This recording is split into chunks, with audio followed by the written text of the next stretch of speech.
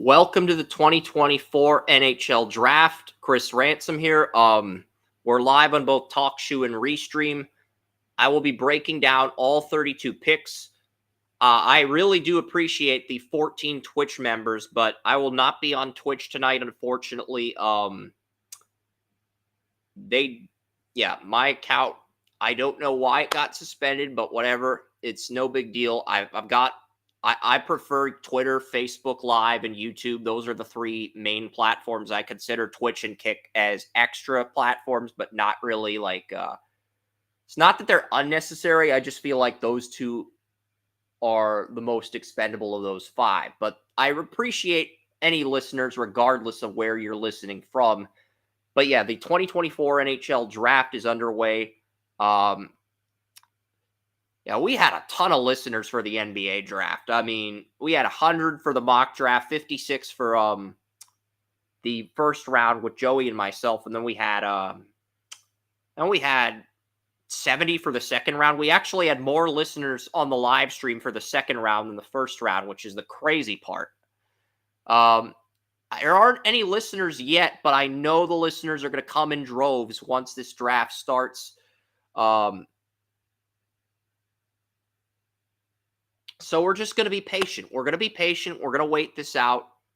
It's the NHL Draft. I do have the write-up for San Jose at number 1 already.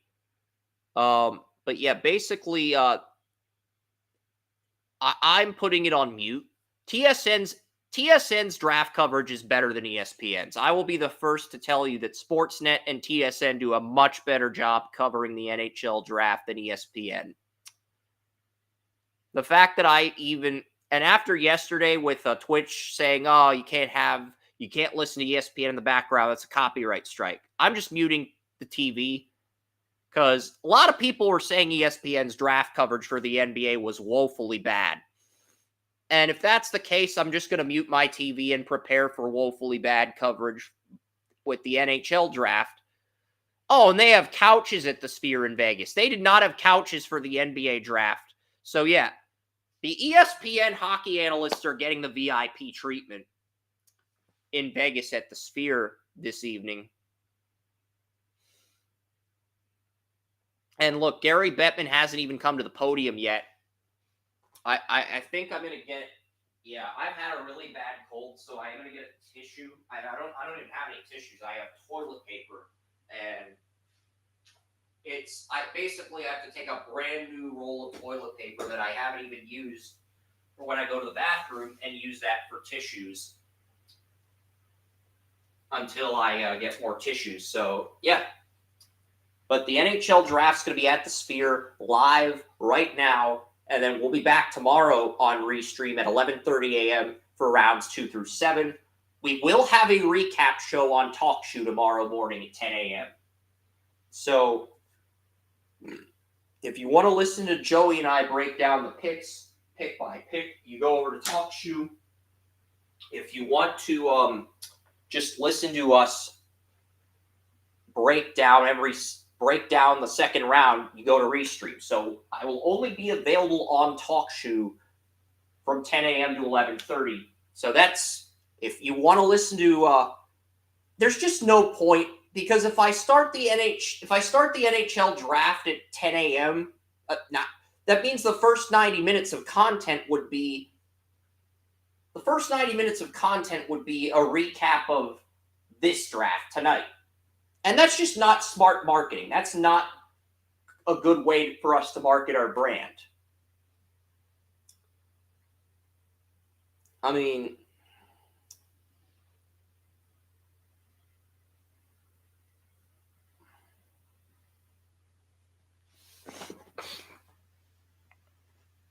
and we have one listener here from YouTube.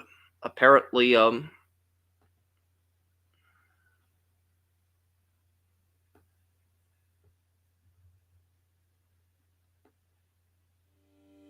okay, so we are streaming on Twitter.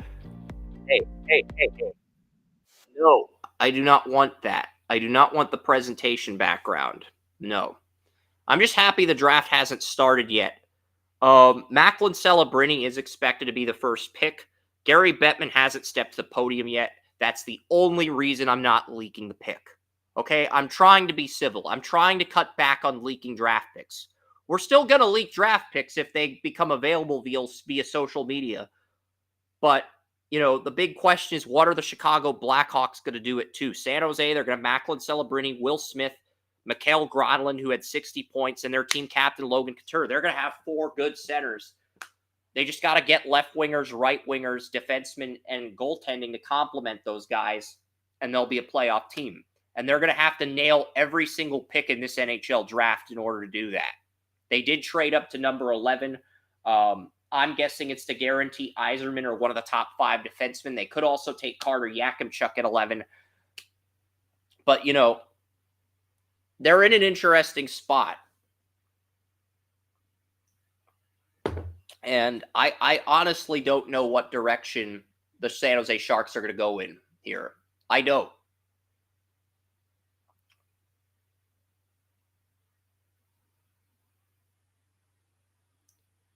Oh, Subway, you are taunting me with these foot-long dippers. You are taunting me, Subway.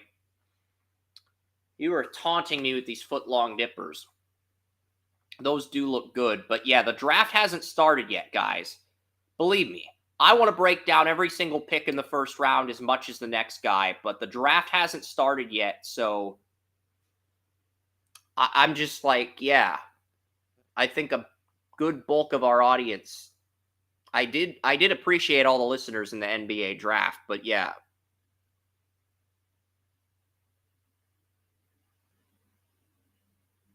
But it's not about, even though I do love having viewers here, the draft hasn't started yet. And, ESPN, they're trying to build up the drama leading up to the draft. So,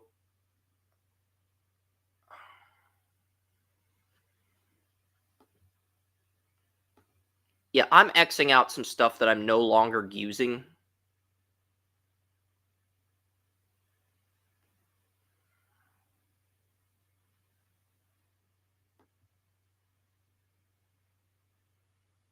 Artyom Lashunov is sitting right behind Macklin Celebrini.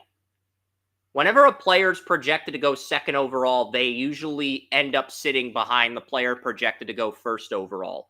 That is how these NHL drafts go. That's just how they go. I'm at the point where I'm ready to post a write-up on the Blackhawks' second pick. I mean, I'm not going to make it official yet, but I'm at the point where I'm ready to do that. And just make Artyom Lashunov the second pick. I know I mocked Ivan Demidov at 2, but,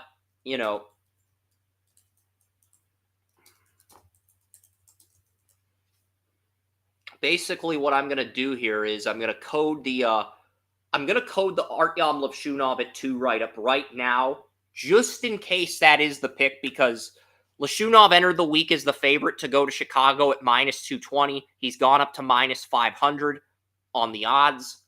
I think Ivan Demidov's the best player in the draft, not named Celebrini. I think Celebrini can be a 50-goal, 50-assist player at the NHL.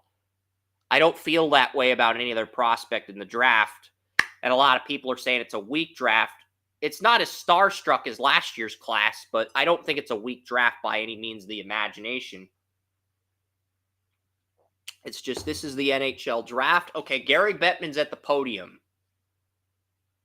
And you look at what they have for the sphere with all those squares. It kind of reminds me of the TV show Chuck, when Chuck Bartowski got the Intersect. All the squares up at the sphere for each prospect, each player. That is pretty revolutionary. I'm not going to lie. That does look pretty amazing. So, it does. It looks like the NHL draft has put together an intersect of NHL draft prospects on display at the Sphere in Las Vegas. So yes, only promoting the first round tonight. I don't know who's going to fall to 17. There's a player. There's usually a top 10. Some drafts, there's a top 10 player that falls to the back half of the first round. It happens. Dalton Nett fell to the Lakers at 17. He was a number 7, number 8 player in the draft. He fell to the Lakers. It happens. Okay. Top 10 players. Sometimes they fall into the back half of round one. It happens. I had Kyle Connor Kyle Connor, the Winnipeg Jets left winger. And I also had who's the guy I'm thinking of?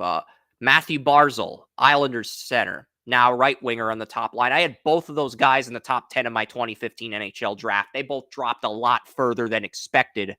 I could see something like that happening in this year's draft where guys are falling a lot later. And the intersect, yeah, I'm going to call it that. The sphere, that's what it is. It's like they have all these squares of all the prospects in the draft, and wow. And then they just pivot from that to the San Jose Sharks, and they show the Sharks inside the sphere and outside of the sphere. Sharks know what they want to do. They're taking Macklin Celebrini. They're just going to let NHL probably told them, let the clock run down to 2 minutes, 1 minute, build up the drama. Macklin Celebrini knows he's going number one. Let the Shark bang the drum. Yeah, that's basically what's happening here.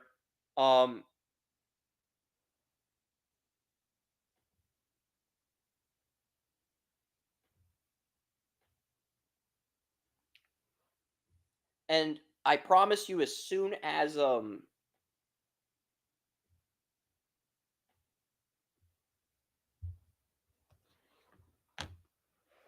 he's sitting right behind Macklin Celebrini. So if I had to take an educated guess, my guess is that Levshunov would go second. But again, it's possible Ivan Demidov goes second, but the NHL draft does this where they have the number one pick sit in the front row. They have the number two pick sit. They have the projected number two pick sit right behind the number one pick so that everything runs smoothly and that everyone can get out of the arena quicker. And yeah, we know Macklin Celebrini is going to be the number one pick. Each team has 3 minutes to pick. It's almost like the NHL told San Jose, let the clock run down so we can create the drama. We can create some drama here leading up to this pick. It's going to be Celebrini, but they're blatantly trying to create drama for the ratings. That's really what it's about. And they don't want anybody taking photos in the sphere and posting them on social media. But yeah, this has been as good as advertised. I love the graphics for the sphere. And Mike Greer's basically just delaying the draft for everyone else. He is. Like, San Jose's known they're going to take Macklin Celebrini since the lottery ended, but they're basically letting the clock run down as far as possible just to fuck with everybody, just to piss everyone off. That's literally what's happening here. We know the pick's going to be Macklin Celebrini. And I'm starting to get the feeling Levshunov's going to go second. I like Ivan Demidov more. But at the same token, I also understand the thought process of, okay,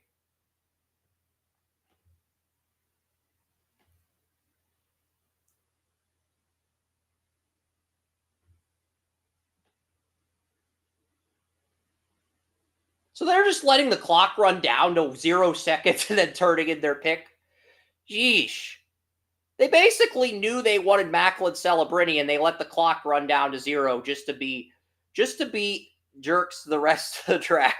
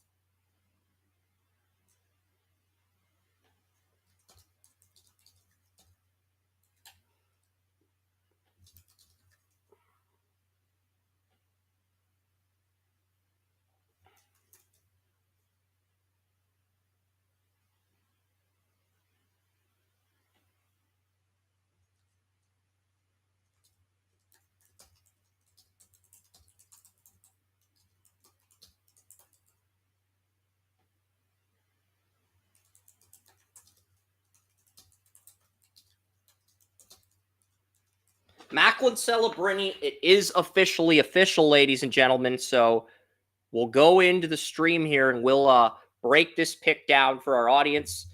They may trade Logan Couture, but back in October, I had Macklin Celebrini to San Jose at number 1.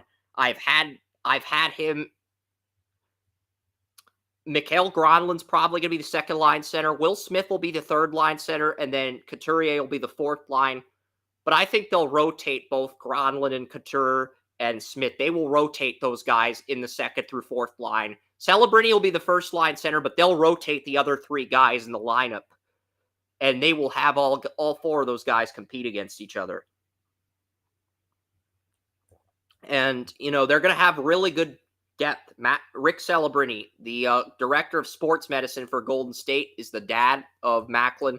He's the 4th freshman to win the Hobey Baker. He is the youngest player to win the Hobey Baker at the age of 17. His role model is Sidney Crosby. His hidden talent is he's good at cooking.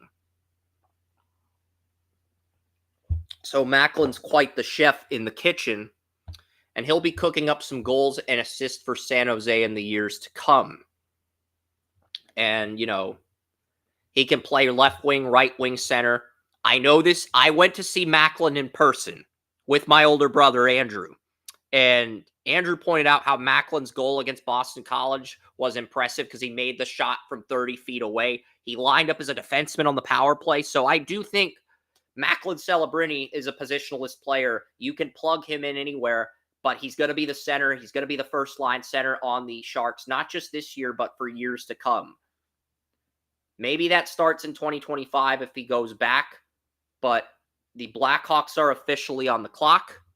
And my comparison for Celebrini is Jack Eichel, another former Boston Terrier that's on Vegas. I've seen him get compared to Barkov as well, number 2 pick in 2013 behind McKinnon. So very good company to be in. Look, I would take Ivan Demidov here personally, but that's not what I...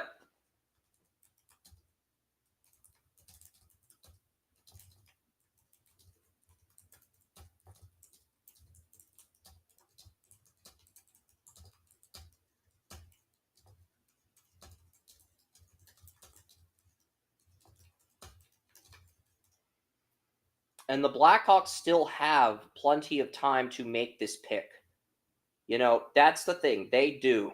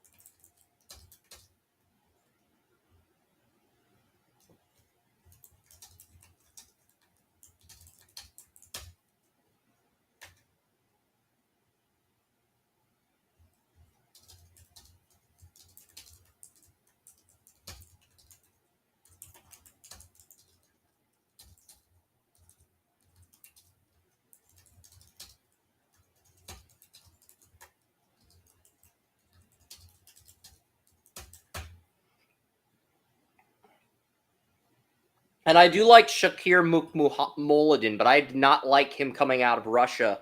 I was not a big fan of his, but we'll see. The Devils traded him away. And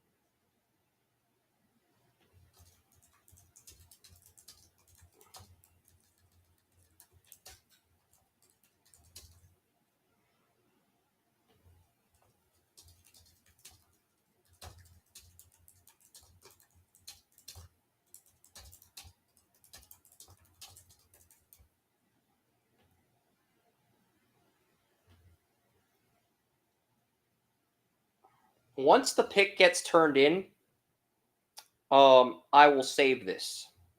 I do think it's going to be Levshunov. Initially, I thought it would be Eklund, but the more I look at this, the more I say, okay, it's got to be Levshunov at number 2. I would take Demidov second personally. I would take Demidov or Silyev, one of the two Russians at 2. I think it's going to be Levshunov. And if it's Demidov, I can just copy and paste the write-up from my mock draft. If it's Levshunov, I can just take the write-up I just coded, and post that to the site, and then we move forward with Anaheim on the clock at number 3. And where is our audience? Is it because of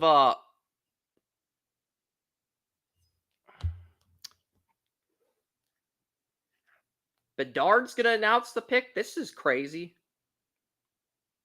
And Frank Saravalli saying it's going to be Levshunov. There's a lot of people. Bedard's going to announce the pick. That's interesting. So they've got Connor Bedard announcing the number 2 pick at the Sphere in Vegas, and it is Artyom Levshunov, Michigan State. Okay. Not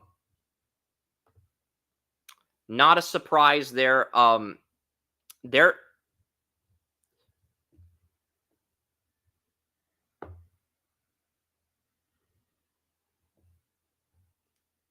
And, they paid those two.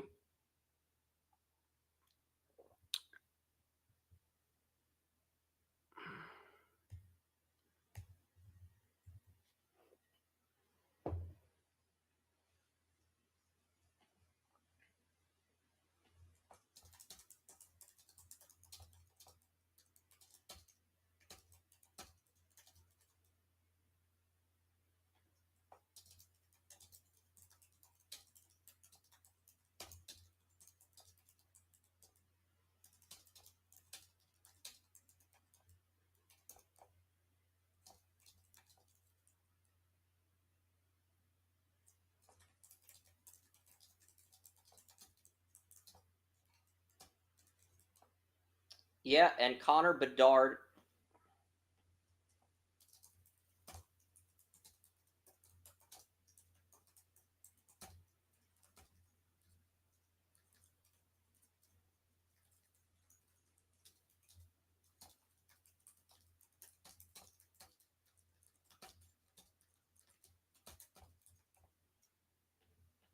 But that's the thing. Chicago can get a winger next year's draft.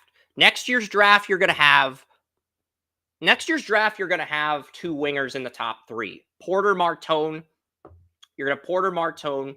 You're going to have at right wing, and you're going to Porter Martone at right wing, and you're going to have Michael Misa at left wing. You can get one of those 2 to pair with Bedard next year. There's no guarantee you're going to get a defenseman in 2025 with a top 3 pick, because right now the only defenseman worthy of a top 10 pick is Logan Hensler on the U.S. national team development program, and he's going to the Wisconsin Badgers. So there's no guarantee you'll get Logan Hensler next year. And the way the NHL's going, you look at the NHL positional value pyramid, center is at the top of the list, then defense, then goaltending. So following the positional value pyramid, getting your defenseman now to accelerate the rebuild, it makes the most logistical sense. And, I do think this is a really good pick. But yeah, I'm looking at this.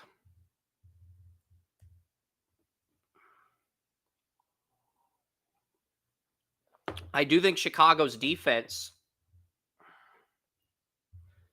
is, and I do believe it's Levshunov. I think Levshunov's going to go. I don't know what Anaheim's going to do at 3. I think Anton Silyev's could end up being the defenseman with the highest ceiling, but that KHL contract does complicate things. There's talk Zeke Williams going to be the pick. There's talk Beckett Sinecki could go 3rd. Anaheim, like Chicago, is a true wild card in this class. And we really don't know what's going to happen yet. But I do think Chicago's got a decent blue line for the future.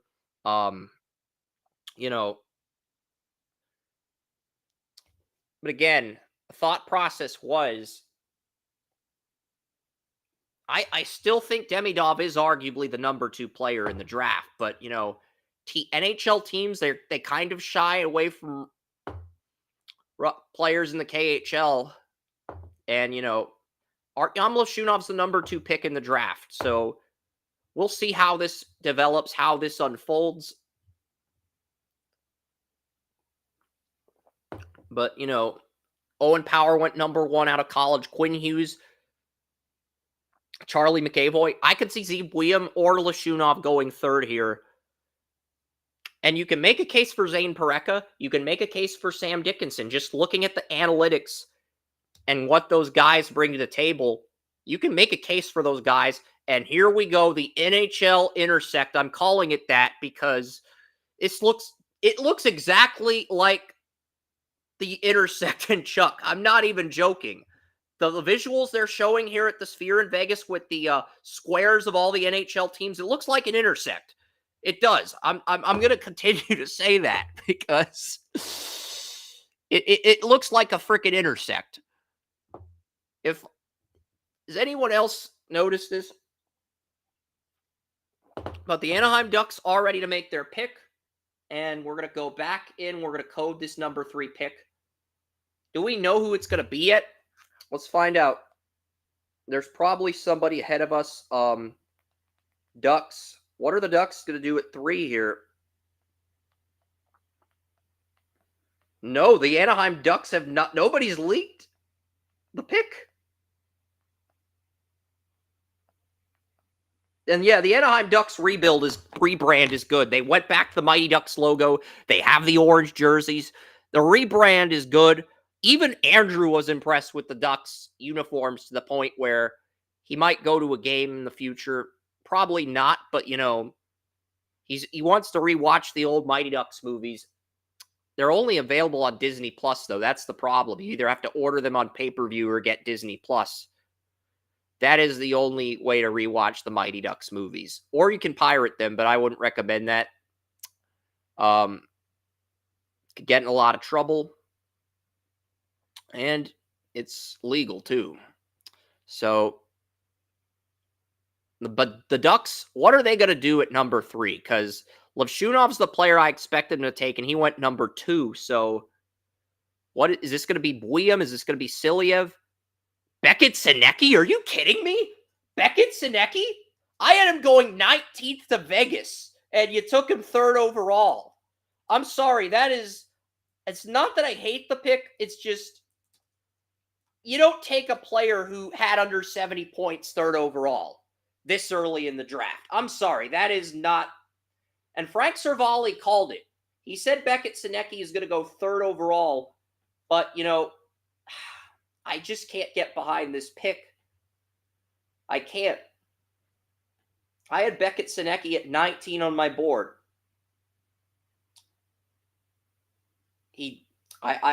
This is a bigger reach than Mason McTavish at number 3. I'm not gonna lie. I'm gonna level with you guys. This is a bigger reach than Mason McTavish at number 3 back in 2021. I just cannot understand the thought process of passing on Demidov and taking Beckett Sinecki. If you want another defenseman, I can get that. I can get behind that. But Beckett Sinecki, really, I'm going to give this a D grade. I'm sorry, but I have to do this to Anaheim because I had Sinecki going 19th.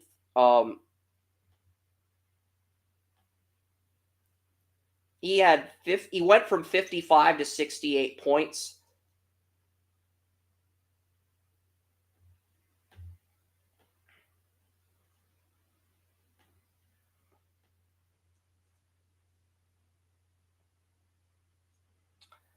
I mean, we'll go C-. We'll go C-, but it's a massive reach.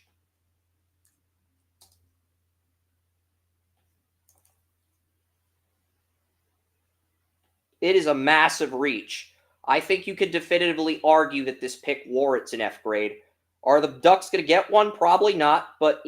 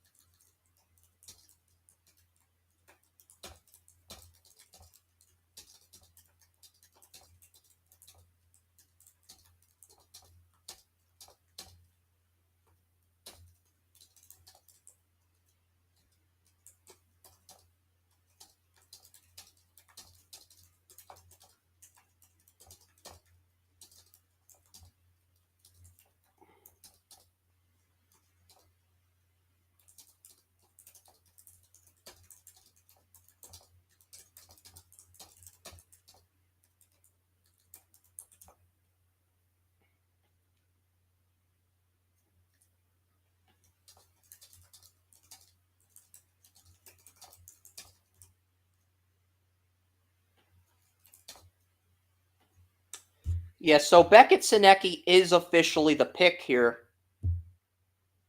I'm giving the Ducks a C-. I was considering giving the Ducks a D. That is how big of a reach this is. This is easily the Ducks' biggest reach.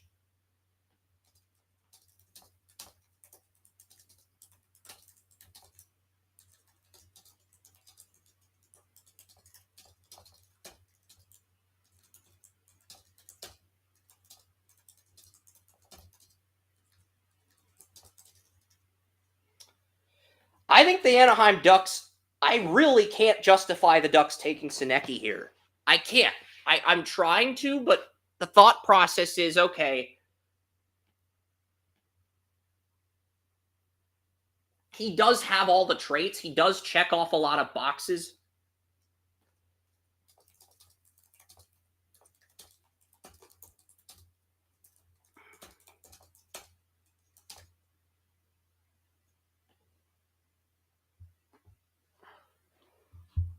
So yeah, I'm giving the Ducks a C-. That's a big reach. It is a reach. In terms of value, it's a reach at 3. I'm just not sure where Sinecki projects on Anaheim. Because you look at Anaheim, they have Killorn. They have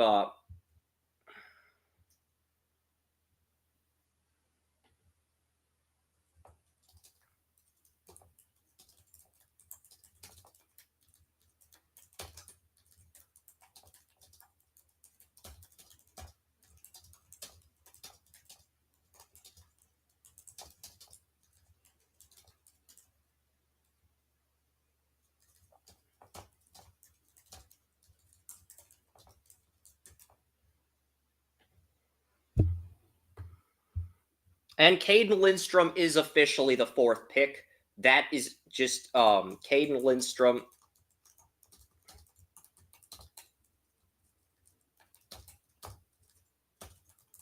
Columbus gets the Caden Lindstrom number 4 pick. Yeah, this was the right pick for Columbus. Best player on the board. And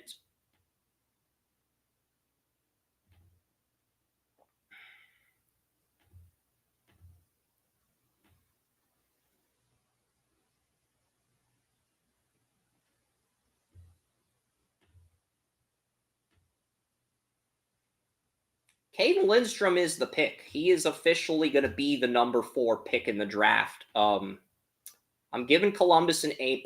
I love this pick. Caden Lindstrom, 6'4", 216, massive size for a center, best player on the board. And we saw when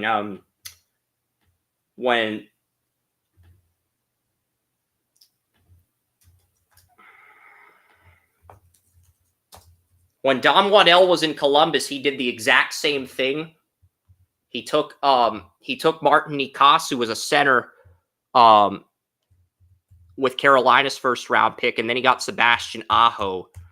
And Caden Lindstrom has size. He is bigger than any player on the Columbus Blue Jackets at center. So I can't really argue with this pick at number 4 here.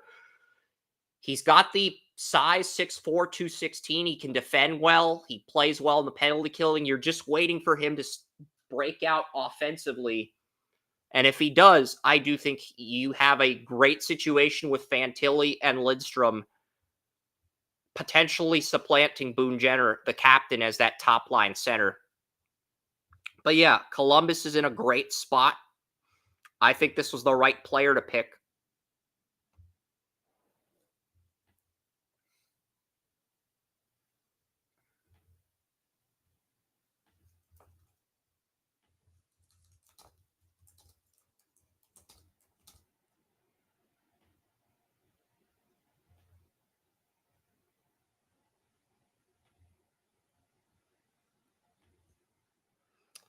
Yeah, so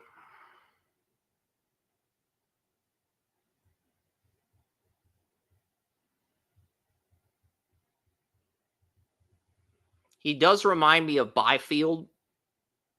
And Lindstrom models this game after Dallas Stars first line center Roope Hintz. But until he takes that leap offensively, he's going to be in Medicine Hat. Now, the Montreal Canadiens are on the clock at 5. They've got about 2 minutes to make their selection here. I would think this is going to be Ivan Demidov, because Ivan Demidov gives you an immediate replacement to Joel Arima at 5. But it could be a number of players here. And look, Beckett Sinecki at 3 is a reach. He was 19th in my mock draft, and he went 3rd overall because he dominated the NHL Combine. Demidov apparently has like a tattoo on his neck, and apparently teams view that as a character thing, a red flag. I don't know. But, you know, Demidov should not have dropped as far as he did. That's really the big surprise for me.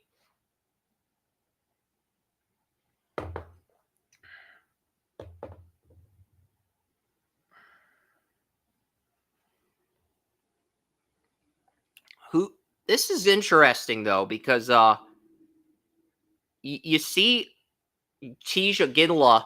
They're zoomed in on Tija Ginla here, and Tija Ginla, I think, is having a conversation with someone. Is it possible that Tija Ginla gets picked here?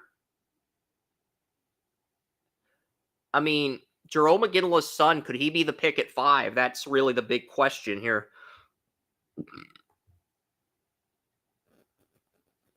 Where's our Twitter audience? Like, it's almost like because my Twitch account, they're not showing my numbers on Kick or my numbers on X. So I think that's the big reason our viewership has dropped. Hopefully things are different. Hopefully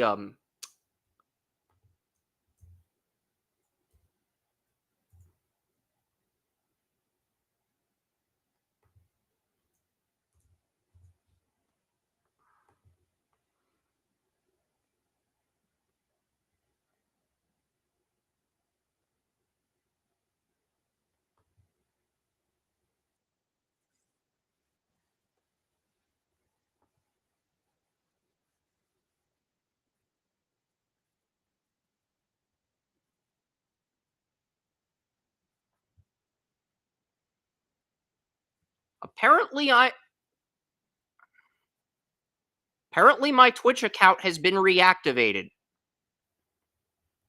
All right.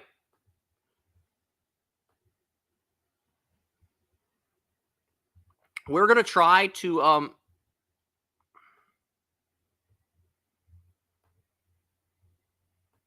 we're going to try to add Twitch.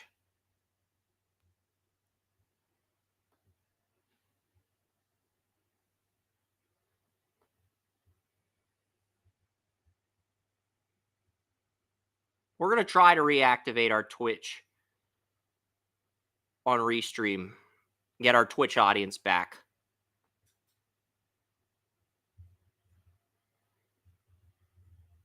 Authorize.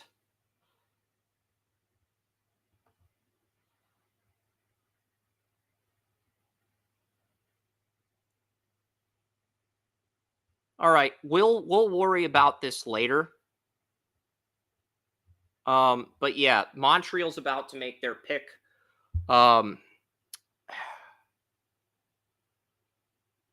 It's the same thing. But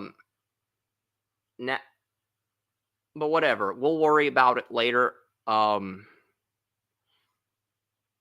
Montreal's basically just having. Is this like a couple? Are basically the scout and are they a couple, or are they both work for the team here? What the heck is going on? Why is Montreal just is that a player's wife? What? I don't know what the hell's going on here, Montreal. But apparently they're letting I think a player's wife announce the pick, and they've delayed the draft. So I really don't know what the hell Montreal's doing. They went Slavkovsky and Reinbacher the last 2 drafts. They've been known to surprise people. And are they actually going to make a good value pick for once? Or are they actually going to go a different route here at number 5?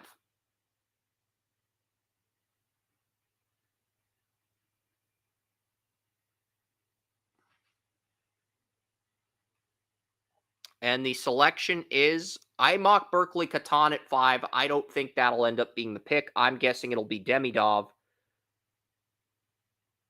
And it is Ivan Demidov. So, yeah. No surprise there. Ivan Demidov was the best player on the board. This is another really good pick here. Ivan Demidov probably had no business lasting as long as he did, but Montreal gets him at number 5, and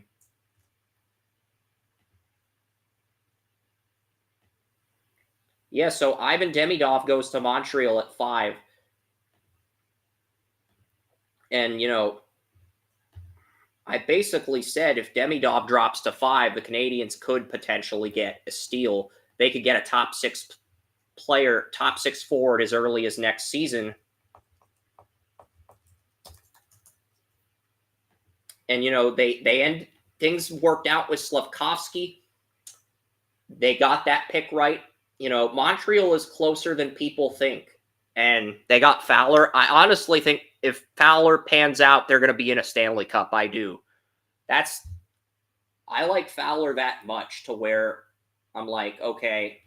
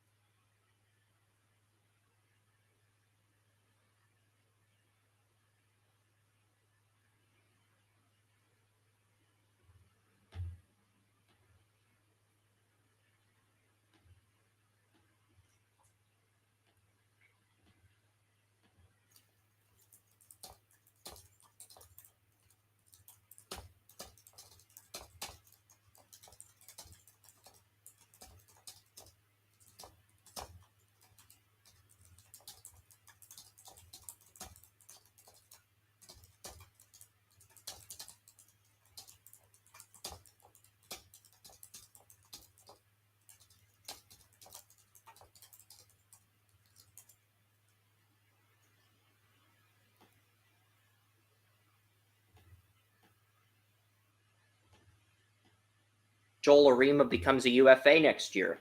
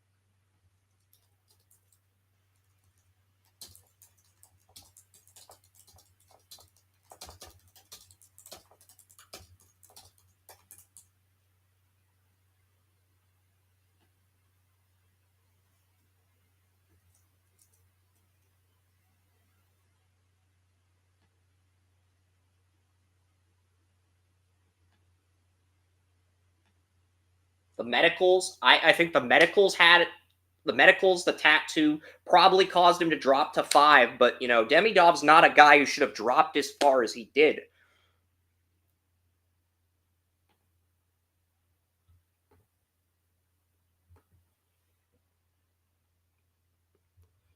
And Brendan Gallagher, Alex Newhook.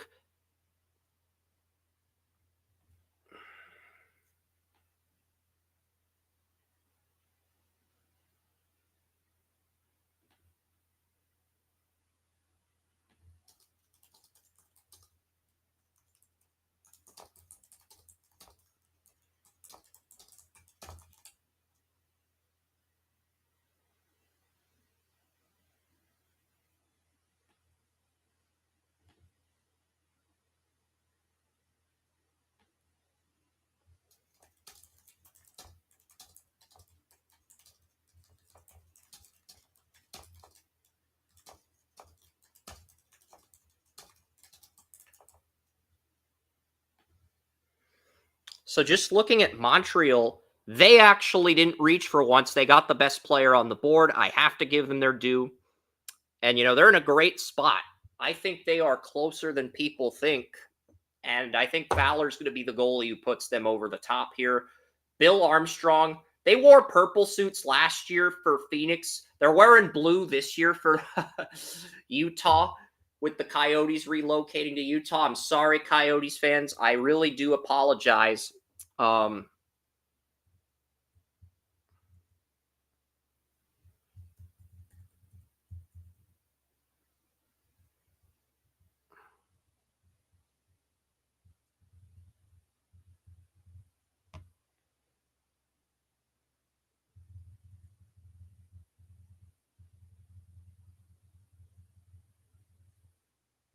So Utah Hockey Club, their pick is in. We're about to find out the Utah Hockey Club's first pick in franchise history, and they'll be called something better next year, I promise you. I'm not gonna leak this pick. If I leak a pick, it'll be Seattle at 8. I'm not gonna leak any picks until Seattle at 8. And these picks are just flying in like super fast to where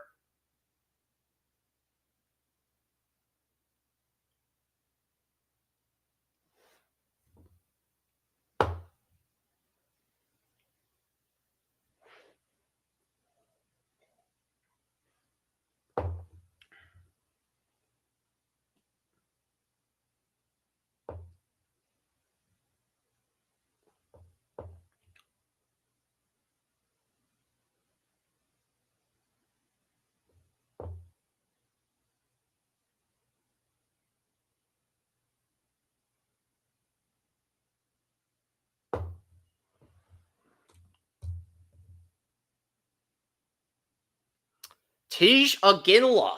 Wow, okay.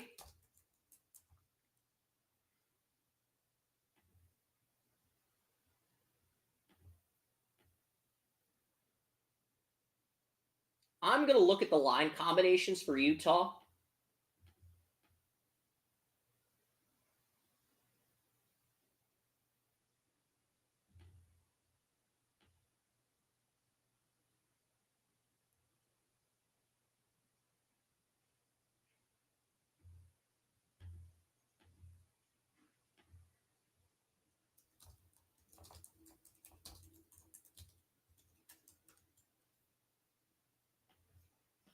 Utah needs defense in the worst way possible. This is still a better pick than Beckett Sinecki at 3, but it is still a massive reach, regardless of how you spin this. It is. It's a reach. You look at who's still on the board here. Anton Silyev's still on the board. Berkeley Katan, Silyev are both better prospects in my opinion. Zane Pareka would be a better pick. That's 3. Zeb William would be a better pick. I'm gonna give the Coyotes a B grade here. It's a reach, but it's a reach I can live with. It's a reach, but it's a reach I can live with. Tej Aginla, I know, but I don't trust. I don't know. Like Utah just needs defense, and they're banking on Simashev and the guys in their prospect pool to be. And I get it. I get that Tej Aginla has built a lot of traction, but Utah needed defense.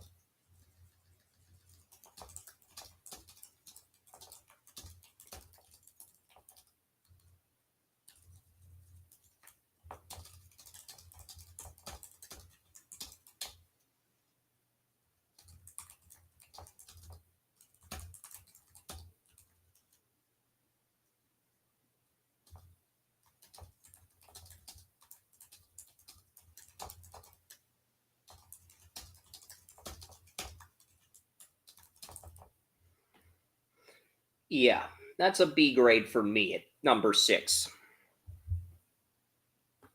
That's a B grade for me. I mean, Tisha Ginla, I don't think Utah's close to finishing this rebuild. I don't.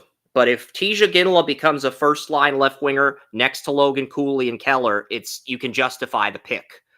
But Nick Schmaltz, Lawson Krause, they really don't have that top line left winger. If Ginla becomes that, this is a great pick. Otherwise, Utah basically just wasted their pick.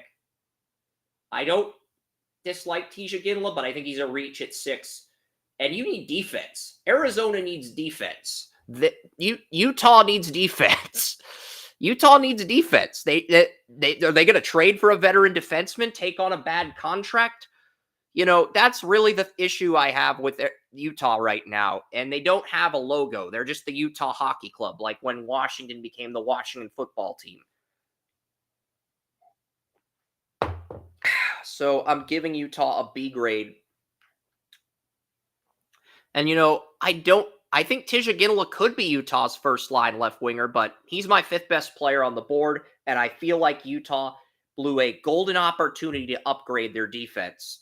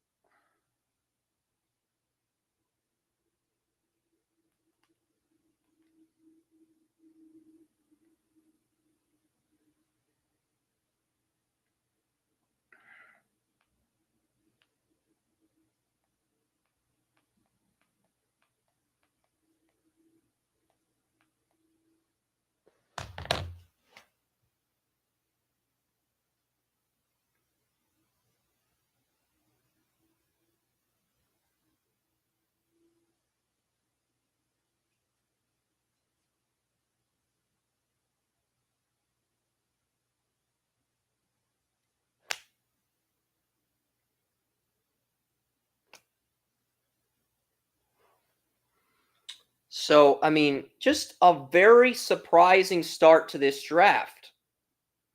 But the Ottawa Senators are up.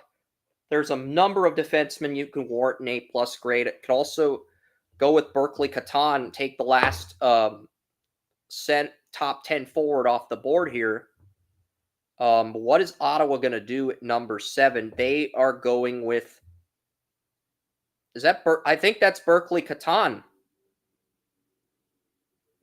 Carter Yakimchuk?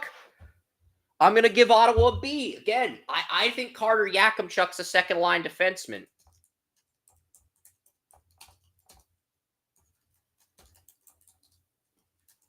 A lot of teams in the top 10 are screwing up.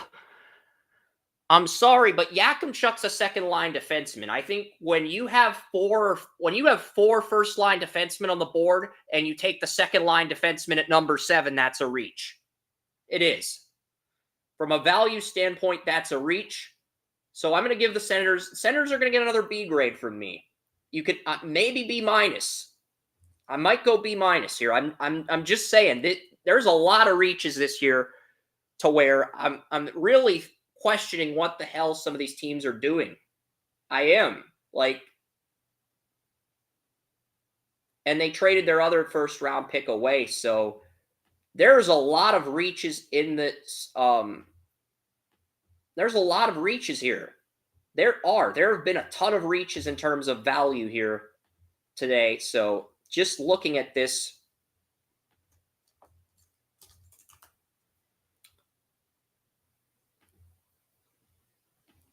Ottawa there were 4 first-line defensemen on the board, and they took the best second-line defenseman at 7.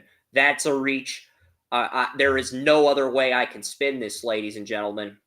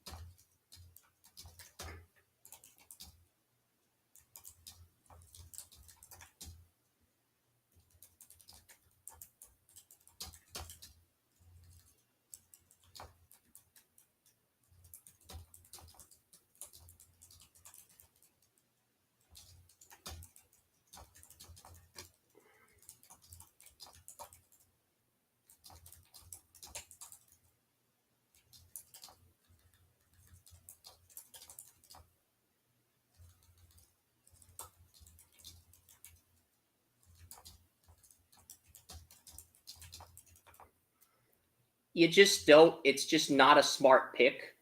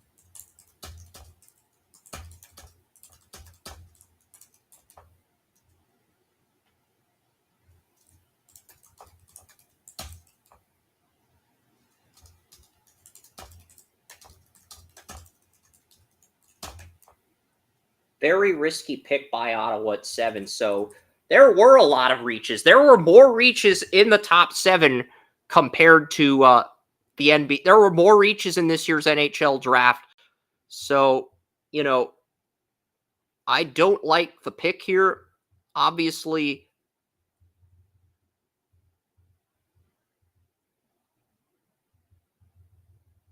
the Kraken are up at number 8. We're about to find out what they do.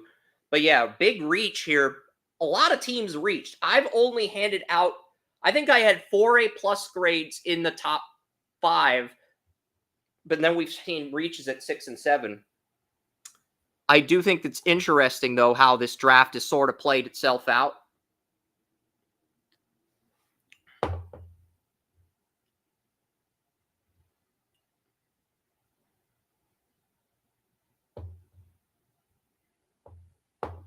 That is a big reach by Ottawa at 7. I had him going 13th. I really can't get behind the pick and thought process for Ottawa at number 7. But number 8, the Kraken have the next pick. And, Seattle's in a good spot here to where I think, Anaheim, really, there's a number of defensemen that I like enough to where they might work out. So just really good value by a lot of these teams. Nobody wants to. Berkeley Catan. That is an interesting pick for Seattle because they're already loaded at center. So I'm just curious. I'm not going to criticize the pick. Berkeley Catan, I had him going 5th overall. It's just, I'm kind of curious what the thought process was here.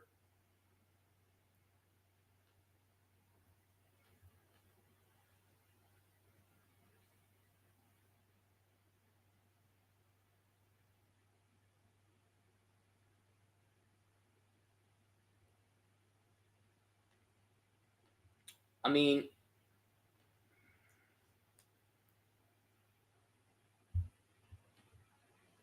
I did have Berkeley Catan going in the top 5, but I'm just kind of curious where he's going to project.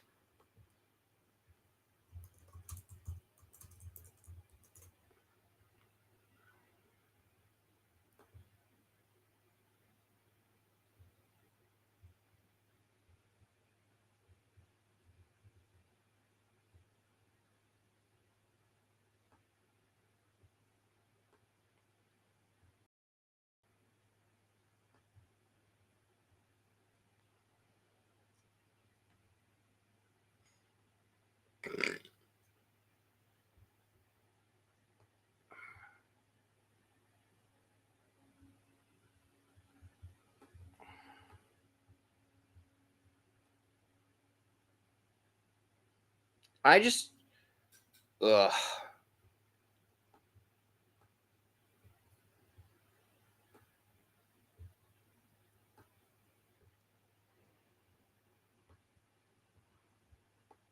I apologize. My computer is kind of slow, kind of laggy right now.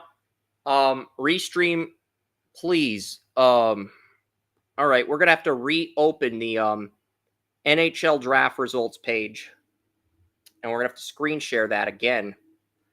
Damn it, fucking. I'm angry because the draft, Calgary's on the clock. I've got 3 minutes to type this write up here.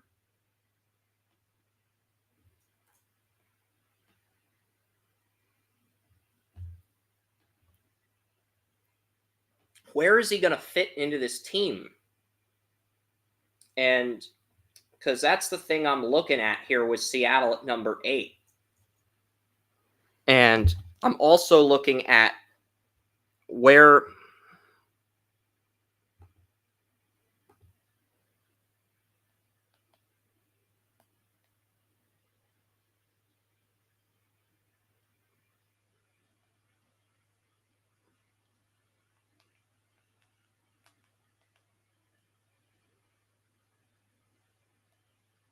Jared McCann is currently under contract until 2027.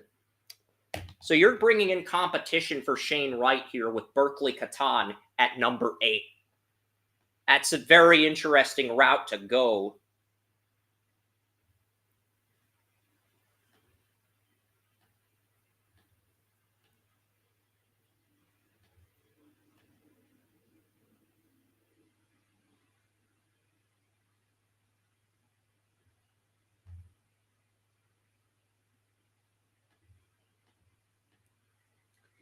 You know, this was the number 1 player on my board here at number 8.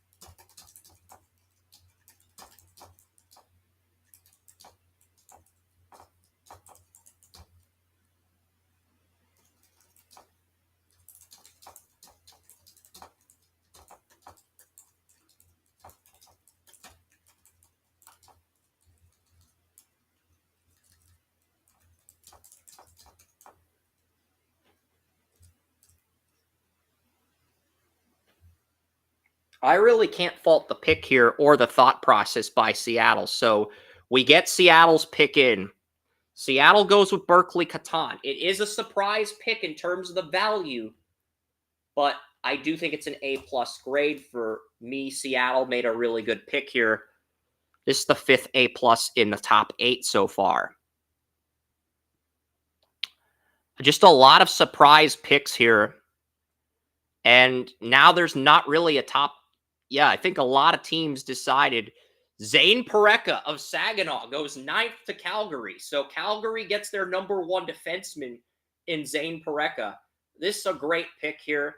Probably the best offensive defenseman since Cale Makar. I mean, Calgary literally had no identity. There's a number of routes they could have gone. I think Buium but I can't really fault Parekha. Parekha just stands out offensively. I can't really fault Calgary. They want to get their number 1 defenseman. I can't really fault Calgary for capitalizing off of the bad decisions other teams made in this NHL draft. I really can't.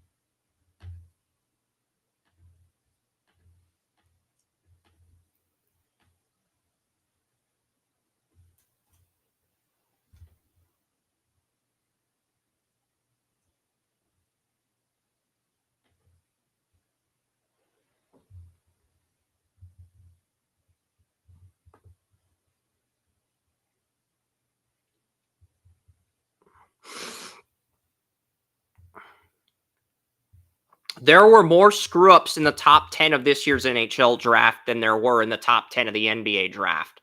That's amazing when you consider the fact that, you know, Ottawa, if they had gotten this pick right, they could have gotten out of their rebuild. I don't know if they're going to get, I don't think Yakimchuk's going to get them out of their rebuild. They might make the playoffs this year, but I also feel like they're not going to win a Stanley Cup with Yakimchuk. That's going to be a guy who holds them back from winning the cup. So, I mean, it's a very bizarre draft. I mean, number 10, the New Jersey Devils are on the clock here.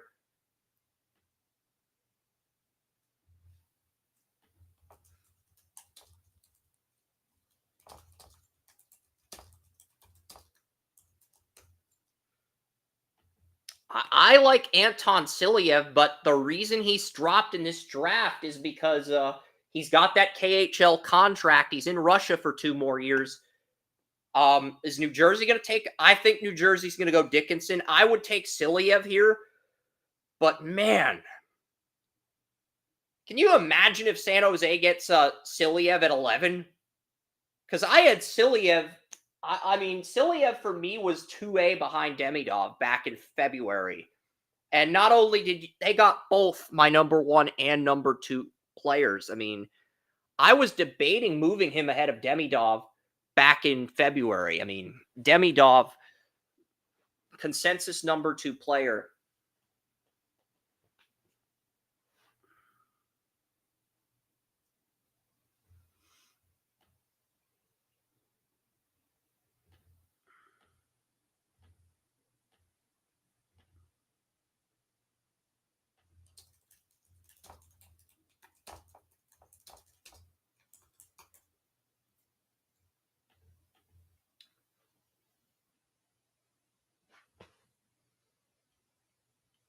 So they got both.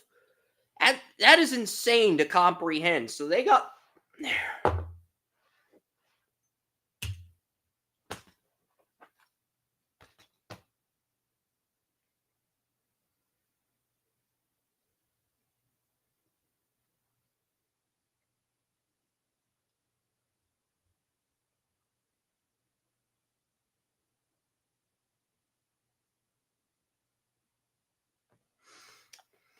The question is, do you go Sam Dickinson or Anton Silyev at 10?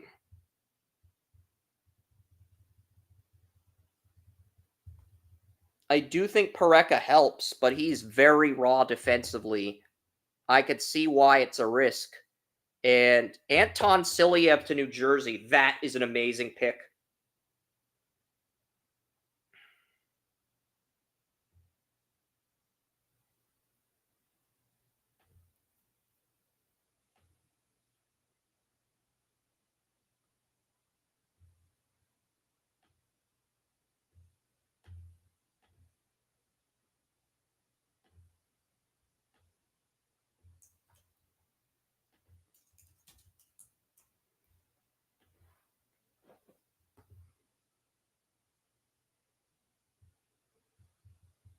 Barely fit that in there.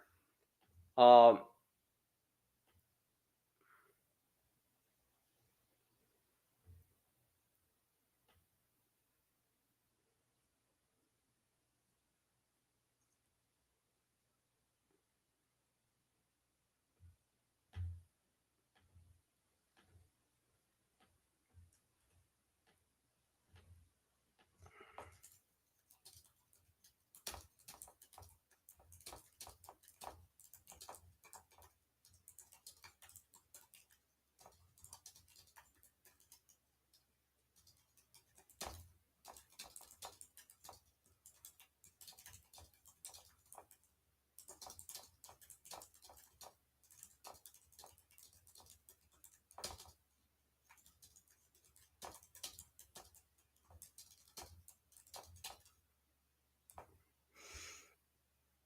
at 10.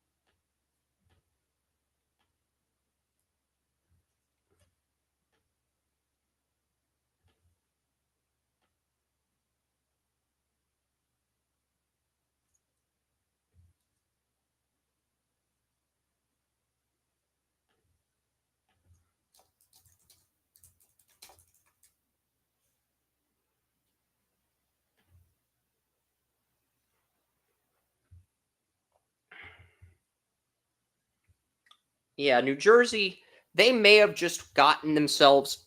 If they can get Silyev, I do think the Devils are going to make a Stanley Cup if Silyev's on the roster. I mean, I'm looking at 2026, 2027. I think the Devils will be in a Stanley Cup.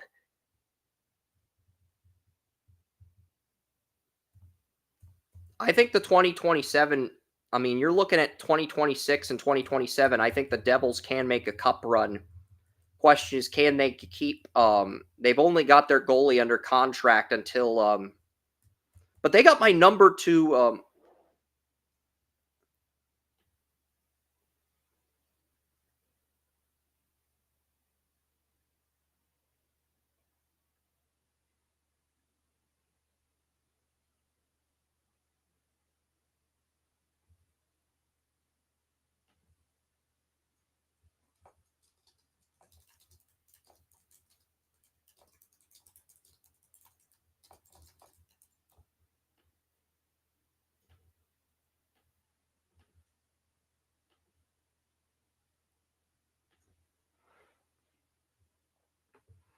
yeah, and that's the thing. New Jersey got my 10th.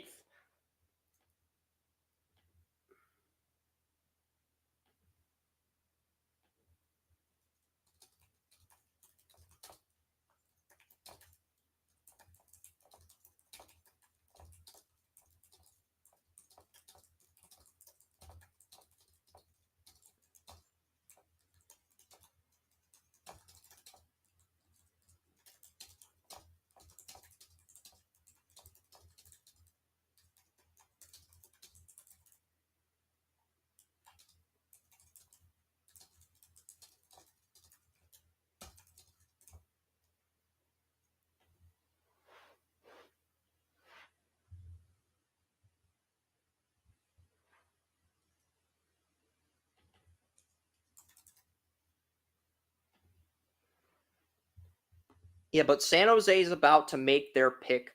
Silyev is interesting because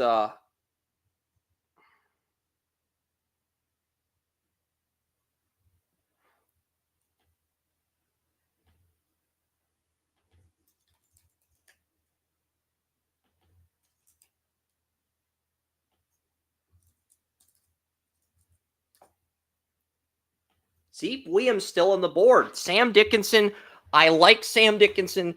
I like Zeke Williams, but the run on defenseman here, San Jose got their number one defenseman here. San Jose is, I would have taken Zeke Williams over Sam Dickinson personally, but Sam Dickinson does have potential to be a number one defenseman. I prefer Williams, but hey, I can't fault them. This was a consensus top 10 player. So I can't really fault the thought process here. San Jose gets a number one defenseman at number 11. I really can't fault the thought process here by San Jose.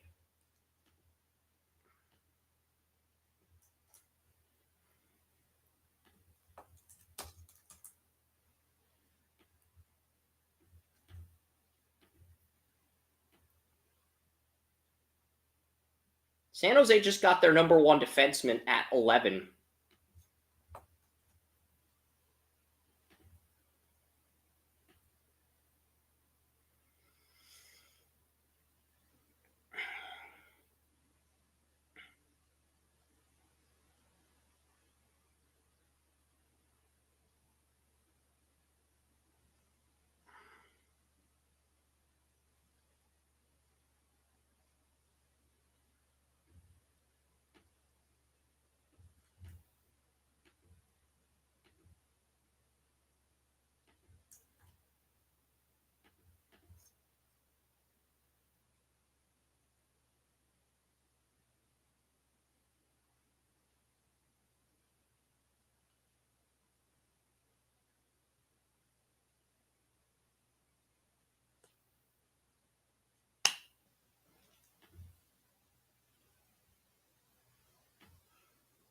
So, yeah, I mean, I really like what I saw.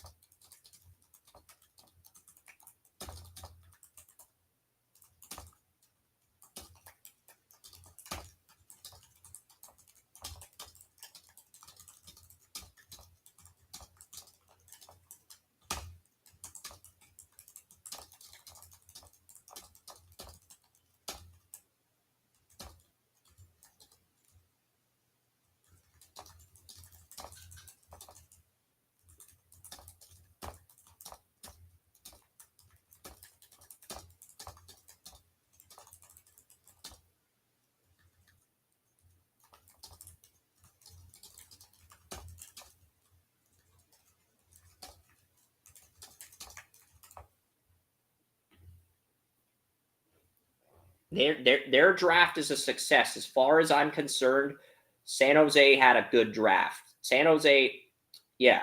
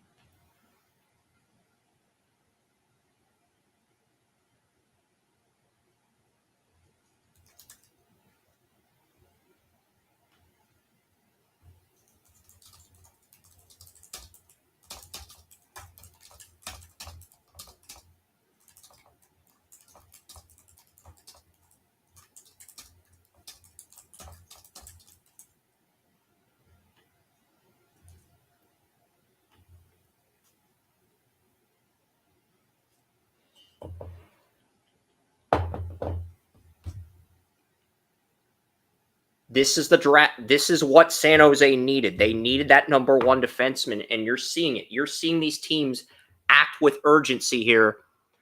I would think Zeb Williams the pick here. I mean, Zeb Williams the best value on the board here. Yeah, Philadelphia could go another route, but if they don't take Zeb Williams, I'm not giving them an A+ grade.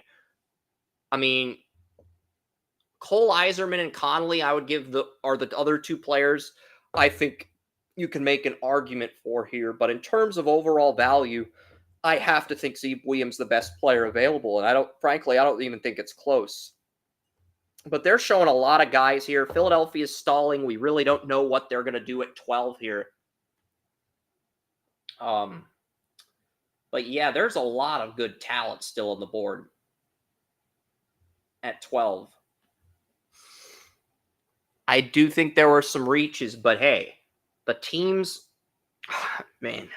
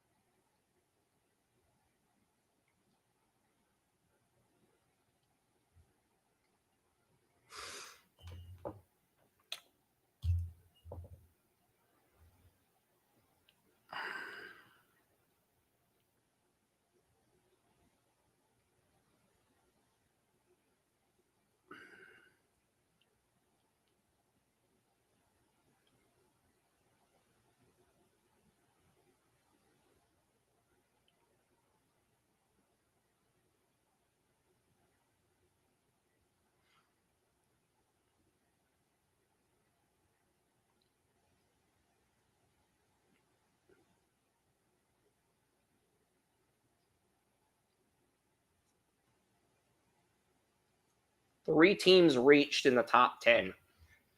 And that's the thing. There were more reaches in the top 10 of this year's NHL draft than there were in the NBA draft, which is the big surprise. Like everybody who made a top 10 pick in the NBA draft, they made good picks. I really can't complain about the top 10 of the NBA draft, whereas there were three massive reaches in the top 10 for me. And with so many players with first line potential, if you pass on a guy with first line potential and you have a top 10 pick, I have to grade that. That does reflect poorly on you. Okay, I can't be nice to everybody. I can't.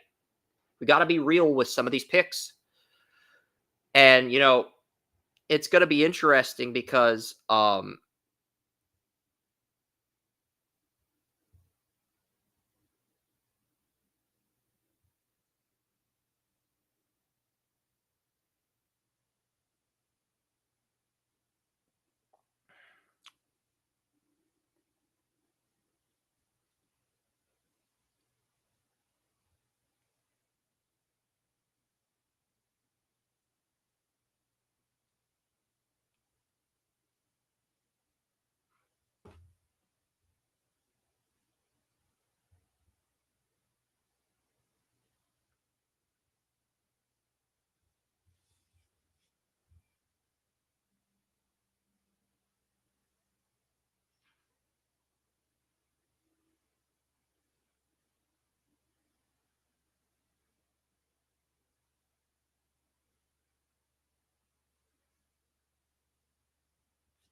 But yeah, Philadelphia's on the clock here at 12.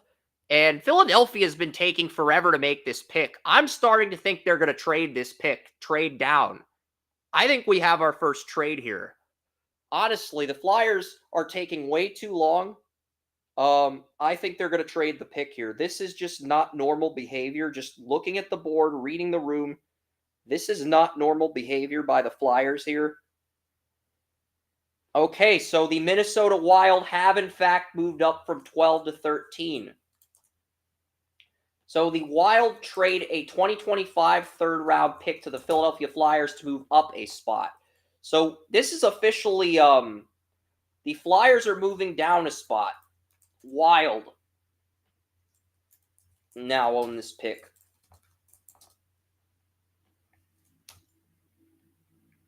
I would not have moved down, but hey, you get a third round pick in next year's draft. The Wild are probably going to move up. I really can't fault that because next year's goalie draft is going to be really deep. So you get a third round pick in next year's draft. You move down a spot. We did have a trade. Philadelphia and Minnesota had a trade. That's a good trade for Philadelphia.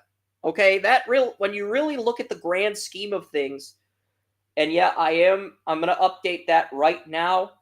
Minnesota's going to have number 12. Philadelphia's going to picking at 13.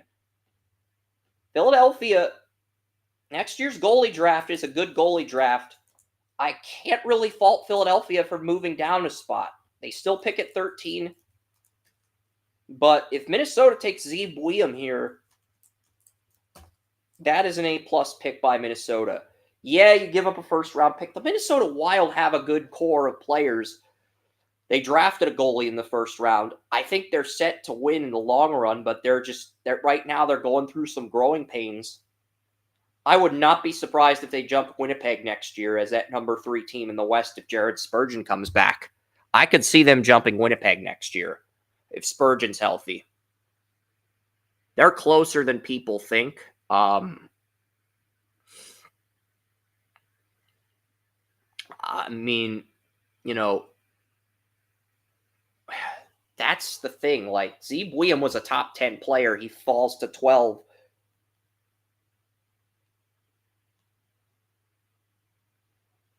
Let's refresh the page here. There we go.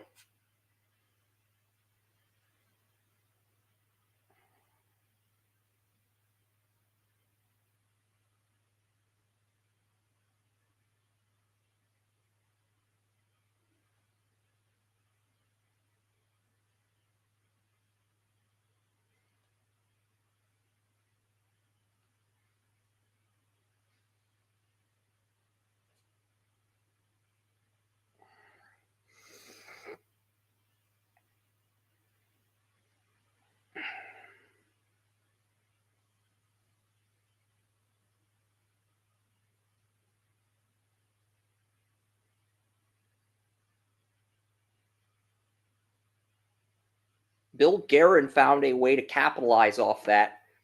And look, the Minnesota Wild, the selection is going to be, I'm guessing it's Z Buium. Yeah, it is Z Buium. With the, shit, like,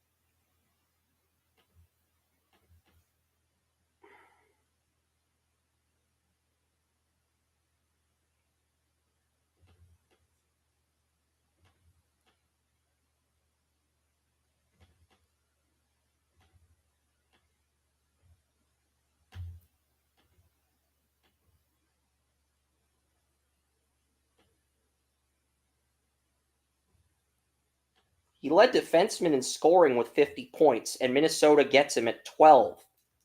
So, yeah, Minnesota, excellent decision to get Buium. Buium might be ready for the NHL by 2025. That's the crazy part. So you may have gotten an NHL ready player at number 12. That is really good value. You may have gotten, and that's the thing, outside of Macklin Celebrini, this is the only player I could see making the jump to the NHL this season. He'll probably go back to Denver, but I could see him making the jump.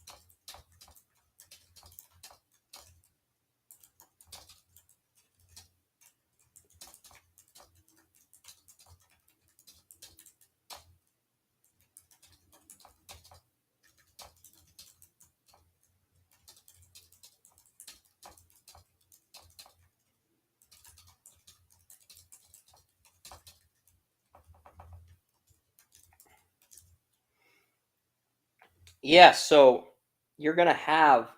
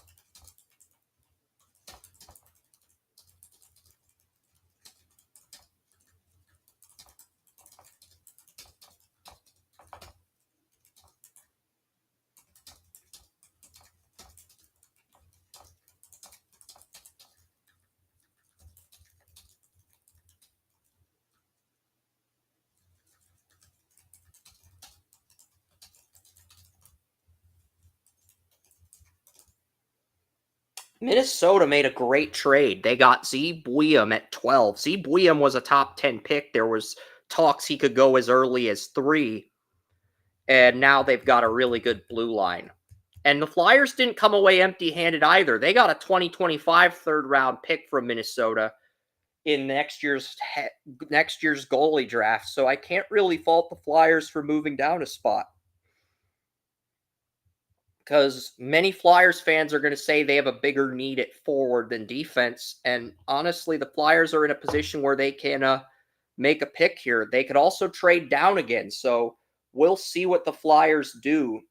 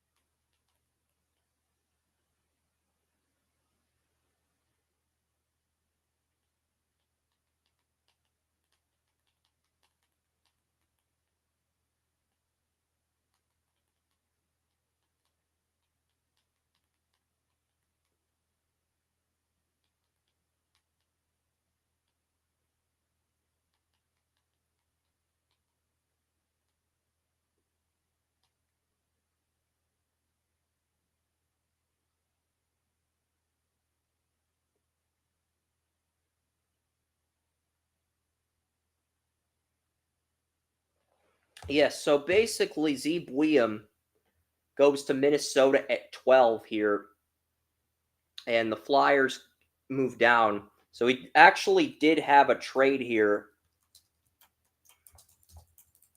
So all the star defensemen are off the board. 6 defensemen go in the top 12. We had how many defensemen did we have in the top 10? Levshunov, and then you had Yakimchuk was the second defenseman. Pareka, Silyev. So we had 4 defensemen go in the top 10, and then picks 9 through 12 were all defensemen. So the 6 defensemen projected to go in the top 12, all flying off the board. Boom, boom, boom, boom.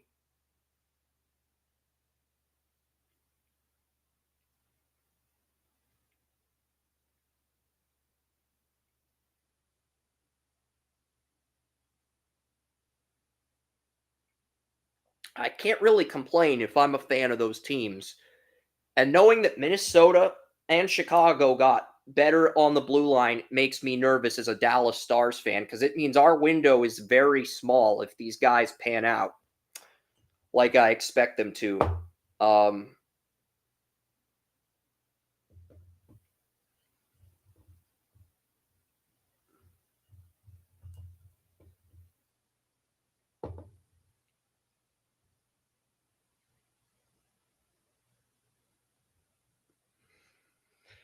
And the Flyers draft pick is in. What is the selection here? Jet Luchanko at 13? Really? I mean, I like Jet Luchanko. This is a reach. But because he had 30 power play goals, because he dominated the NHL Combine, I'm only going to... This is a bigger reach than... honestly, this is a bigger reach than Beckett Sinecki. But yeah, looking at Philadelphia here...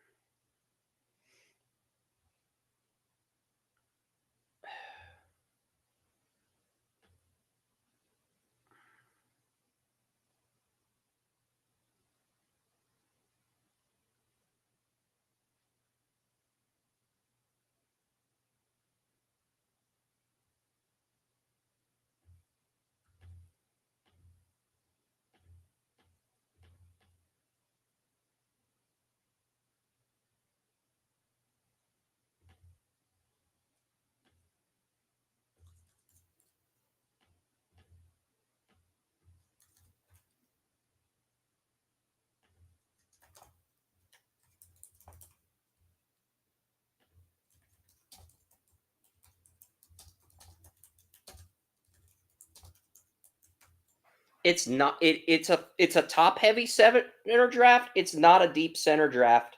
He had 30 power play goals. Luchanko, I get the thought process. It's a reach. Don't get me wrong, but the Philadelphia Flyers, they reach at 13. Yeah, Luchanko was a late first round pick. He does have first line potential. Don't get me wrong. I get the thought process here.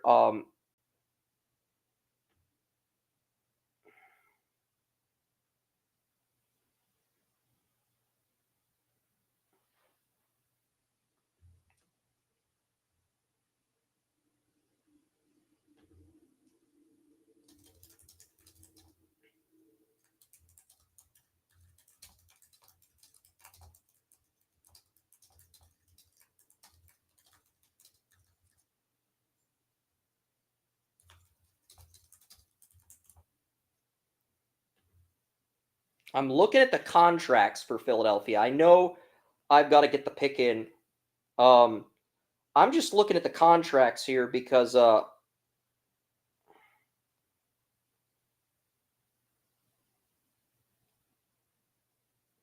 Morgan Frost is an RFA. Lattin's a 2026 UFA.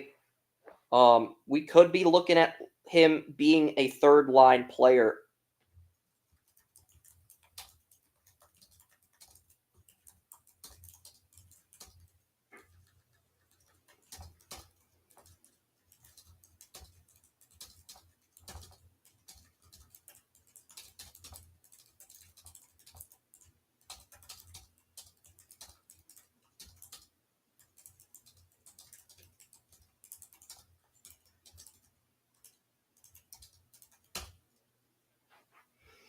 Scott Laughton.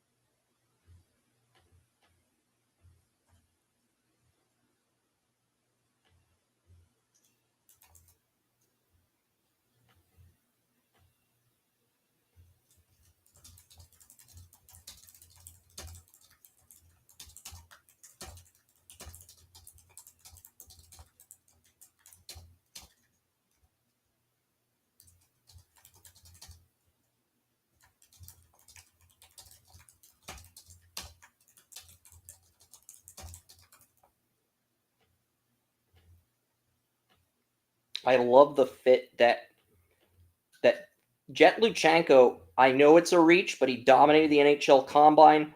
Flyers need a center for the future, and I just love the fit. I love the fit here.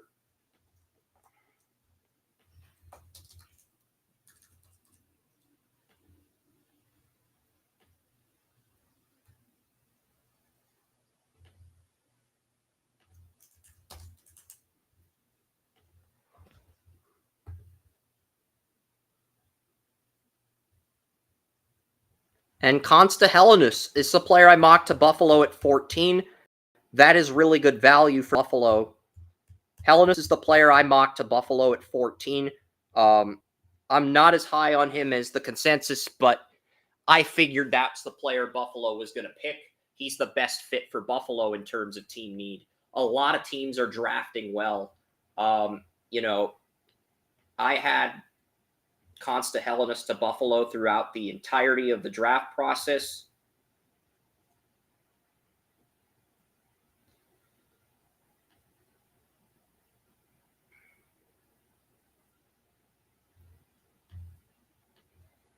But yeah, Buffalo gets Consta Helenius. A lot of teams, I'm not as high on Helenius as the consensus is, by the way, but this is a player I mocked to Buffalo. Buffalo's actually listening to me, so I'm going to give them an A+ here. I think Helenius at 14 is a really good fit, and I'm not just taking value into account. I'm taking fit into account with these draft picks, and Buffalo with a great pick in terms of overall value at 14. A lot of teams have made good selections here. So really, no surprises as far as the talent goes in this draft.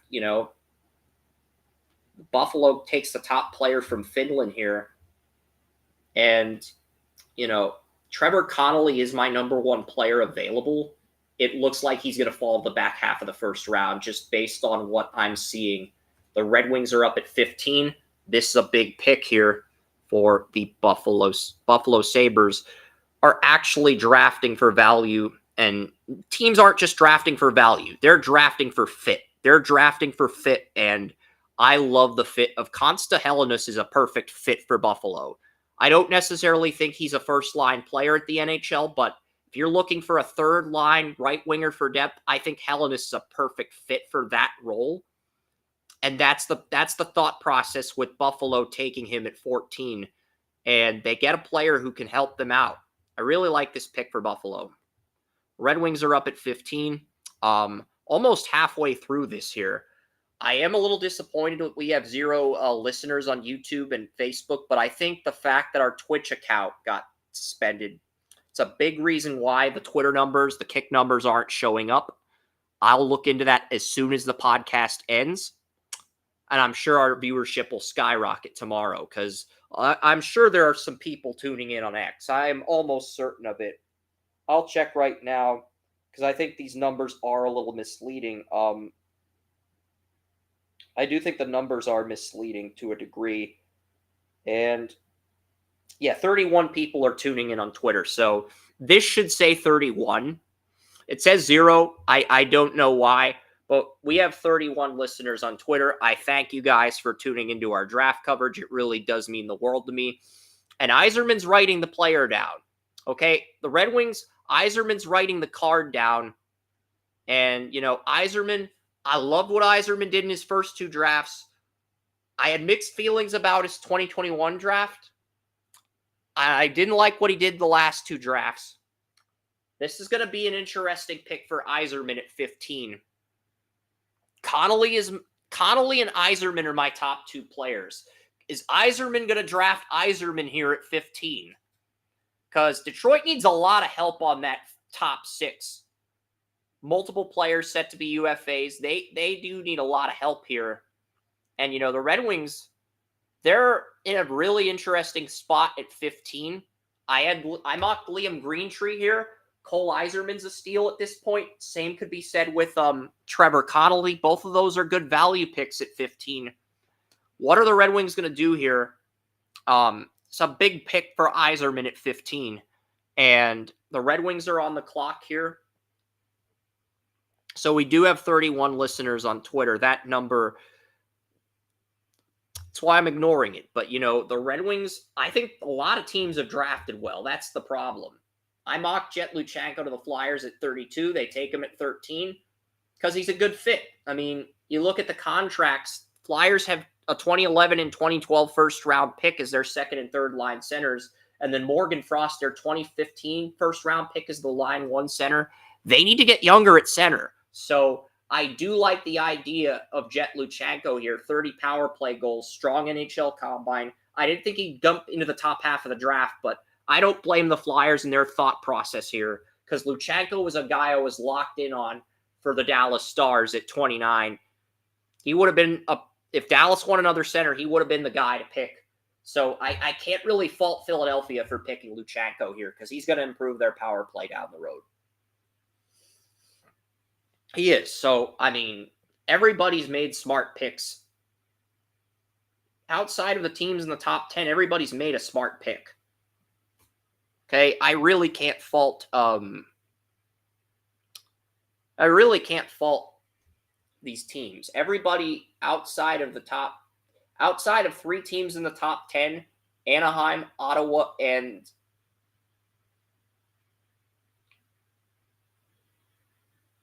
Utah, outside of Anaheim, Utah, and Ottawa, everybody's drafted well. I think Konsta is a third-line player in the NHL, but in terms of fit, he is an excellent fit for Buffalo. If you play him at the wing, he is an excellent fit for Buffalo.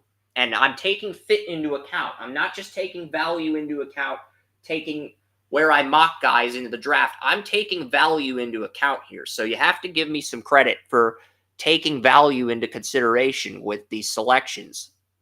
And you got Yzerman and Lidstrom making the pick, Yzerman writing the card, and the Red Wings basically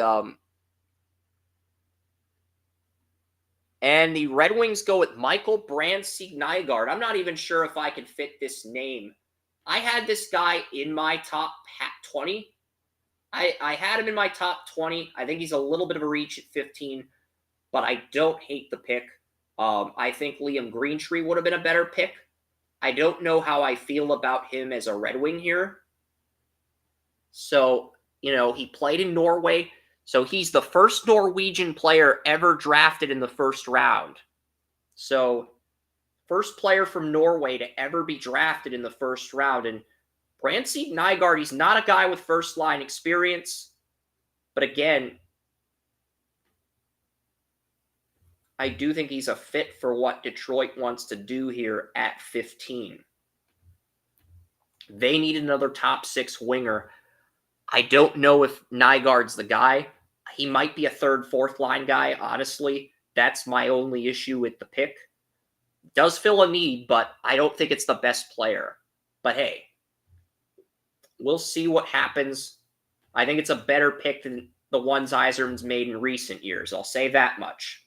I think it's a better selection than some of the picks Yzerman's made in recent years. So I don't hate the pick, but I do think in terms of overall value, this is a reach here at 15. I haven't posted a grade here. I'm leaning towards a B minus. It's a reach, but it's a reach I can live with. It's a better pick than some of the picks Yzerman's made in recent years. So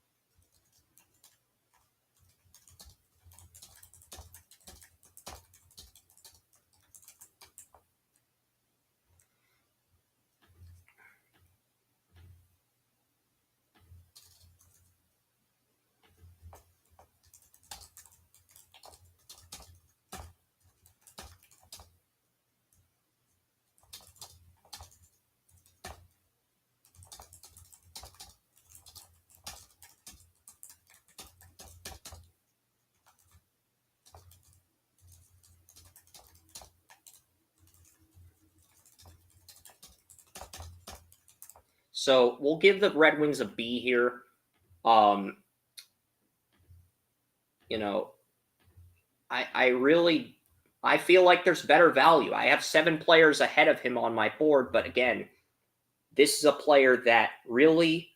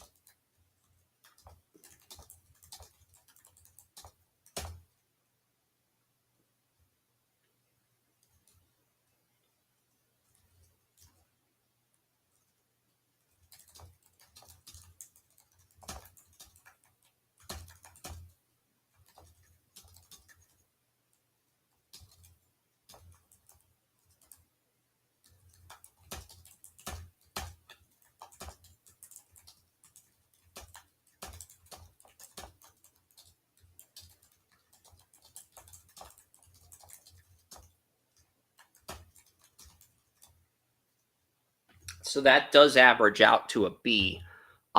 Yeah, so I don't dislike the pick, but in terms of fit, you want to get a first line player, but the Red Wings needed right winger help. They get a right winger.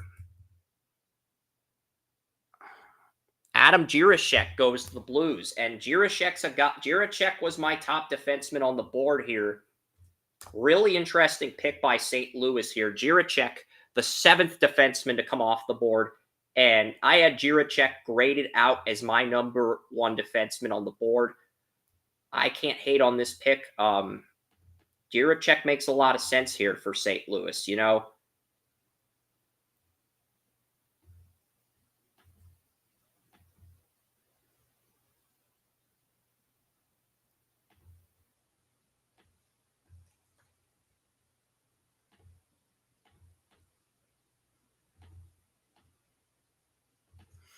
So 11 players.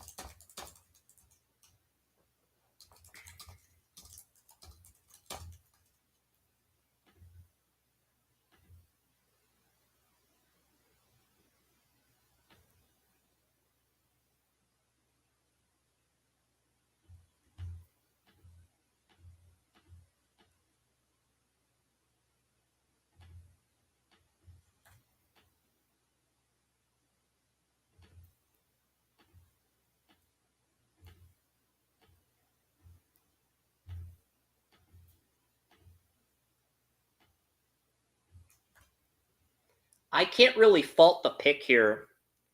The Blues, I feel like there's better value on the board, but I can't really fault the pick or the thought process of Adam Jiricek, the younger brother of David Jiricek.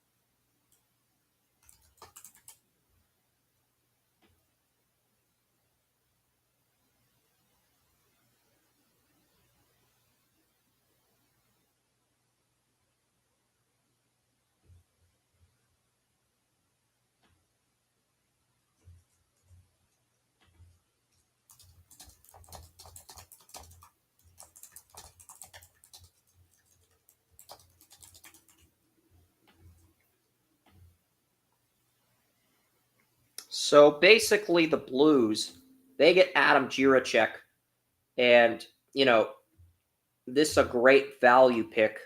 Just in terms of the overall value Adam Jiricek provides, I had him going a pick earlier. I love Jiricek at 16. This is a great value pick for the Blues, and they're in a great spot where they can. Everybody's gotten a good first line defenseman. As a Dallas Stars fan, this is my worst nightmare. Chicago, Minnesota, St. Louis. Only team that dropped the ball is Utah. Utah dropped the ball. Everybody else has capitalized and gotten a good defenseman to level the playing field with Dallas and Colorado in this division. So, you know, that's the thing I'm looking at here. And Utah's defense is going to suck unless they trade for somebody like an Ekblad or a Darnell Nurse or somebody really good. They're going to have problems. The blue line there is going to have problems. And I'm going to get a Cole Yzerman photo here.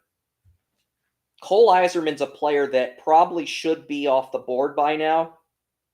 I mean, Cole Yzerman had the best shot in the draft, and he fell to 17. That is just insane. Chicago could end up getting Chicago could end up getting Yzerman and Lashunov, which is a win in my book because you get a first-line left winger for Bedard. You also get a defenseman. That's a massive win for Chicago, in my opinion, to get both of those players. That's a win for Chicago. And, Chicago's in a great spot here.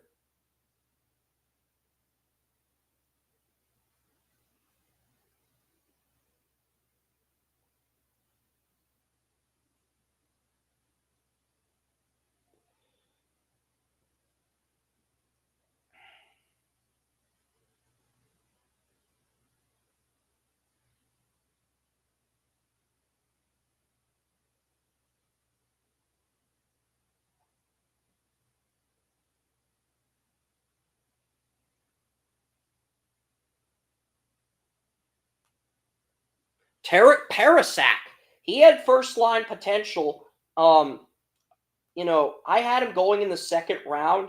He does have first-line potential, but Washington needs defensemen. They already have an abundance of wingers. They need defensemen.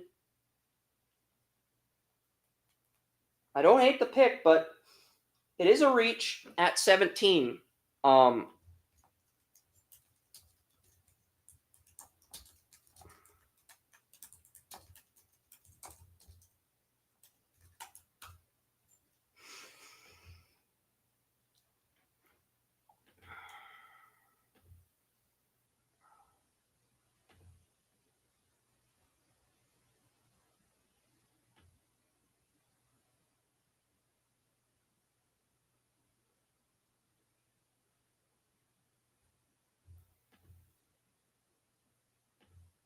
Tarek Parasak was 8th in the WHL in scoring.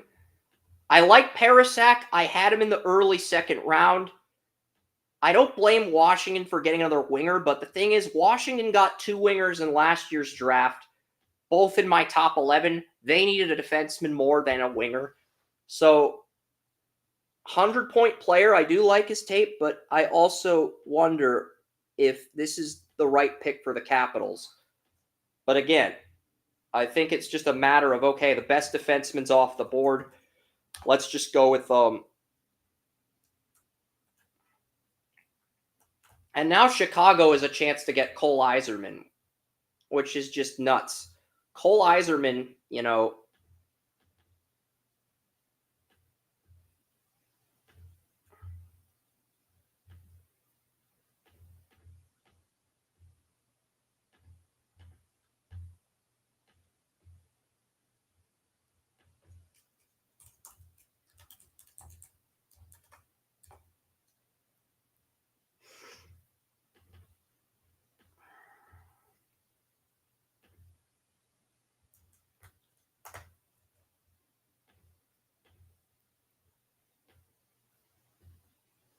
I got to use the bathroom here. So I will be back. I will work on the Parasak pick, but, Washington needed defense, and they've already got another good winger in their system. They are reloading that team with forwards. But, you need another defenseman. They need defense in the worst way possible. And, yeah, you had an opportunity. This is a good defense. So by blowing that opportunity, you're essentially, I think the Capitals are going to head towards the lead, especially if he drafted winners in the first round and reloaded forward. It's great and all, but you're Washington, and this does not work out. And Ovechkin retires, and you elect the blue line, you're basically heading towards the rebuild. Writing's on the wall. There's a reason the Capitals got swept for the only team in swept in the first round. So, he needs defense. So, I'm going to give the Capitals an 8 grade, but not an 8 plus, because really the Capitals had to play with the bench and they didn't. And honestly, I think that kills their Stanley Cup window. They got the defenseman at 17. Maybe they can make one more playoff appearance, but they're only go as far as Ovechkin takes them. That's really the reality. And, Parasak's a guy I had going early in the second round. He did have 100 points. He didn't play on his first line.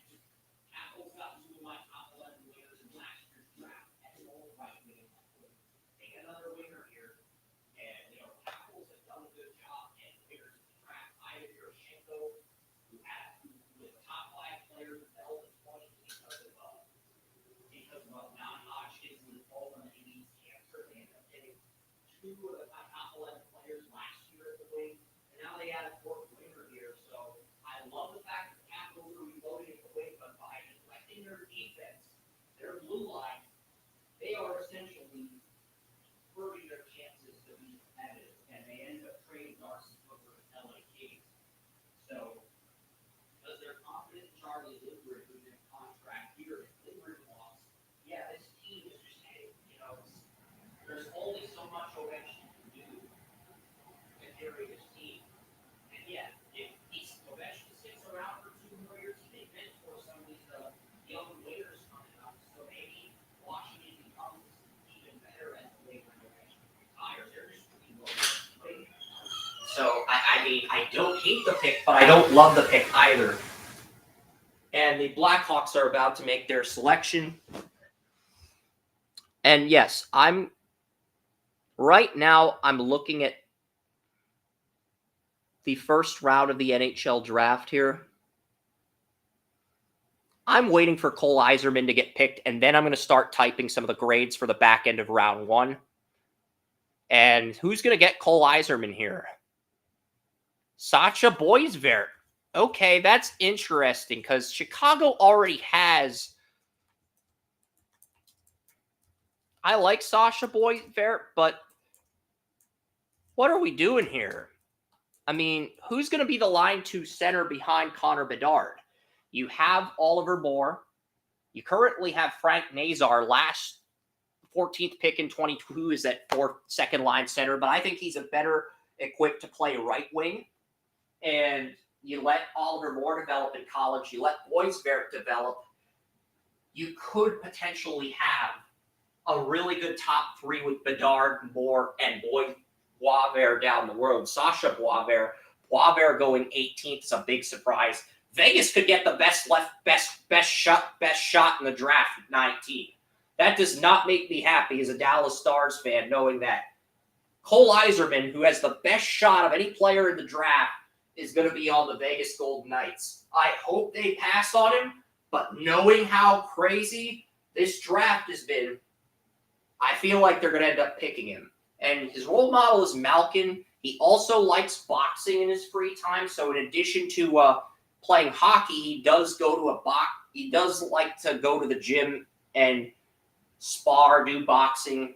Doesn't pick fights with anyone. He just likes to go in the ring and work out by boxing. So Boisvert is an interesting pick at 18. 5th in the USHL in goals. I mean, Boisvert, I like Boisvert, but I feel like 18 is a little bit early for him. We're starting to see teams reach for players based on where they're ranked.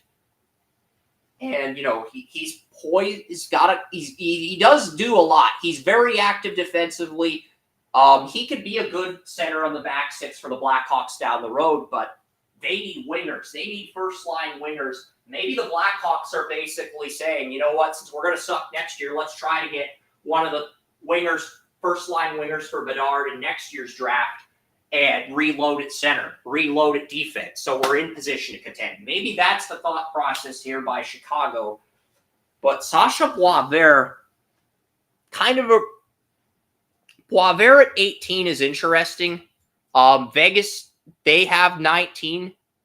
I'm kind of curious what Vegas is going to do here. Cole Yzerman, I am getting a little bit nervous.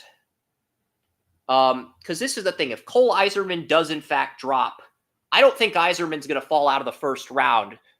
But at the same time, this is an interesting spot.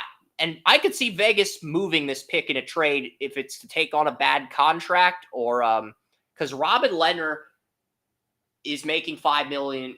Robin Lehner counts $5 million against the cap for Vegas unless they trade this pick for a team who's willing to take on his contract. But, it's interesting. Cole Yzerman's the best player on the board. Best shooter in the draft, should not be on the board at 19, but he is. That tells me there's something wrong, that the scouts don't like Yzerman's game. They're rubbed the wrong way by his game, but I think Yzerman's probably going to get picked by Vegas here. Knowing how karma has worked against the Dallas Stars in this entire draft Cole Yzerman's going to end up in Vegas. Cole Yzerman, best shot in the draft, projected to go. He was the preseason number 2 pick behind Macklin Celebrini. And he's on the board for Vegas at 19. So as a Dallas Stars fan, I am very freaking nervous about this pick. And look, I'm just gonna use this time to copy and paste the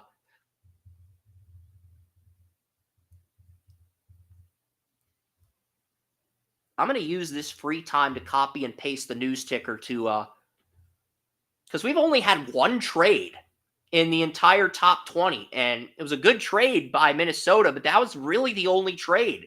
These NHL teams, they are taking the draft process a lot more seriously, and you have to admire the commitment from these teams.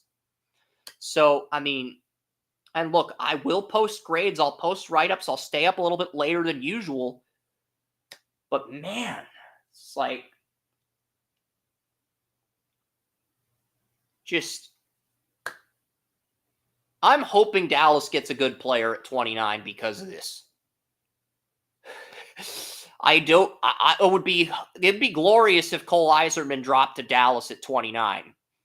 I don't think that's going to happen, but, you know, I think Vegas is going to take Yzerman. Knowing how every NHL team in the Western Conference has drafted well, I don't dislike the Boisvert pick, but, you know, his floor is a 4th-line center on the Blackhawks behind Nazar, Oliver Moore, and Bedard.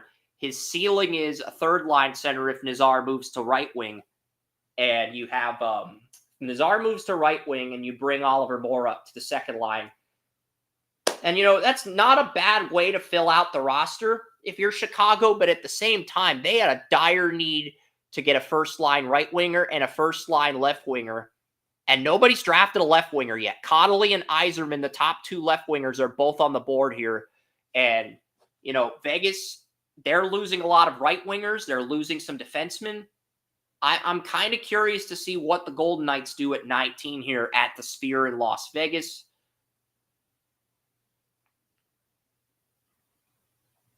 You know, nobody's leaking the picks, so once Cole Yzerman gets picked, I'll start grading some picks. Until that happens, though, I am just going to keep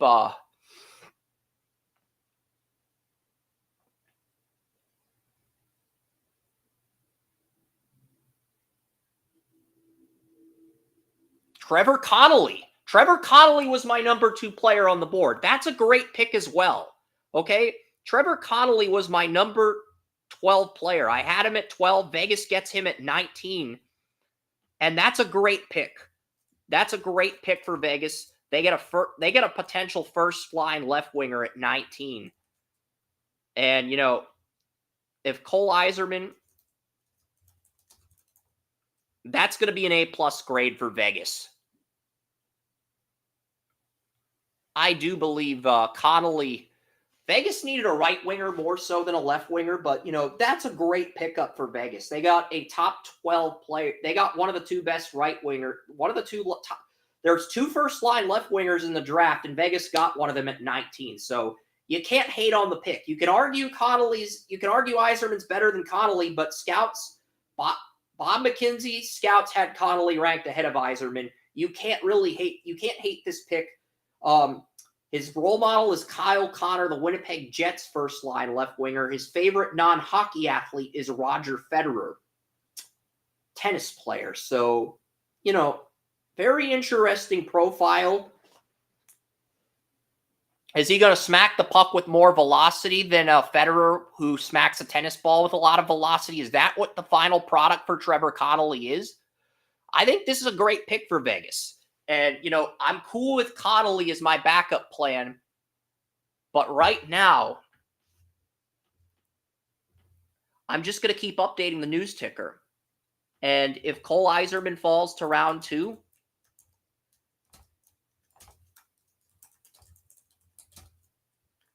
but all he does is shoot the puck. He doesn't do anything else. Passing's a project. Defense is a project. He has an NHL-ready shot. The rest of his game is a project. That's the big knock on Cole Yzerman. Yzerman dropping as a result. But Trevor Connolly going to Vegas at 19, really good value for Vegas. Vegas got a good player. I had Trevor Connolly at 12, so yeah, that is a steal for Vegas.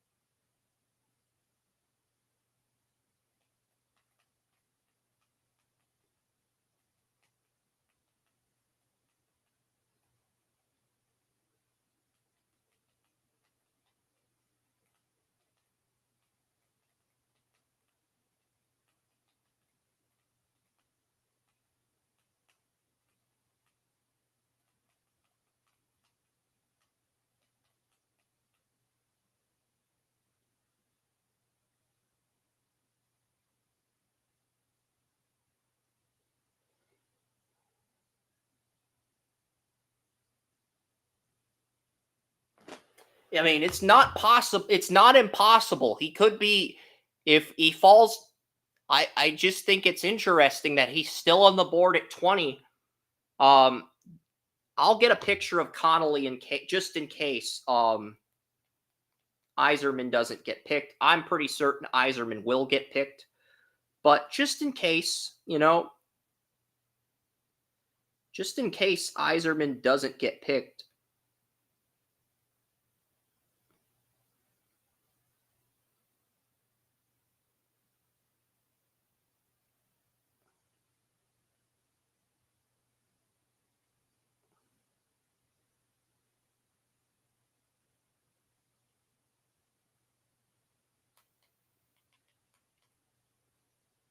And the frickin' Islanders get Yzerman. Damn it.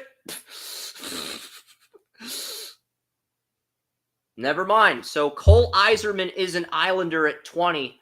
Damn it.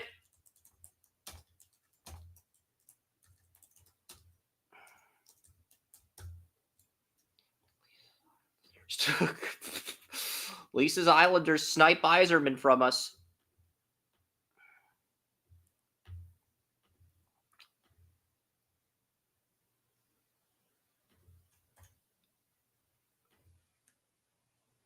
and the Islanders get Cole Yzerman at 20. That is an excellent pick here. We're going to start typing in picks here.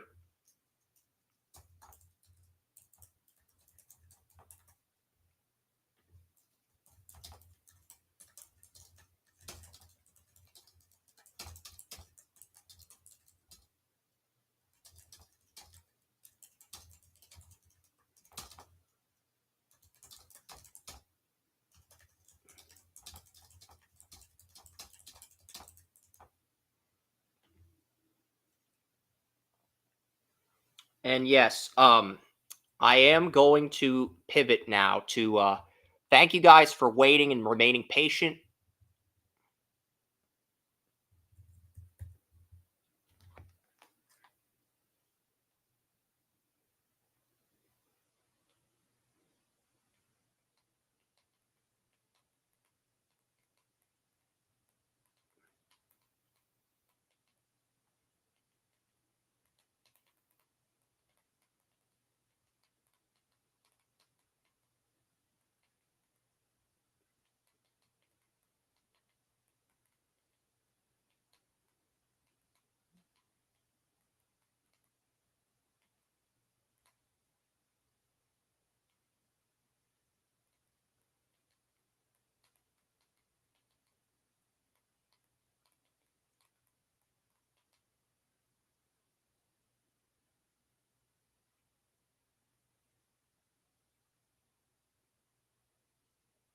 Yeah, that does Montreal interesting. So I got to get back to the NHL draft. I'll chat with you after that, but that's definitely interesting to say the least. I feel like I don't Parasek is a good value pick. I'll give this an A. I don't dislike the pick. I just think Washington needed wingers. I think Washington needed It's a team that's already drafted four. This is the fourth winger Washington's drafted in the last 3 years. The fourth winger. They've got two left wingers, two right wingers now that they've drafted early. And, they're loading up at the wings so that when Ovechkin retires, they can just reload at the wing. I don't hate the thought process, but I do think there's a bigger need on defense. So if this is the plan, you better have something in play to where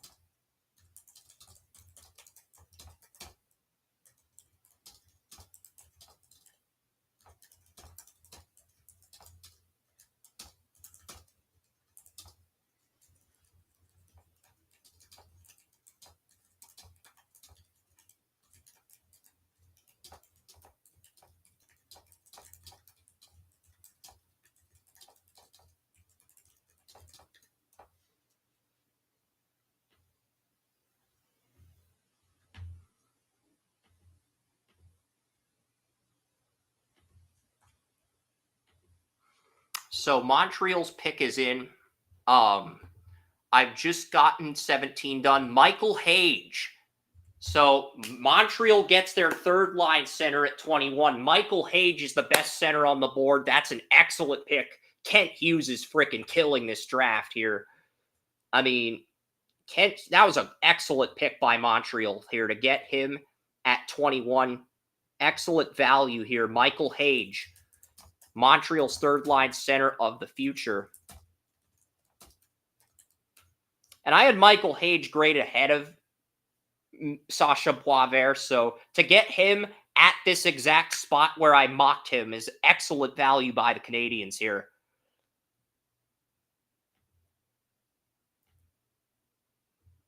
Yeah, so Nashville's on the clock now.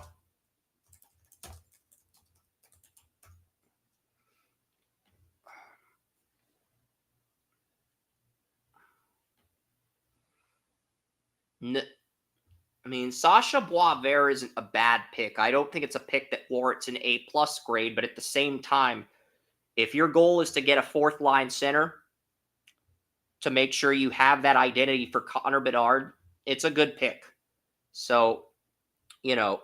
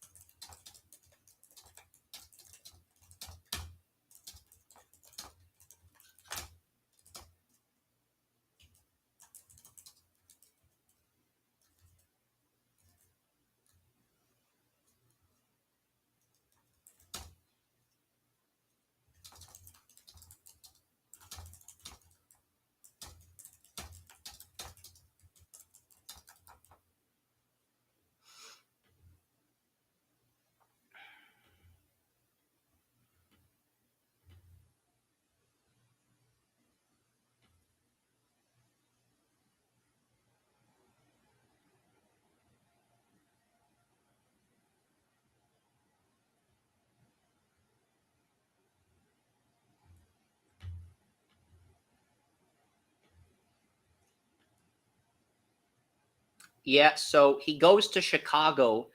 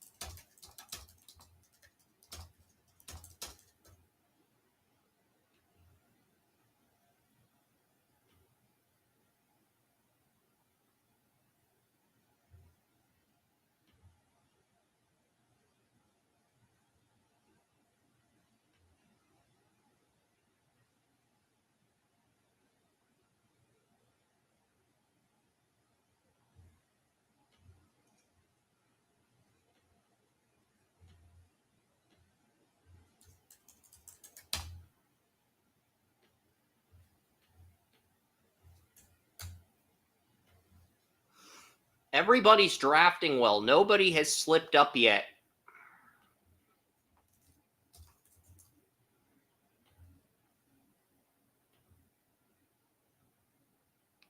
Michael Hage went 21st, I believe.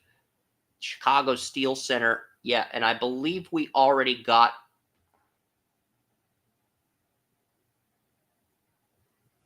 Yeah, so I really like the pick here. Let's go back in and edit this.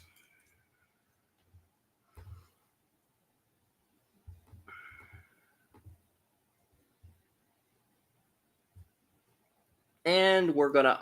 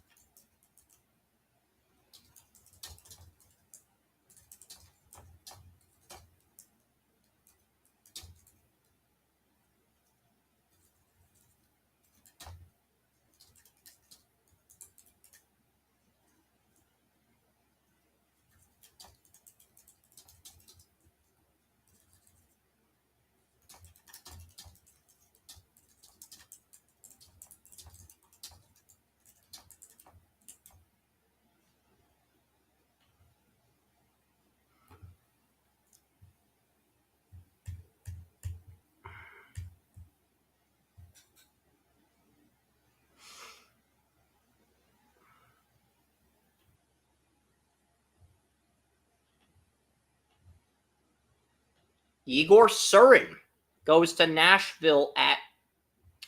Okay, that is a bit of a reach, but, the thing is with Igor Surin, he's described as a little bit of a psychopath. And, you need those energy guys. You need those energy guys. And, Joey said this guy could sneak into the first round just due to how underwhelming some of the prospects are. Nashville, they love Russian players. They draft a Russian at 22. So, I can't really fault the pick or the thought process behind the pick.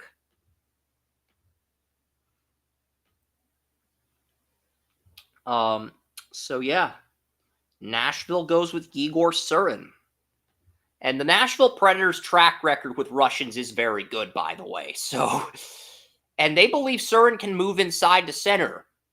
23 goals, 30 assists. He could... The thing with Surin is he could either end up being Evgeny Kuznetsov or he could end up being Jamie Benn. I think he resembles Kuznetsov more than Benn, but that's the thing. He's a guy who had the ability to sneak into round one, and Nashville decides to pick him at 22.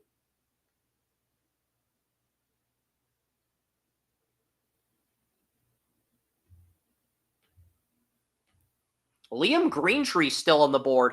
I had Liam Greentree in my top 15. So that's the best player available. I think Liam Greentree was in my top 15.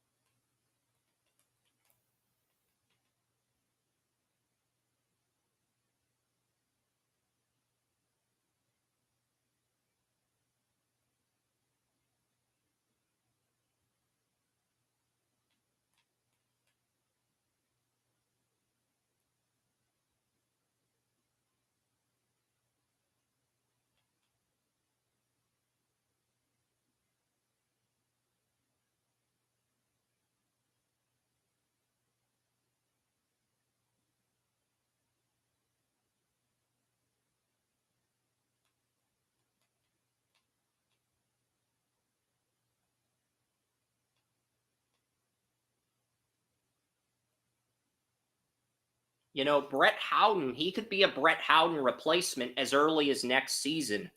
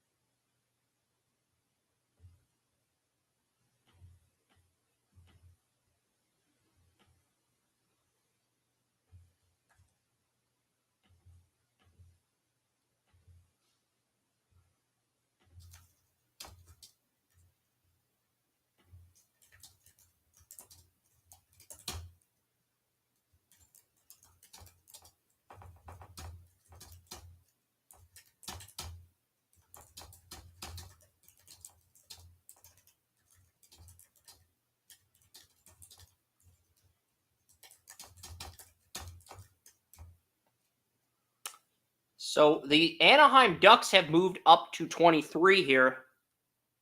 Anaheim, how the hell did Anaheim get this pick? They must have made a trade here. Toronto must have made a trade with Anaheim here because I don't know how they got this pick here.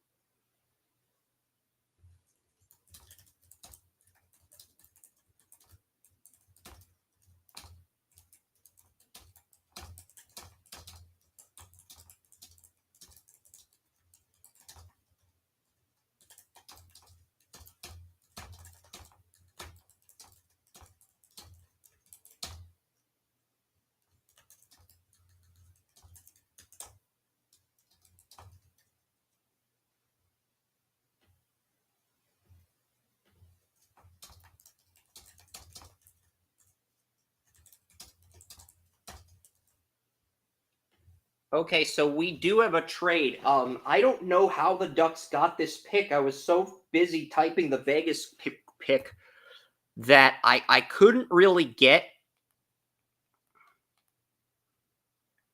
What are the Ducks giving up? So they're giving up 31 and 58 to move up to 23 here. And we're seeing a lot of teams trade up into the first round to get the guys they want. You know, Anaheim's giving up 31 and 58. That is a big haul. So Toronto is going to have a first and a second round pick now. Anaheim moves up to get a player they might want at 23.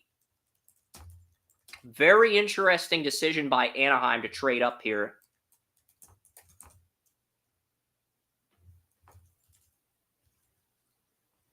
Really?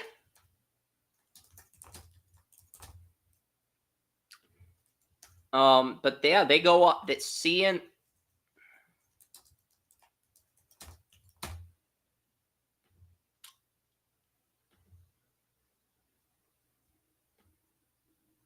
I had him in the second round, but you know, he is described by scouts as the most violent defender in the NHL draft. 6'2", 205 from Norway. His scouting report is he's the most violent defender in the draft. But Anaheim's going to take him at 23.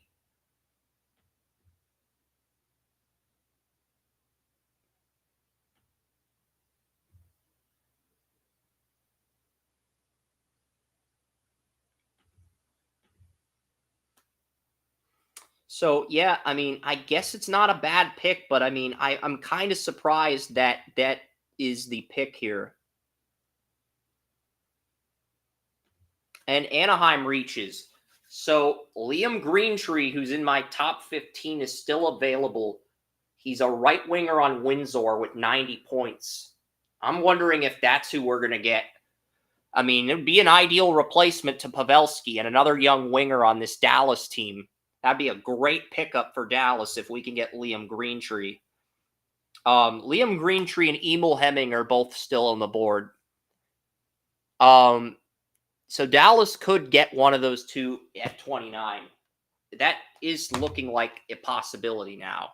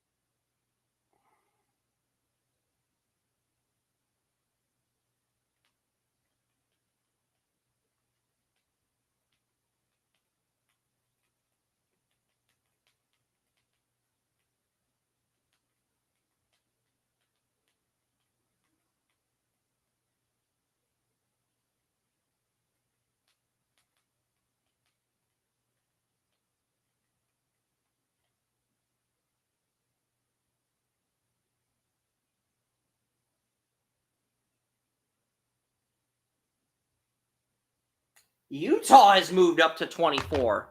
Okay, this draft just gets more interesting by the day.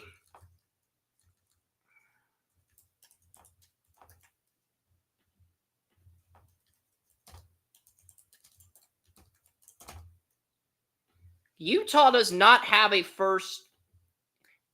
Well, this is the thing. Utah needs a defenseman. They might reach for EJ Emery here.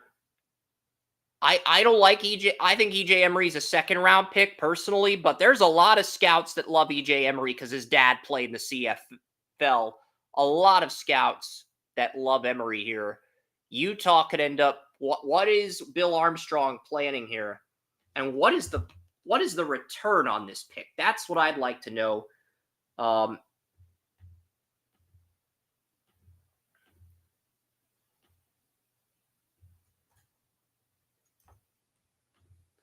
Well, there's a chance. There's a chance we get one of those two at 29.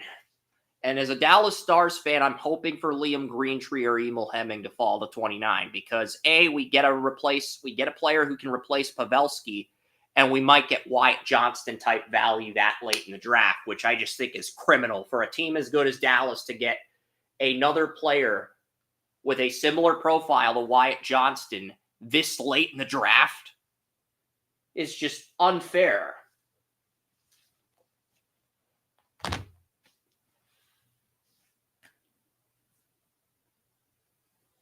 But again, Utah has traded up to 24. Before we get to Islanders pick, we're gonna update these trades here. I'm kind of curious as to what the Utah Hockey Club is giving up here. Because we've had back-to-back trades in this draft here. We've had 3 trades into the first round.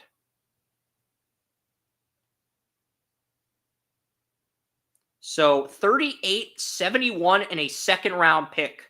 So the Avalanche have traded out of the first round. They get 38, they get 71, and they get a second-round pick in next year's draft from the Rangers. So the Avalanche are trading out of the first round, and they recoup some draft capital. Not bad. Not bad. I mean,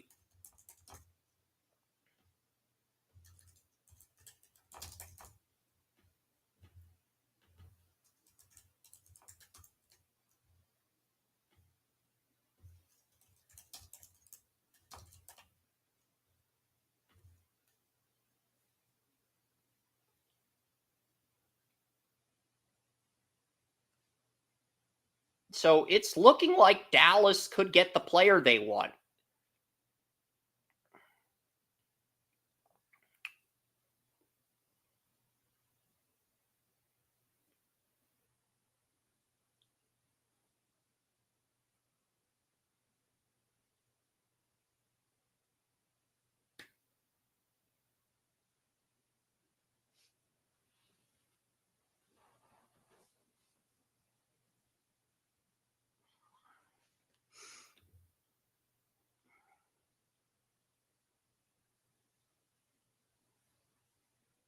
They need defense. Utah needs a defenseman. I would be shocked if this pick wasn't a defenseman. You know,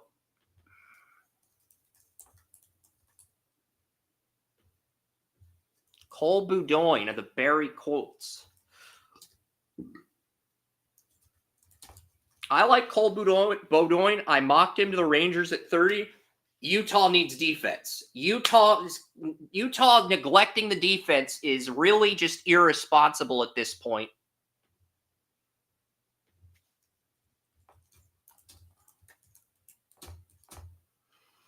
I mean, this draft is going exactly how. As a Dallas Stars fan, I am very happy with how this draft is going. And the Boston Bruins need a center, so they might trade out of this spot as well. But there have been a lot of reaches.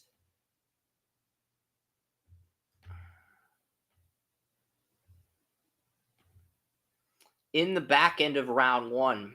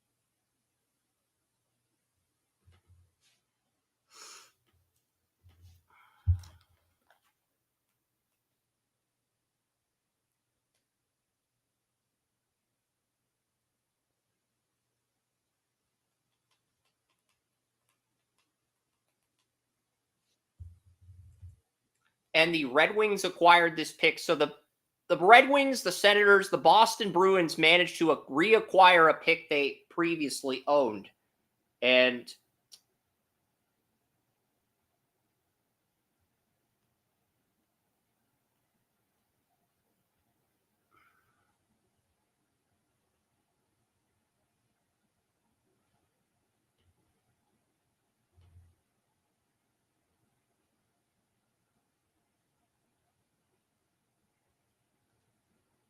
Anders Lee is a 2026 UFA.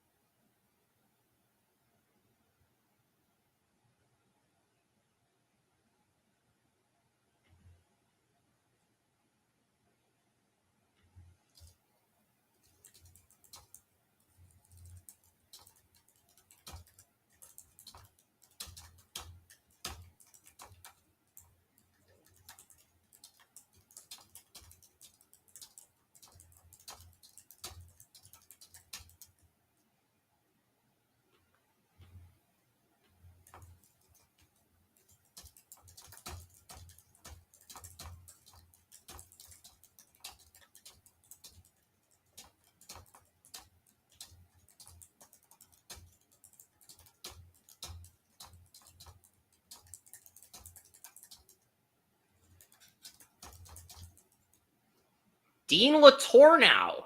I had Dean Letourneau going to Calgary at 27. At 28, I had Dean Letourneau going to Calgary, 6'7", 214. Dean Letourneau is a Bruin. I love this pick for Boston. This is a great pickup by Boston here. And Dean Letourneau is a great pickup. Fantastic pickup for Boston here. I know I'm only on pick 20, right up 20. I will stay on TalkShoe and Restream until I get all the picks up. But wow, Dean Letourneau to the Bruins. That's a fantastic pickup.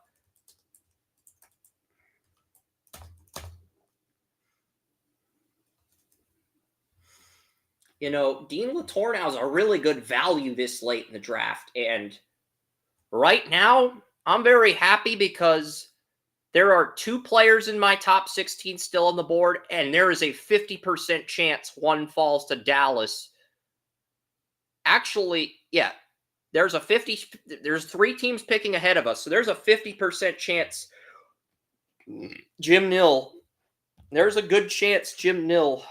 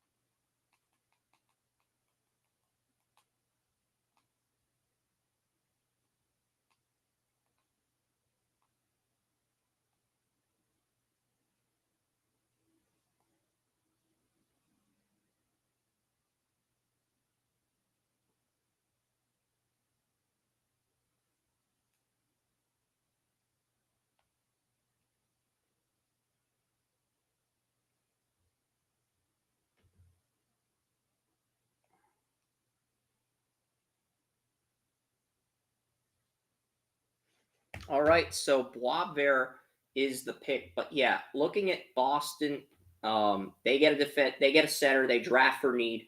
Really like what they did. And the LA Kings have 26 here. A lot of good players are coming off the board here. Just in terms of the overall value you're seeing some of these teams make. And the Kings are about to turn in 26. I'm pretty pumped that there's a 50% chance we get Liam Greentree. And knowing Jim Nill's ties to the OHL, I would not be surprised if Greentree's the pick. I mean, Greentree had 90 points on Windsor, same OHL team Wyatt Johnston played for. I think you got to take Greentree here if he gets to 29. I mean, at this point, I'm not even opposed to moving up for Greentree. At this point in the draft, I'm cool with trading the 4th rounder we got from San Jose and 29 to move up for Greentree. I don't know if that's what Nill is thinking. Nill's probably going to try to conserve as much draft capital as possible, but yeah.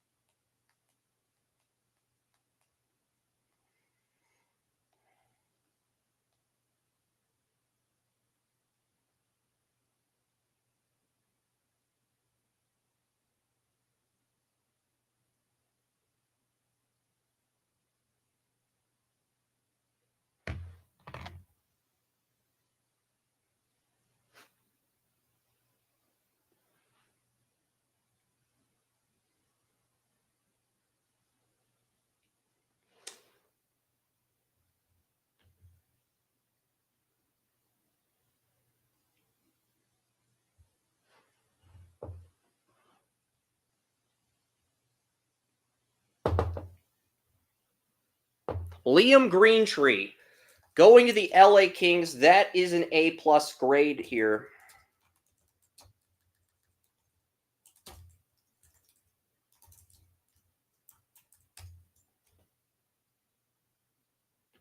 Greentree was the guy I was hoping Dallas would get at 29. Emil Hemming's still there, but Greentree ends up on the Kings. This is not good. Emil Hemming's still there. I mean, he's from Finland. I could see Dallas picking him.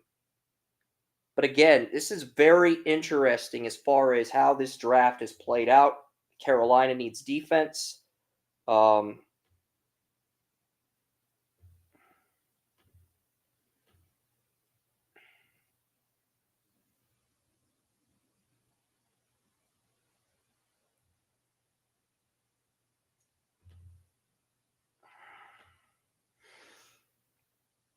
Liam Greentree this might be, Greentree, I had him in my top 15. The Kings get him at 26. Really good value here. I would have traded up for Greentree. But again, Igor Chernisov's still on the board. Jiricek's still on the board. Well, Jiricek's not on the board. No, that's not true. But Michael Hage is a bargain at 20.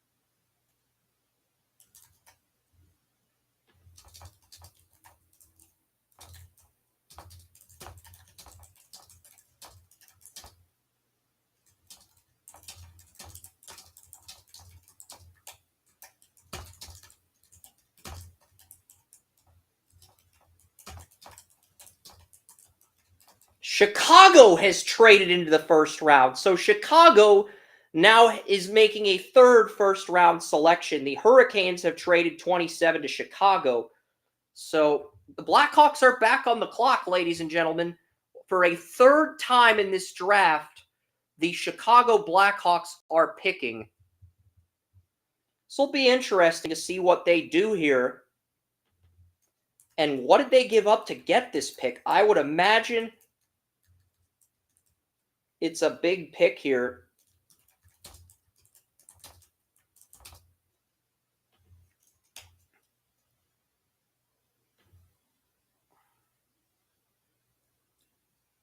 So 34 and 50. The Blackhawks trading both of their second round picks away to move back into the first round. Wow. If they do not get Emil Hemming here, I really can't justify this move, because, those second round picks could help you in your rebuild if you hit on them. But this is seen as a top heavy draft. It's not really seen as a deep draft. So I get the thought process by Chicago to move back into round one. And they get their guy here.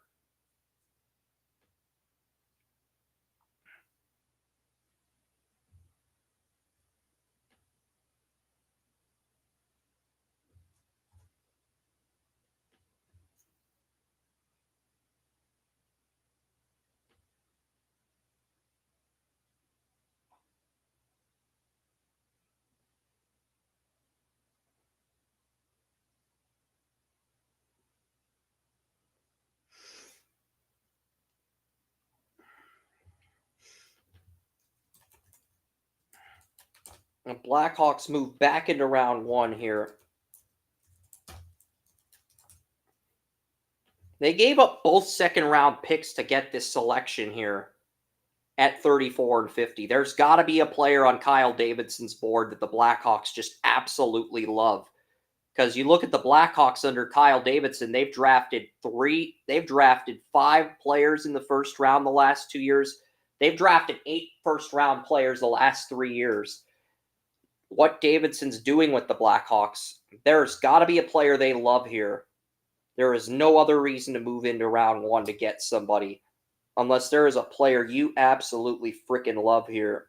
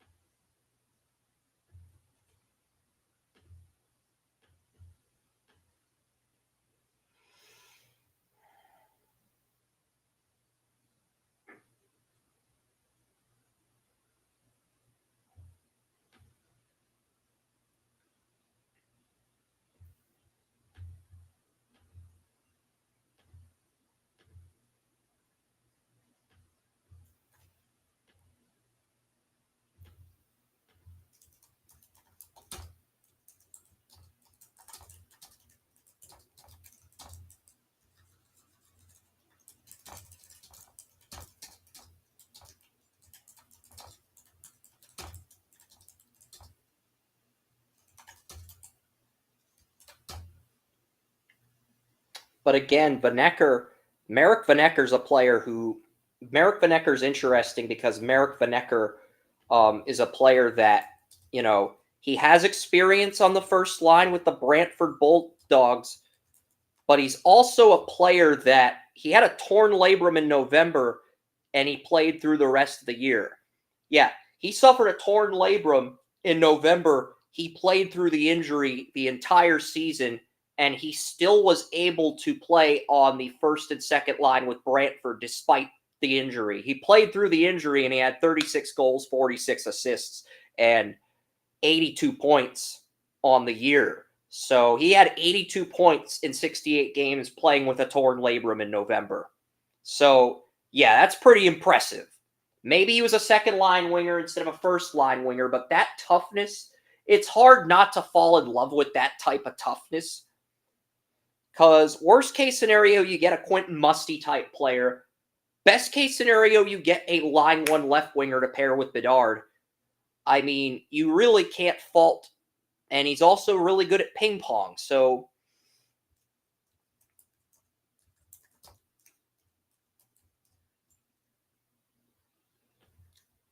He was also third in the OHL in shorthanded goals. He could be like a Warren Fogle type player for Chicago down the road. So I really like the value here. And Vanecker was a late first round prospect. Blackhawks clearly had him higher on their board than the consensus. Why else would they give up 2 second-round picks to get him?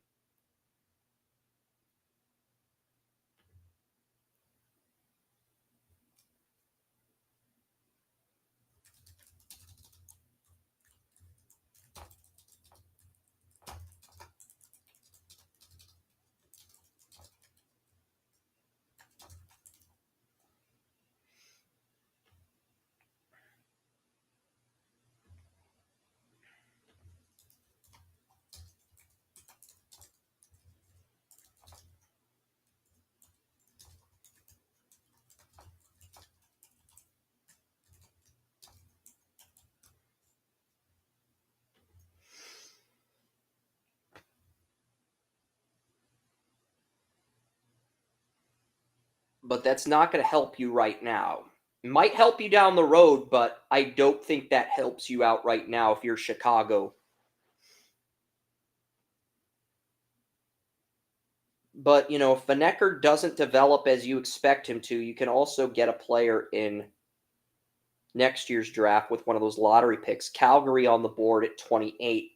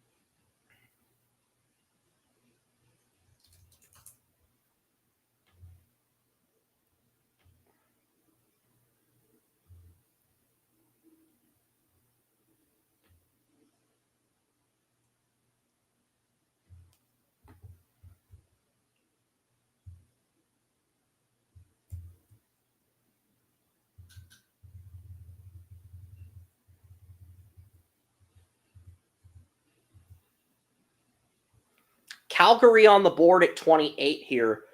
We're going to try to get through. Next pick is Anaheim. Anaheim, they drafted CN Stolberg. That was another reach. But, you know, they have good players. They have a good top four. They just need him to become a third line defenseman. So while it's a reach, it's not a reach that I would give anything less than a B. I'm not going to give it an A grade.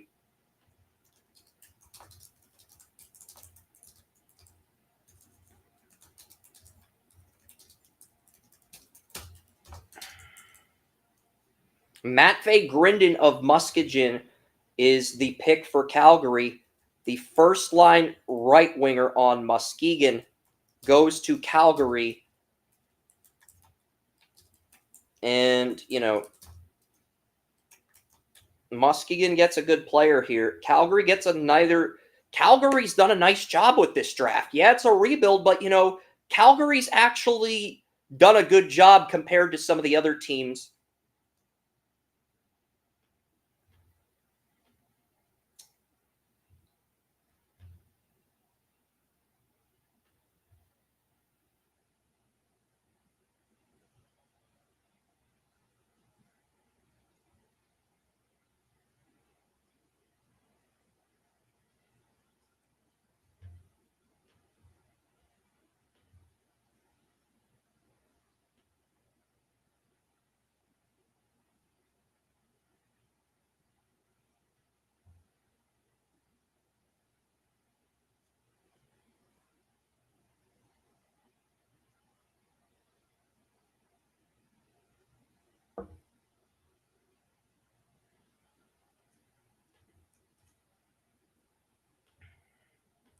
And Dallas is on the clock here. Emil Hemming's my top player available, but I'm kind of curious to see what Dallas does here.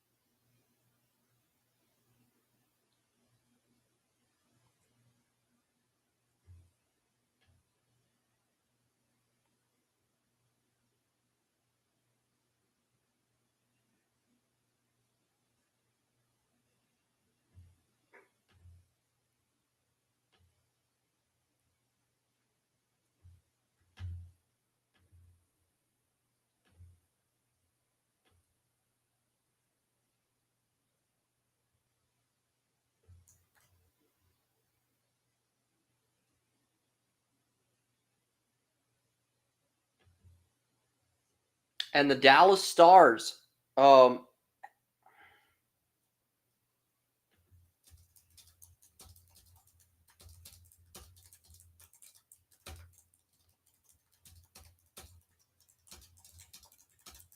What is Jim Nill going to do here? They've got the jersey, so they've got the pick pretty much. I'm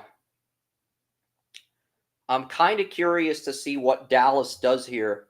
I will be live reacting to this as a fan. So we do have we're on pick 23 now. I'll stay and update all these picks, but I think the Anaheim Ducks. Emil Hemming! Yes! Fuck yes! I'm sorry about the language, but I had Emil Hemming at 16. We get him at 29. Fuck yes!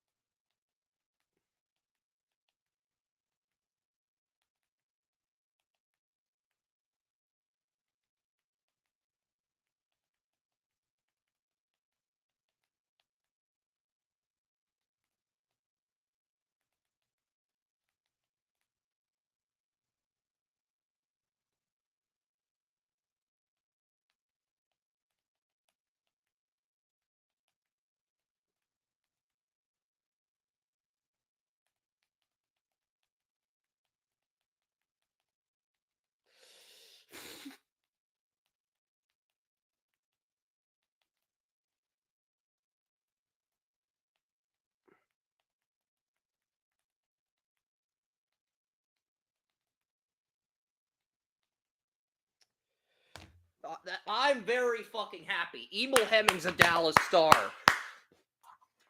Ugh.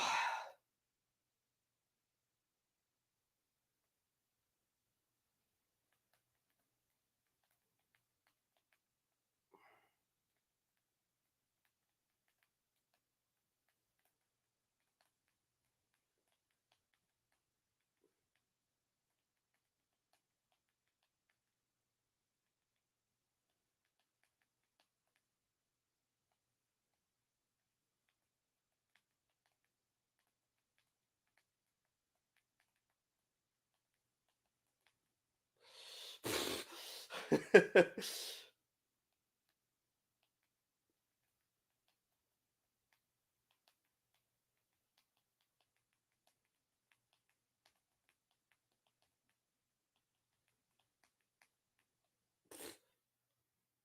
you're cool with that. If you're not cool with that,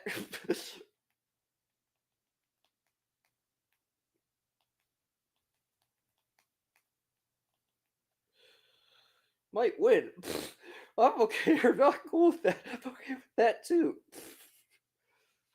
Yeah, okay. Nope, and go ahead. All right, so the Dallas Stars, I am fucking very happy right now. The Dallas Stars get the 16th best player at 29.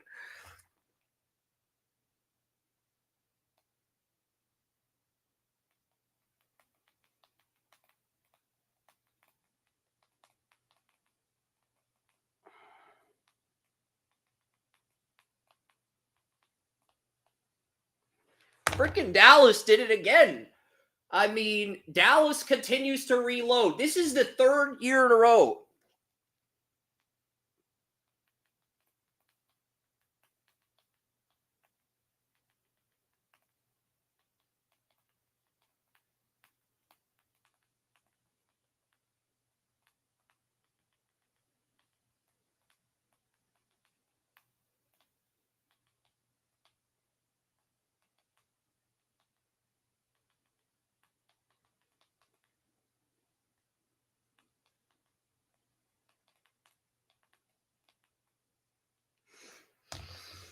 Was the equivalent of the Dallas Stars getting Logan Stankoven. The only difference is Owosu Koromoa was ranked a little bit higher. I mean, Stankoven was a late first. Koromoa was in a top 20 pick in some mock drafts. That's really the only difference.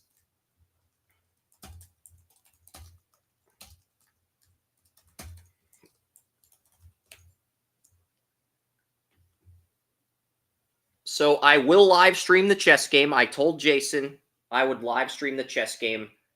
We'll figure that out. If we can't live stream it, I'll try to live stream it. So yeah, that'll be our audience's reward. Not only will you guys get the NHL draft done, I will post a chess game immediately following this pick. And Emil Hemming's a Dallas Star. I'm very fucking happy about that. Like, and EJ Emery, the Rangers take EJ Emery at 30. Wow, EJ Emery. The Rangers need a first line center, and they reach for a second round defenseman. Oh my goodness. The frickin'. So Dallas could end up getting another good player. We do need a defenseman, but it's like, if we get Tenevin free agency, we can reload. I do think the Dallas Stars got Emil Hemming at 29, and we're in a good spot. We can either develop him to be Seguin's replacement in 2026, or we can bring him up as early as 2025 and develop him. But we may have just gotten a top 6 forward at 29. Really good value by Dallas. Not only did they get the number 1 player on the board, they got the only player in my top half of the draft at 29. Jim Nill does it again. I mean, he is the best GM in sports. He makes Andrew Barry look like Urkel. Jim Nill makes Andrew Barry look like Steve Urkel. And I do not care how much that pisses off Joey. That is the reality. Jim Nill's been to 3 Western Conference Finals in 5 years. He's been to a Stanley Cup. He's won the NHL GM of the Year award 2 years in a row, and he got the 16th best player at 29. After getting Maverick Bourque, 15th best player on the board at 30, gets 16th best player at 29. Jim Nill makes Jim Nill makes Andrew Barry look like Steve Urkel. And if you're making Andrew Barry look like Steve Urkel, you are doing a hell of a job as a general manager. So that's all I'm going to say on that.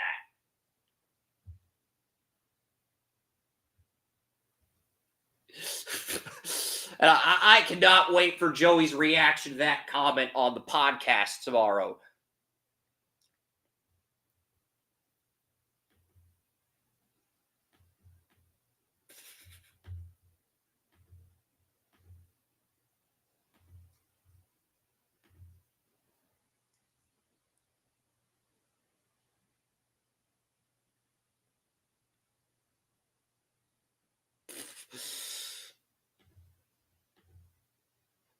So Dallas just continues to get talent.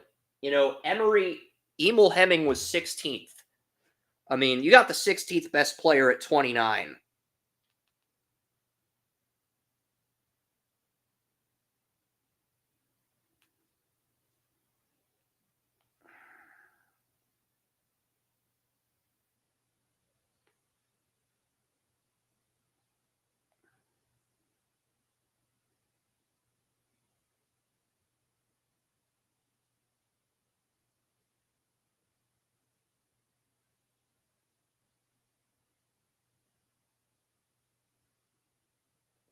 Yep, so that's a good player.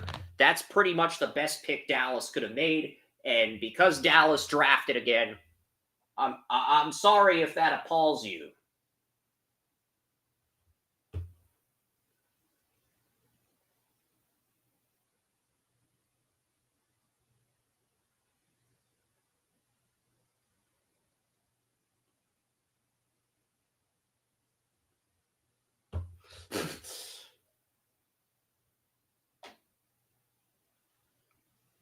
They're that good. You have to admit it, Joe.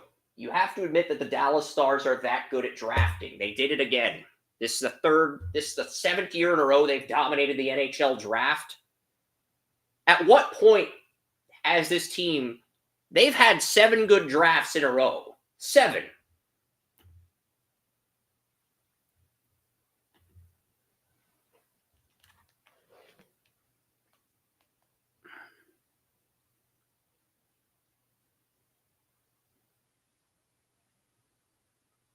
All right, so let's.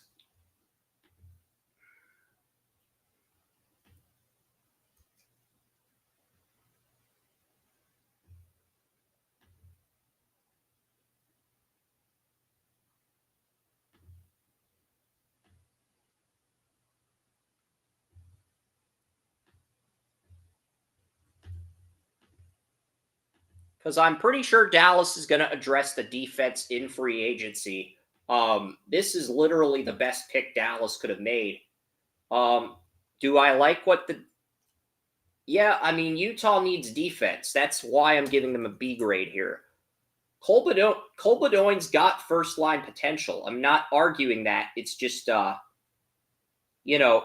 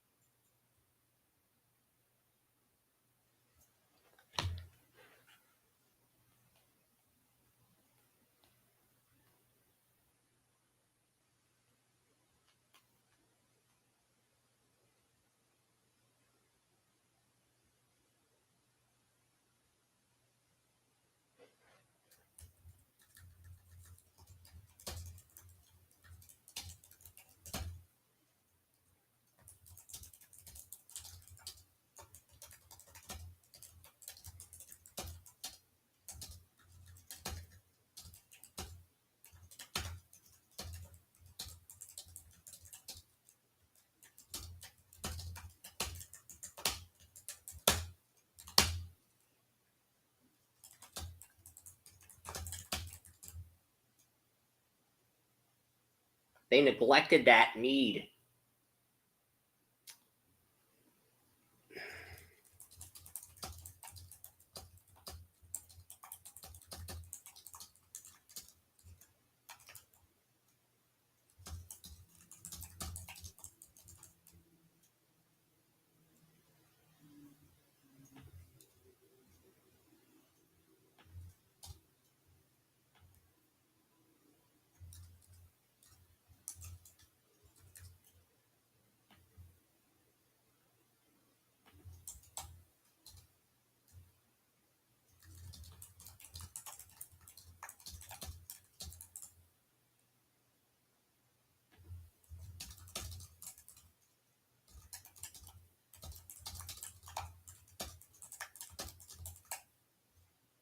So I don't like the pick for that reason. Ben Danford to Toronto is a great pick here.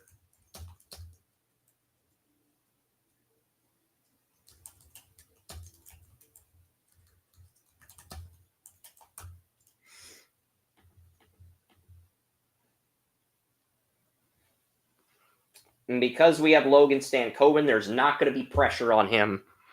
Emil Hemming was a top 16 player. I don't know how Jim Nill continues to do this. Okay.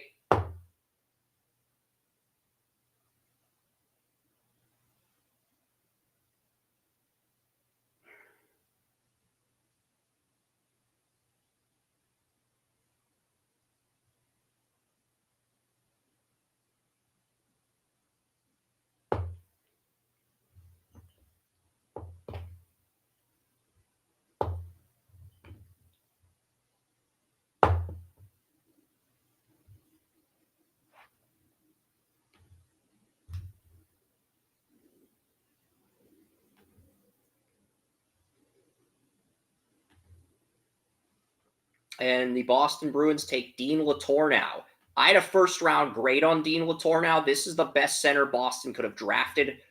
I can't really complain about the pick. If I'm a Boston Bruins fan, I'm doing jumping jacks, screaming for joy, knowing that the Bruins got a player that could really be a difference maker as a first-line defenseman.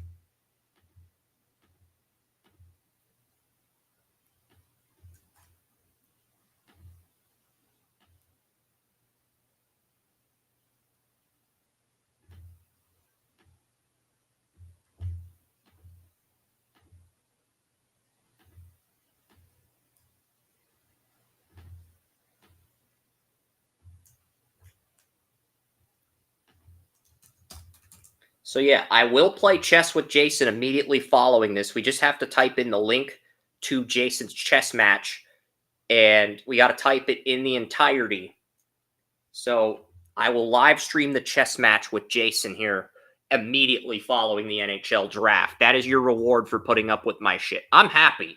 2024 has been fantastic. Outside of the 2024 MLS draft, you look at what my teams have done in the draft. The New England Patriots got Drake May, the Lakers got Dalton Knecht, and the Dallas Stars got Emil Hemming.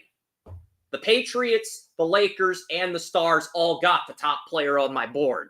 And the Guardians have the #1 pick in the draft. So I really can't complain. Yeah, the LA Galaxy screwed up in the MLS draft, but the Sparks even had a good draft. The Sparks, my favorite WNBA team, they even had a good draft. Yeah, they passed on Angel Reese, but they got other players. They got Cameron Brink. They got Rakea Jackson. They're going to be fine down the road. I'm not really worried about them. They'll be in position to contend down the road. They just got to stay patient. And look, Angel Reese is having a hell of a rookie year. You got to give her all the credit in the world. But, I can't really complain about my teams drafting this year. 5 for 6. My teams went 5 for 6 when drafting. And the Galaxy are in contention for a playoff spot. So, 2024 has been a pretty good year for my teams as far as drafting goes.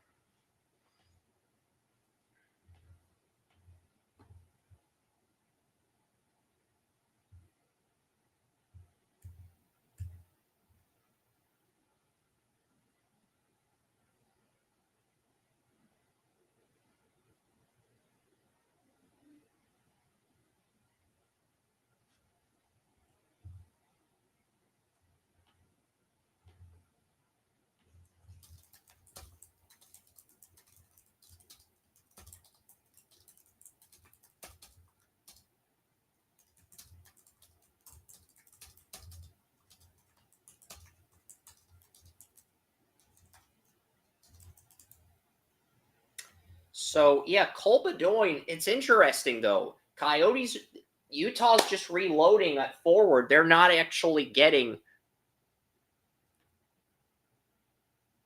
Dean Latourneau is a great prospect, though, and the Flyers are about to.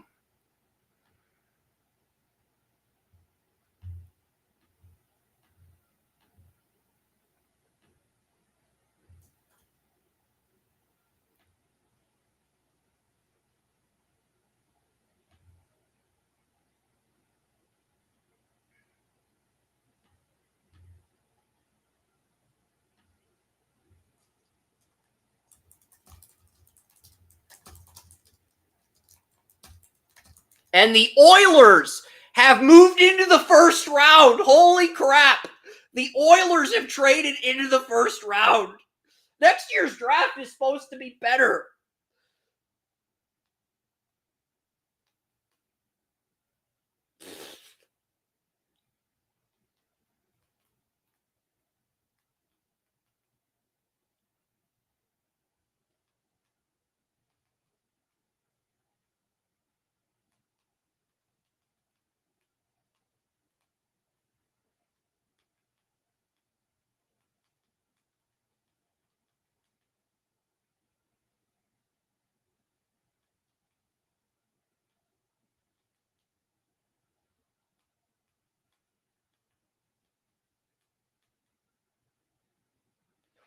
The Oilers, yeah, the Oilers have traded into round one.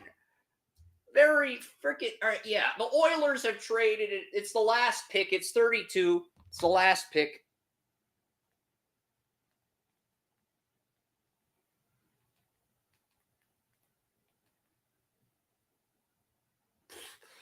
Just nervous. I mean, it is the Oilers. They're our competition. I don't like that they've traded into the first round, but hey, the Oilers must have something up their sleeve. So we did get some trades.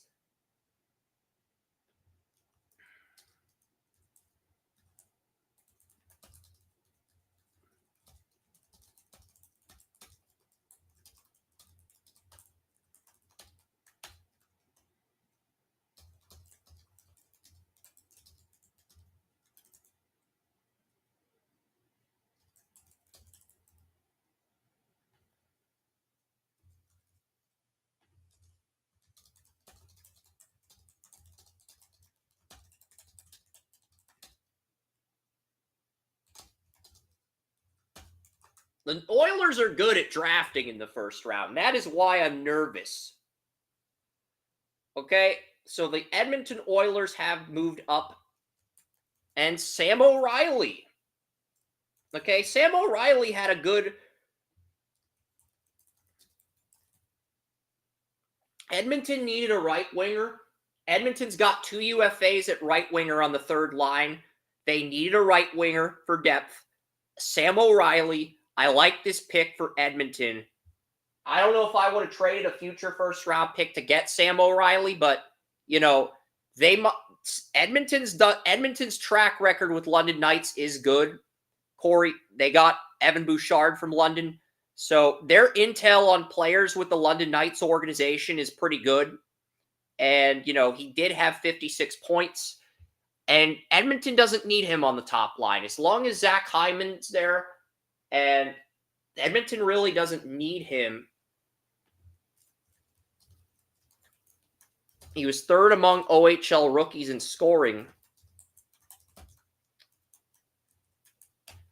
I don't know how I feel about this. He was third among rookies in scoring, but he's very raw. He's only a 1-year OHL player. That's not a player I would have given up a first-round pick for, but he had 12 points in 16 games during the OHL playoffs. Nazem Kadri's his role model. I don't think that's necessarily the best role model for him. Nazem Kadri does have a bit of an ego. There's a reason he's sort of a journeyman, but hey, he had a goal and 3 assists in 4 games at the Memorial Cup. So, I mean, and the Oilers need a right winger. They have stability everywhere else. Right winger is their lone need. And by getting Sam O'Reilly, you can retool at right wing and position yourself for a player you want. So Edmonton, it just depends. How quickly does Sam O'Reilly develop? That's really the big thing when it comes to the first round of this draft.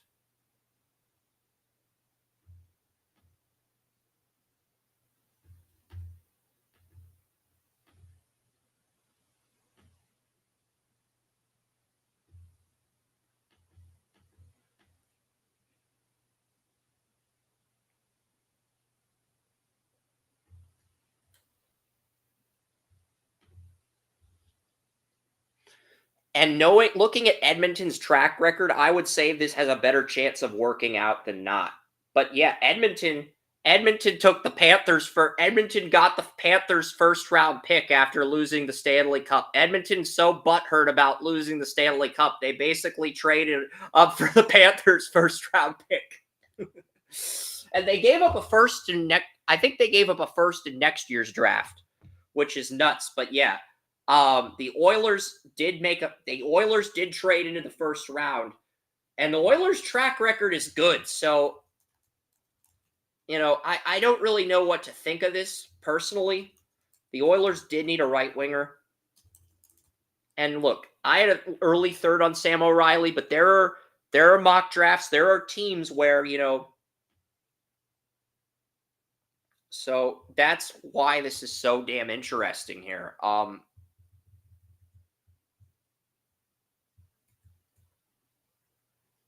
I do think Dean Letourneau is Boston's future, the Bruins' future first line center.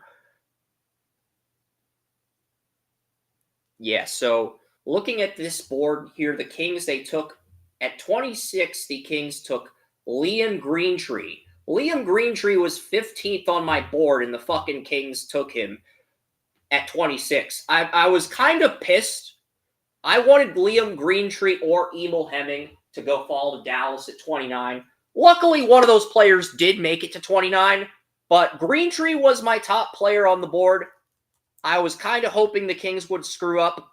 They didn't. They got a future first line right winger. So good drafting here. A lot of teams killed this draft. So Oilers, they gave up a first round pick for a third round guy.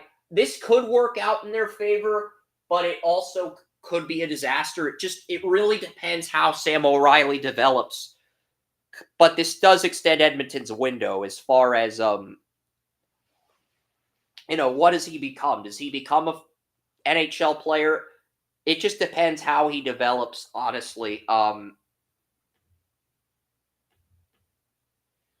Yeah, I mean,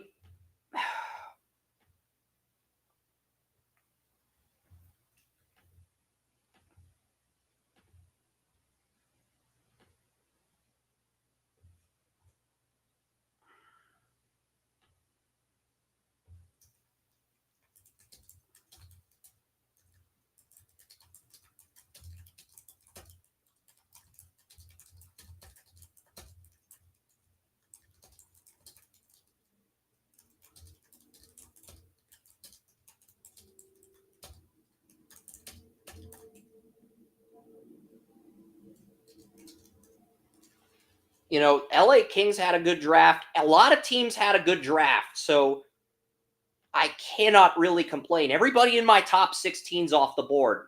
Everybody that was in my top 16 got picked tonight. So, that's the thing. Liam Greentree was my number 15th best player.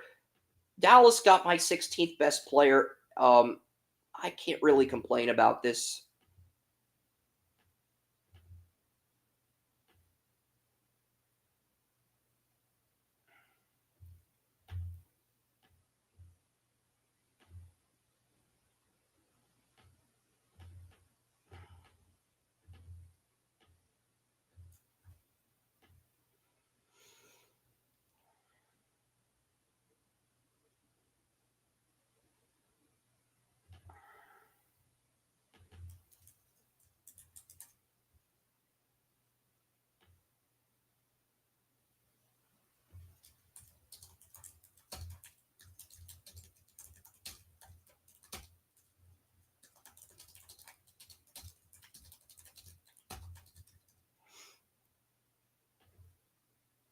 Yeah, so I can't really complain about this. I mean, Liam Greentree was my 15th best player. This is easily an A plus for the Kings. You know, I thought a lot of teams crushed this draft, and we're on 27 now. Merrick Vanecker is the pick here.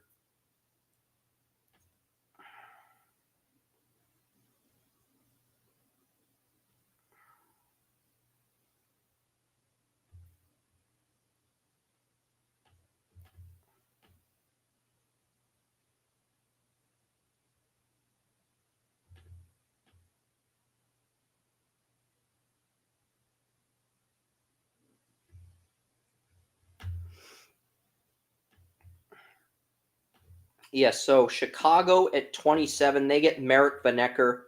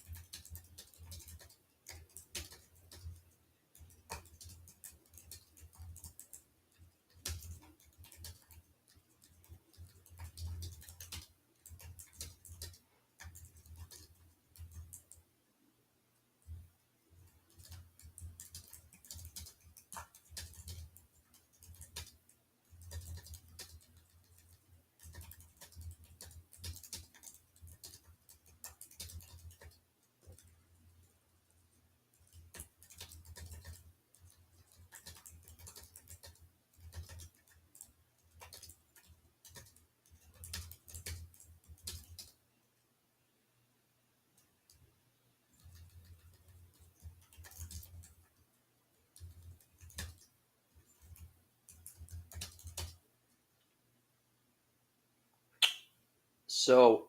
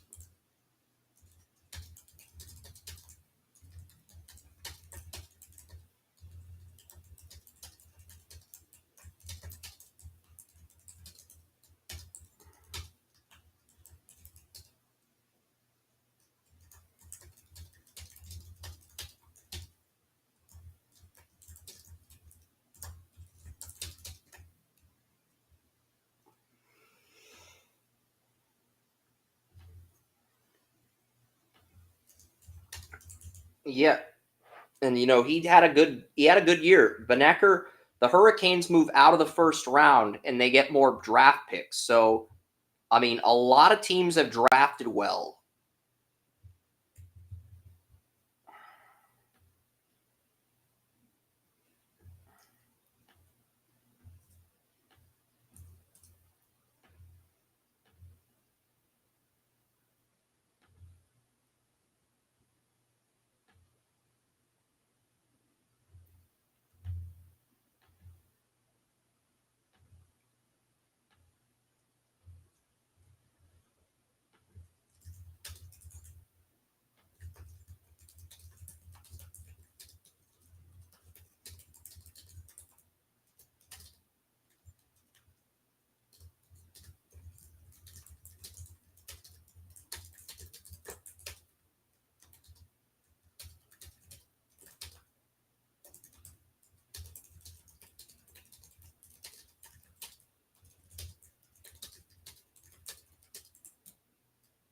Calgary.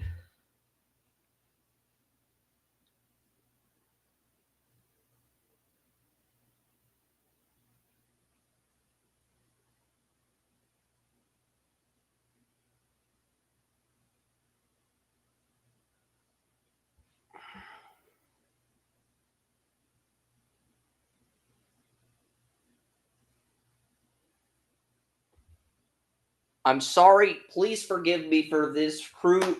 It's not a shot. It's how good the Dallas Stars scouting department and Jim Nill have been. 7 years in a row, they've gotten amazing value, and it's at the point where they've earned the benefit of the doubt. I mean, they got this pick right. They got a good player.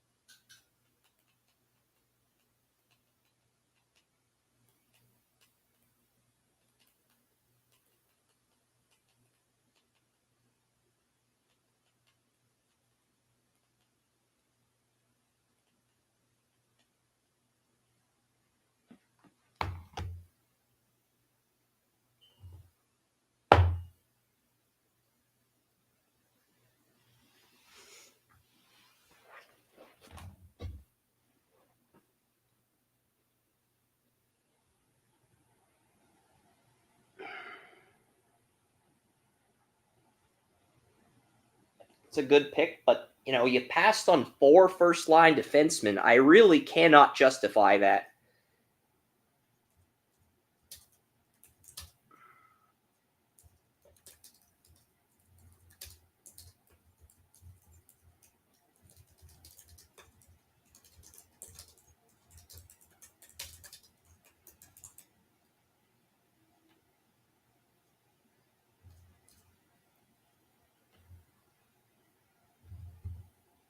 Yeah, I'm very happy about this.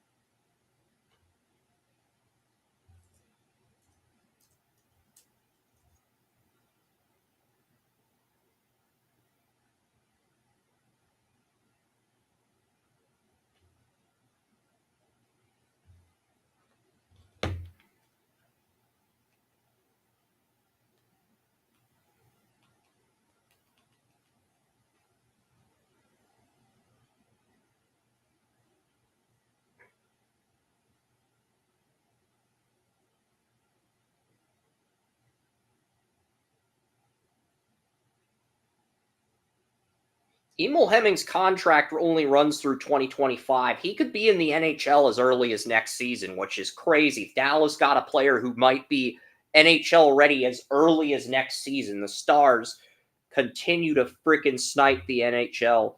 And that's not a shot. That is just how good the Dallas Stars have drafted. Jim Nill is making Andrew Barry look like fictional TV characters, such as Steve Urkel from Family Matters, Arnold Drummond on Different Strokes, and Will Smith's Fresh Prince of Bel-Air.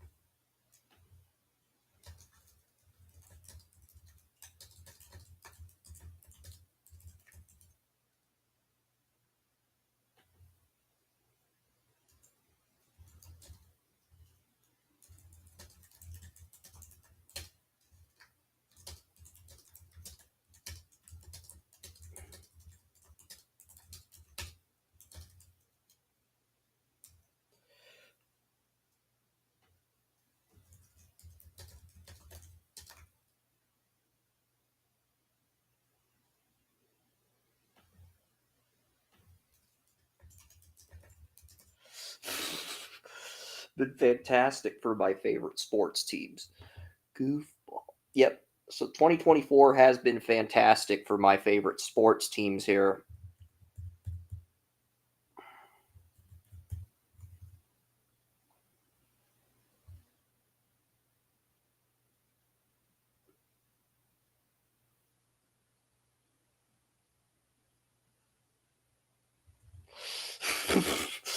I'm not sure of 2025.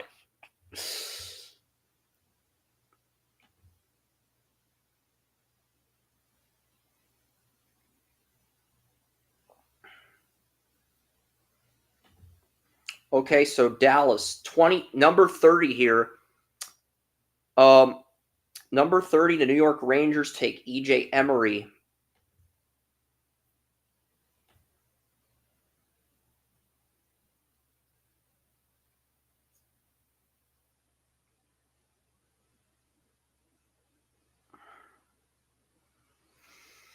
But yeah, this was a reach by EJ Emery. I had him going late second round, stash and develop player, but a lot of scouts had him going in the first round. I had a second on him, but the Rangers reached for him.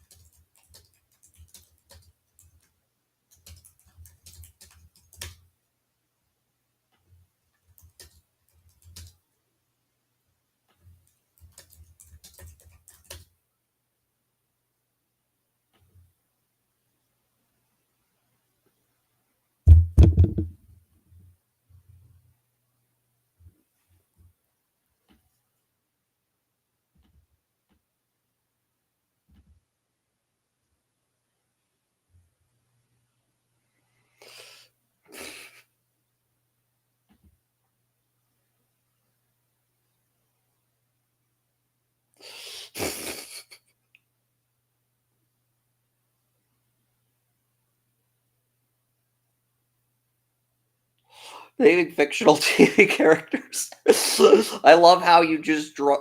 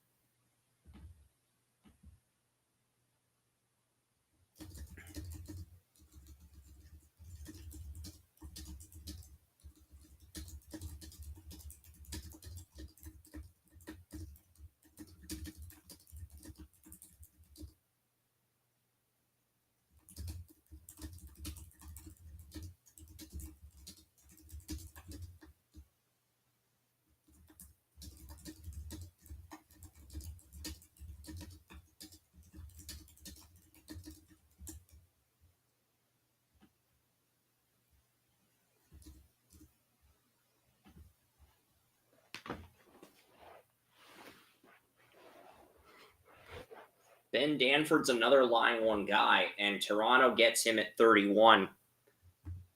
And Ben Danford really is, Ben Danford.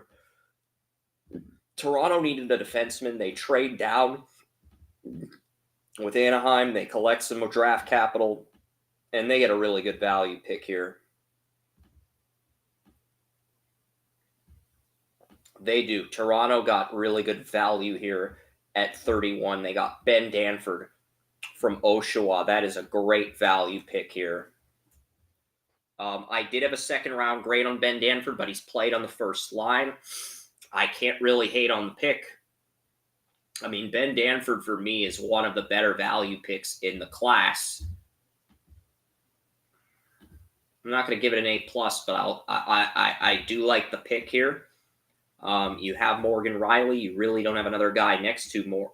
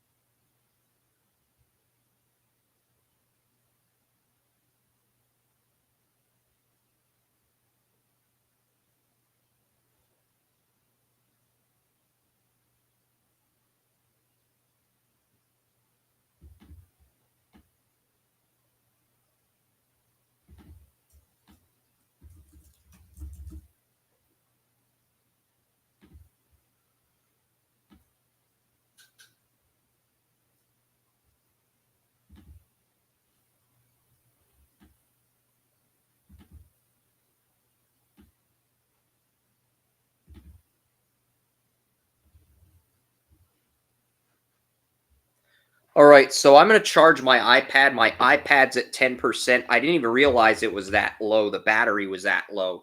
So just trying to get as much data as possible here.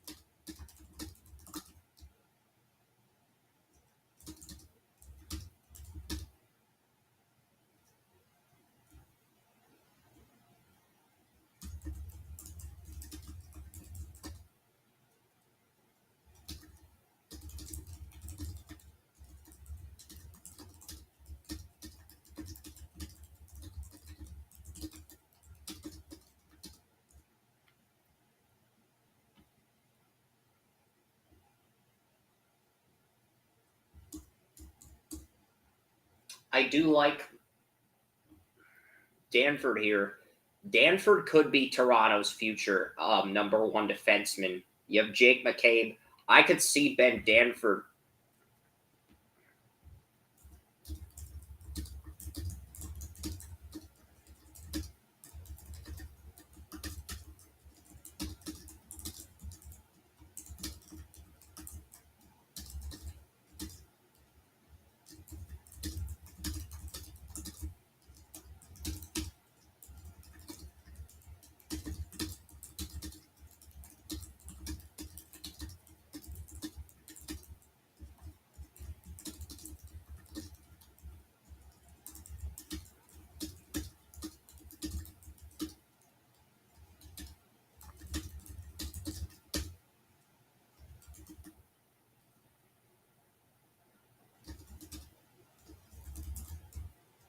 So Toronto trades down and they still get the player they need.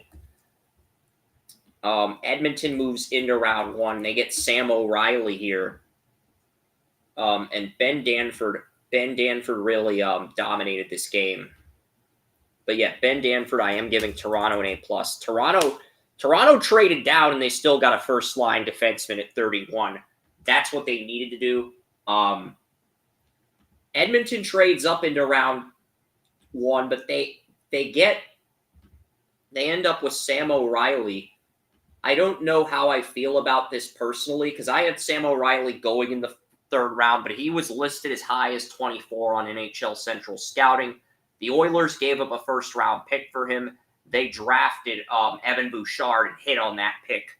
So the Oilers probably have some intel on the London Knights, on some of the players they have. Why else would they give up a first-round pick to get this guy? I don't know how I feel about this. The Oilers had a glaring need at right wing.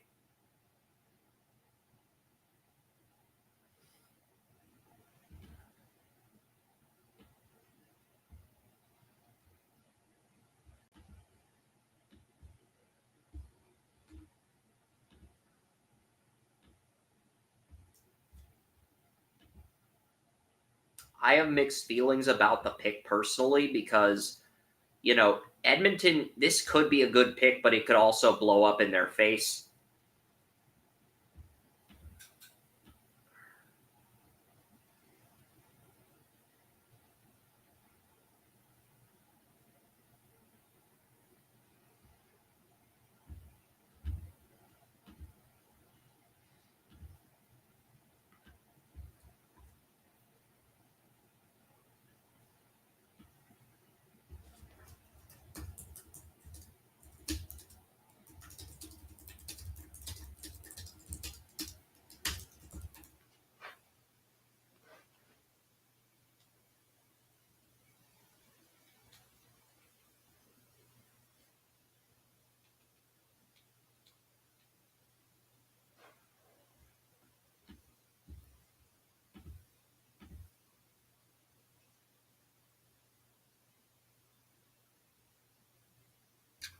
Yeah, I mean, I do have mixed feelings. He's only a first-year player, very young, very raw.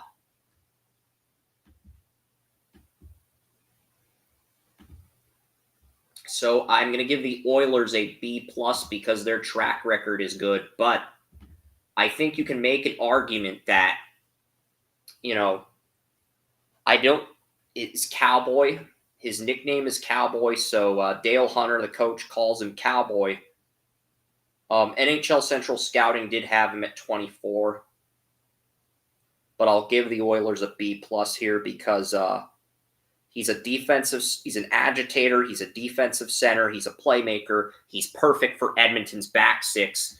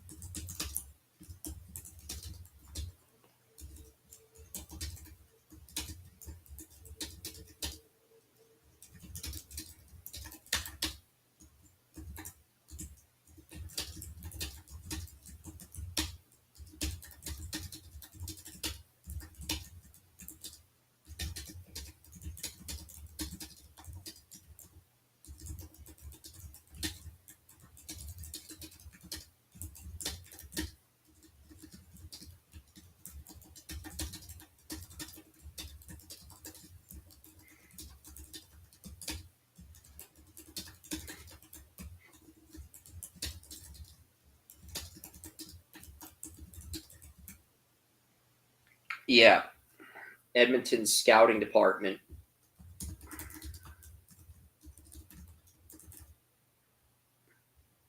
So I will give Edmonton a B grade for now. I'm not going to give them a C grade. They've earned the benefit of the doubt. They've done such a good job drafting. The only first round pick the Oilers missed on was Nail Yakupov. They have pretty much hit on every first round pick. So if they give up a first round pick to get a player they want, I think they've done enough to earn the benefit of the doubt. So no D grades in round one. No D grades, no F grades. There were a few reaches, but hey, I can't really, you look at the thought process of some of these teams, you can't really hate on too many of these picks. Ben Danford was a player Toronto could have gotten. I do think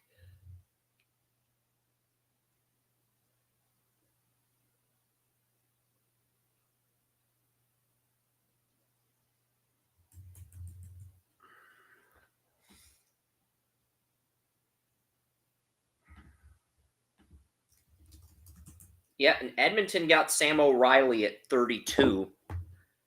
He does fit the profile for what the Oilers want, but they gave up a 2025 first round pick to get him.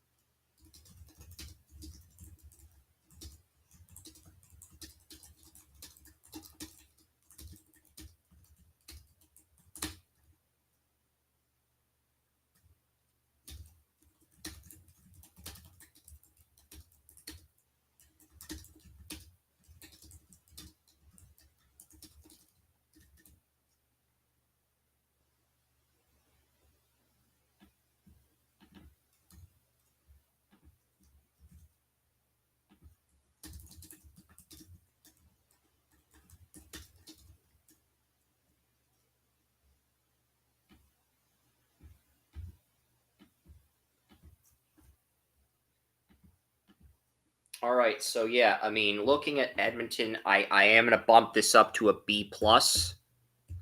But yeah, Edmonton. All right, so I'm done with grade. So that's gonna do it for the podcast on TalkShoe, ladies and gentlemen. We are still gonna be on Restream, folks. Jason Bannell wants to play me in chess, and I basically told Jason if I finished the NHL draft, we would play chess on the live stream. We would live stream our chess game and end on that note. So because Jason was patient with me, you guys are going to get to see me play chess with Jason on the live stream. That is happening right now. I just need to copy and paste the link here.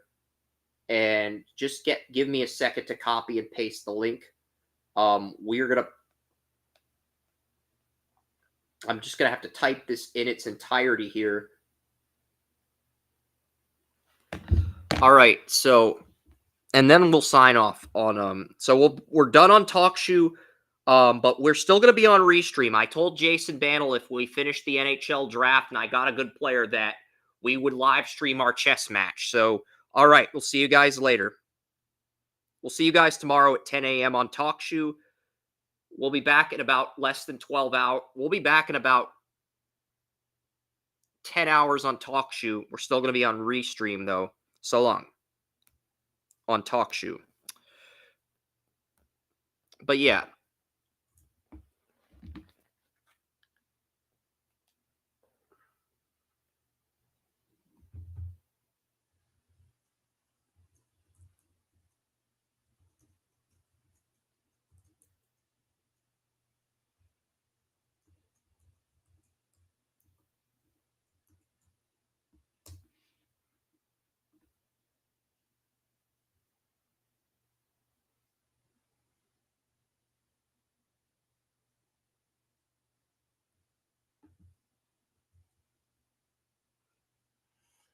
Five seven RN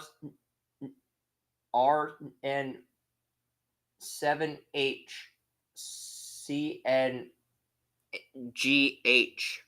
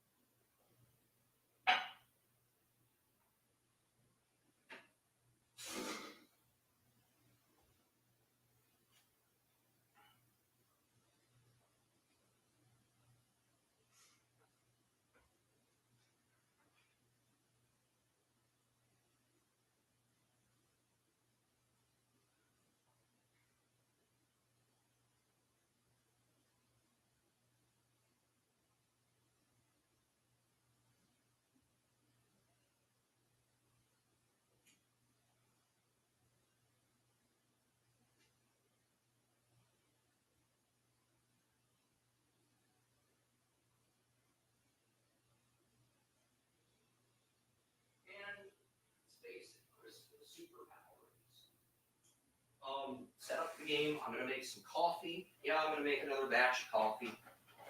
I want to pull an all-nighter here. I got to update the trades for the NHL Draft for the second round. And I told Jason I'd live stream our chess match. I did. I told Jason I'd live stream the chess match. NHL Draft is over, but, you know, I did tell Jason we'd live stream the chess game. I'm going to honor my commitment to Jason, so I'm pretty happy.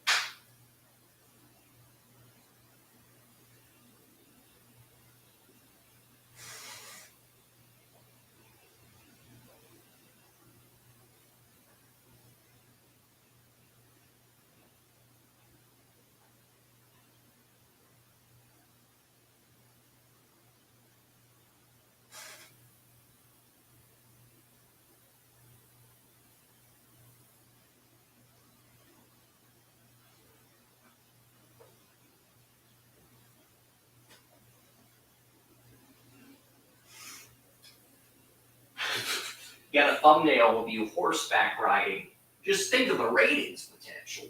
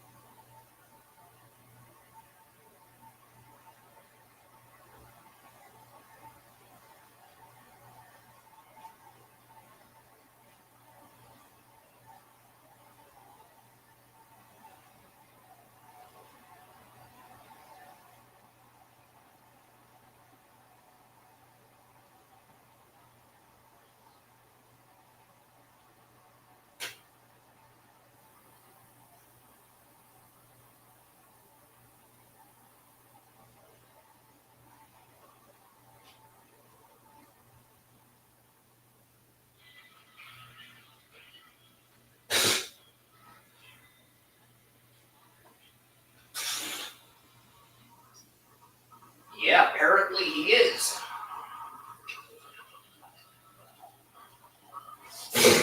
Yeah, I can't really, we'll see.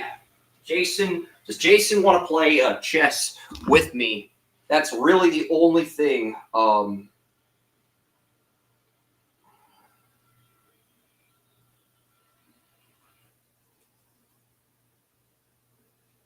right, let's enter a new link. 5BQMAA. I don't want, no, 5BQMAACNT6.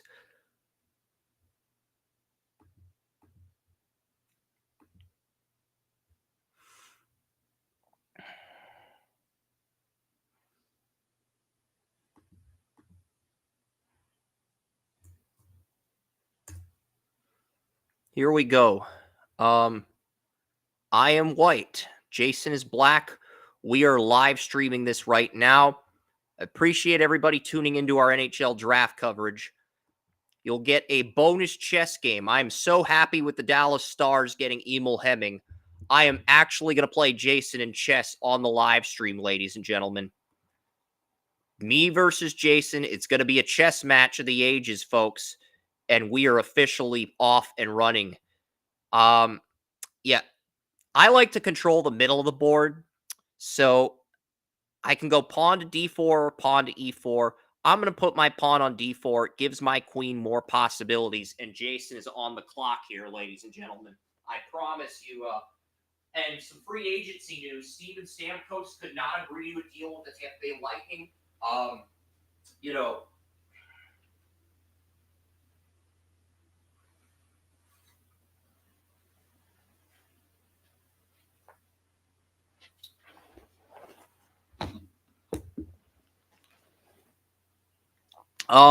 you know,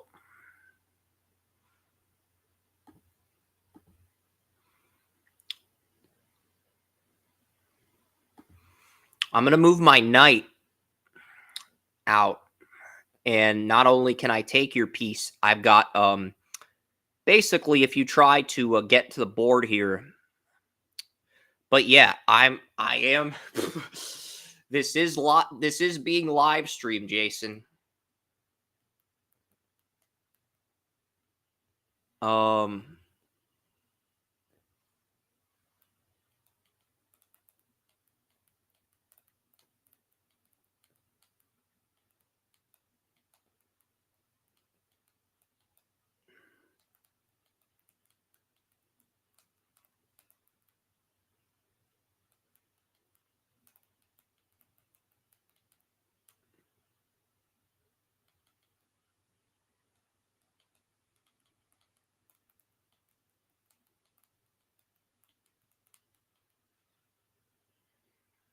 Okay, so Jason's moved his knight, and his knight's in position. I'm going to move my knight. So now, not only do I have a knight in position to attack, I have a second knight in position for protection. See how Jason responds. I'm on my second cup of coffee. And as the NHL draft results are over, we are going to update round 2. I'm going to update that while Jason makes his move. He can take as much time as he wants. I need to update round 2 of the NHL draft. Like, really? Yeah, because I'm going to be coding rounds 2 through 7. Who's the best player on the board heading into round 2? Well, according to my mock draft, that is Igor Chernisov, who I mocked at number 18, is still available in round 2. It's the 18th best player. Jason brings out his knight as well. So we got ourselves a little knights showdown. Our knights are protecting our pawns, and our knights are also in position to take each other's pawns. I could move my bishop out, but I'm a huge proponent in defense, so I'm going to move my pawn to e3.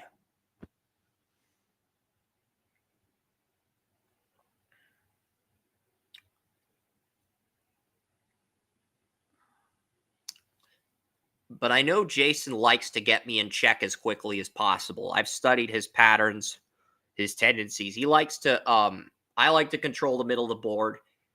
Sometimes he'll mirror my moves. Other times he'll try to get the first get either the pawn advantage, or he'll try to put me in check, but I'm learning a lot.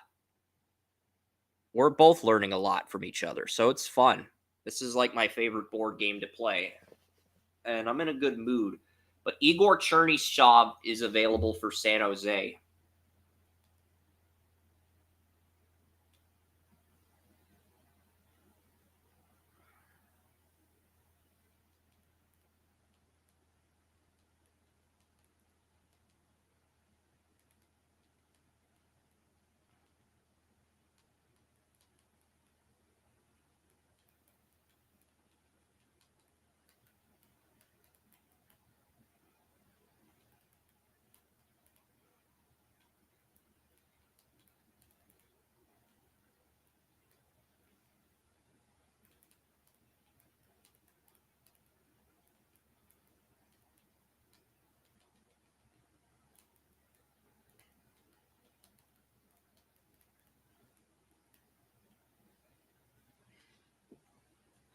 Yeah, Jason's just mirroring me.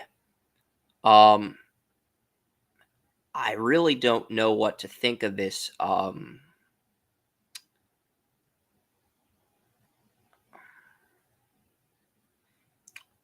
could give my knight additional if I move my bishop, I can give it additional protection.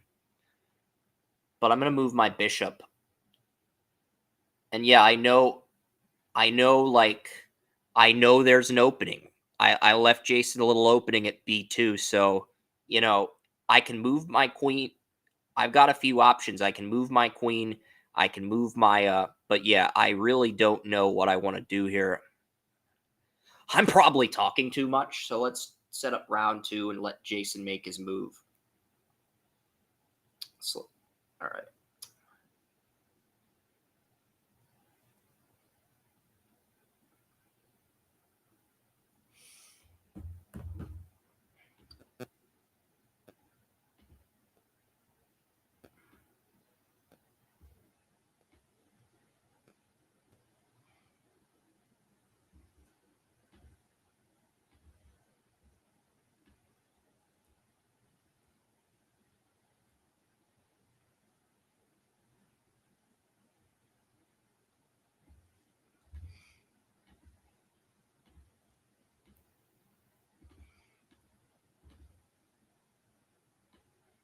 I kind of had a feeling Jason was going to pull that.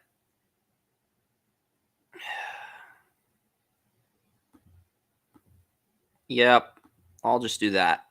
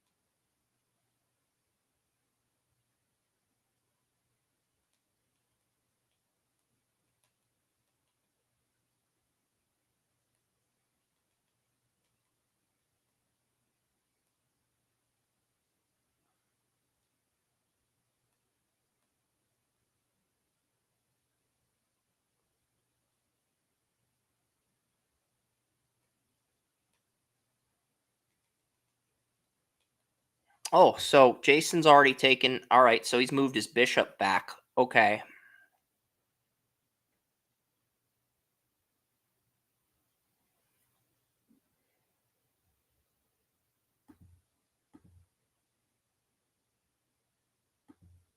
I'm just going to move my. Basically, I'm building up my defense as much as possible. That's basically the plan here. Unless Jason's got a plan to take a piece and stall my plan, which he could do.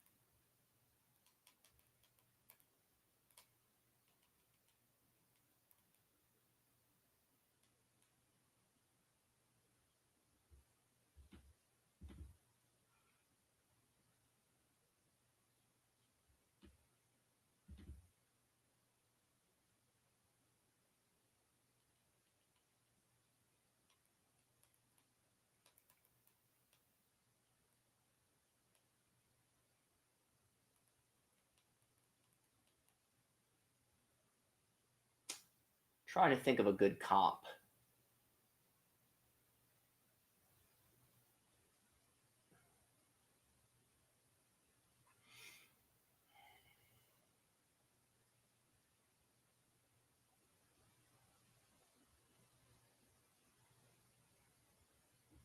Trying to think of the right player.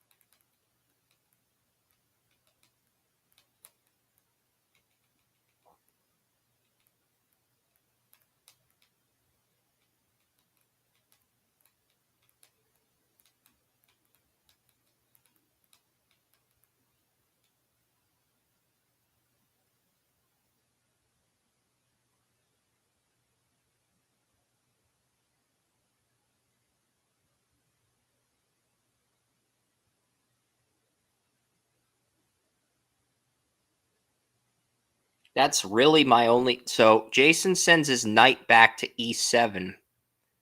And this actually does make some sense because, well, Now Jason's I don't know if Jason's made a bad decision.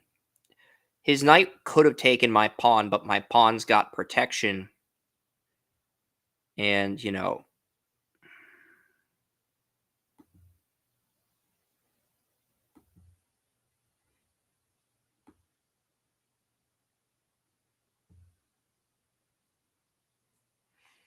I'm just going to move my rook. I really just want to build up my defense. Possible.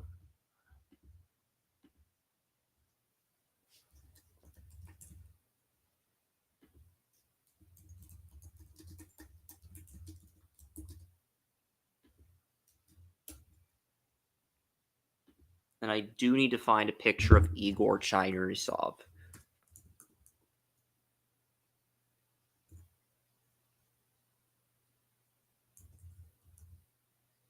Igor Chernov, the Russian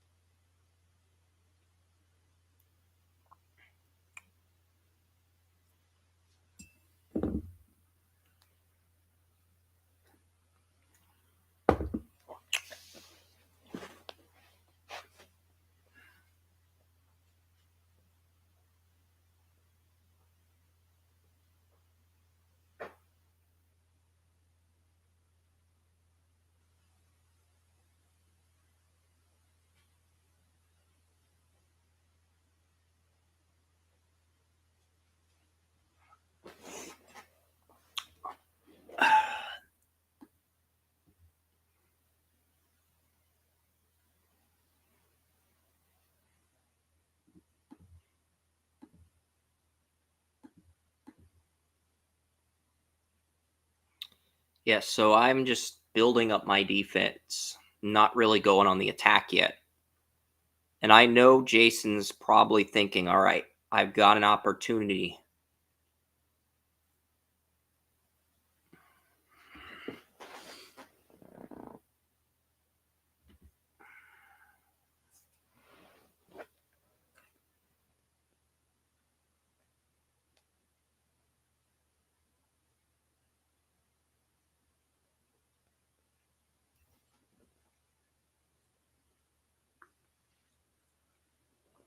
But that's a trap.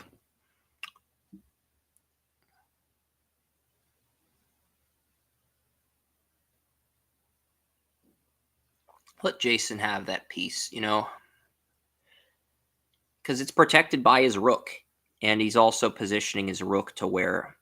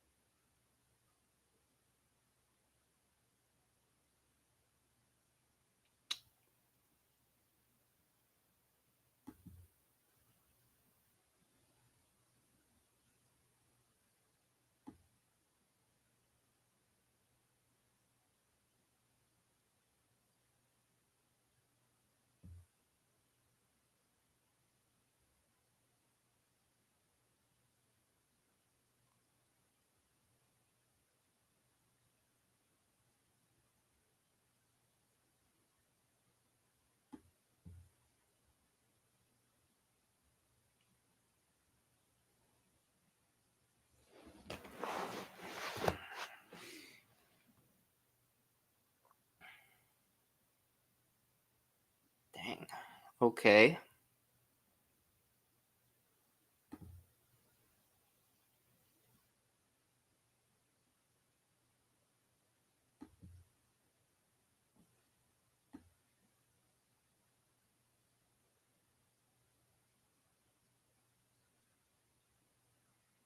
Because even if Jason takes my piece, we'll just end up trading pieces. We'll just end up trading pawns. Because that's the thing. Well,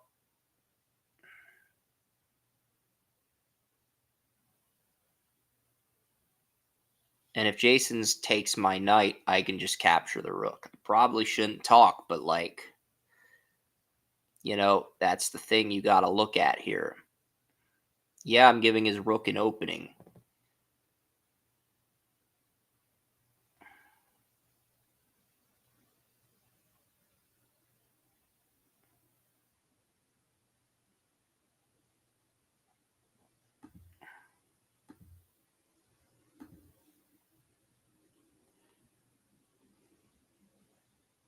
I wanted to move my pawn, but that's the thing. It's an even game now. It really is. So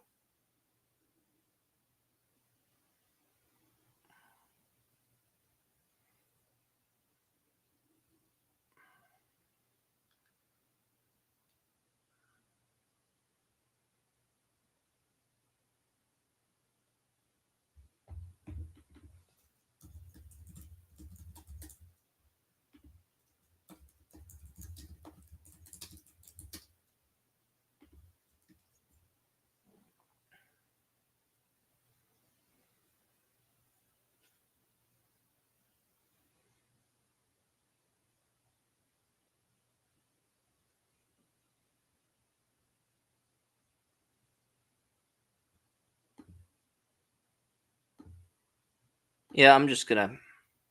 I know this is a little reckless, but I am gonna. The game's tied. I'm gonna try to get that off the board as quickly as possible, and I know Jason can just capture, so we'll just trade bishops. That's fine. Um,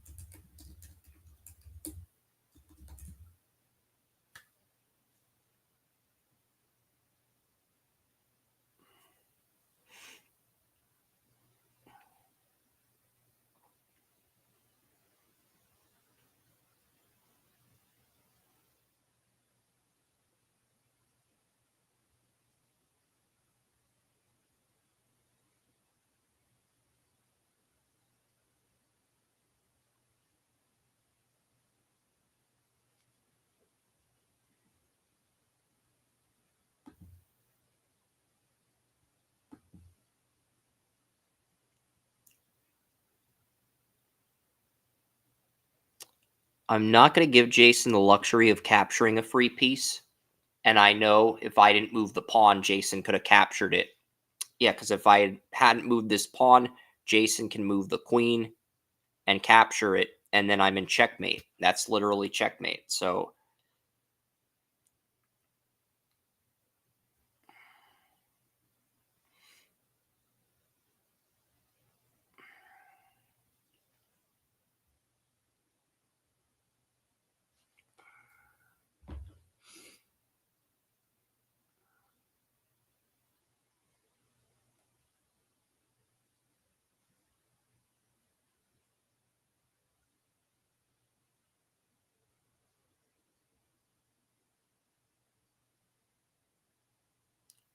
wait a minute.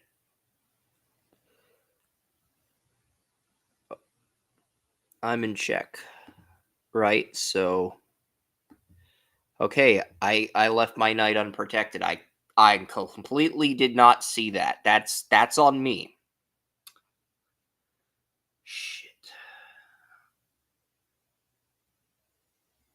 I'm saying shit because I screwed up, not because I'm upset with Jason. He made a brilliant move. I got careless.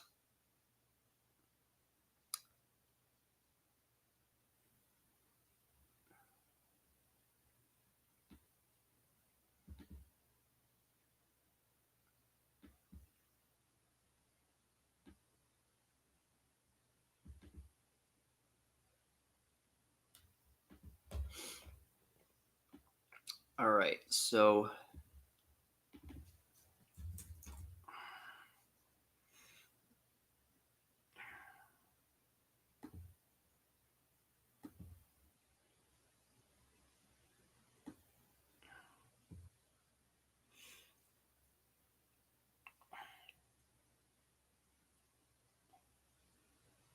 and Jason can just take that pawn and put me in check, but if he does, I take the rook. But yeah.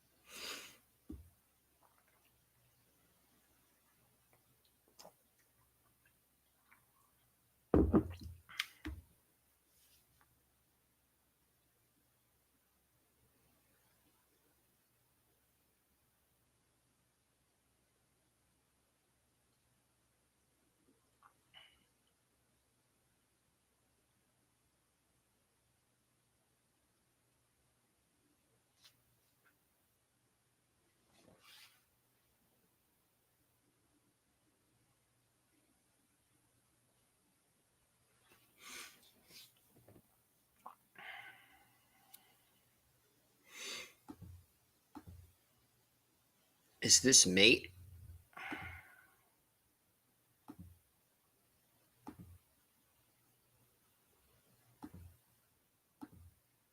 So that is my only move. I have to give up a pawn.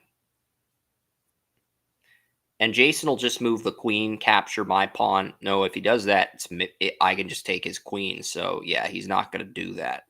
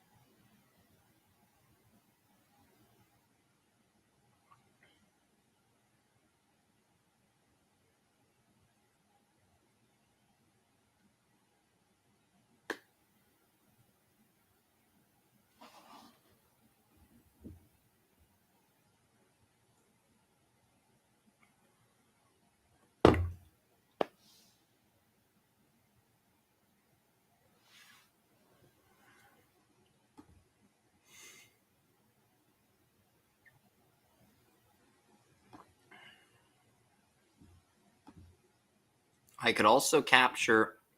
So basically, my only moves are to sacrifice my queen or to, yeah, those are literally my only moves. And if I move my queen, I believe that's mate if he moves his queen to b2. I could be wrong on that.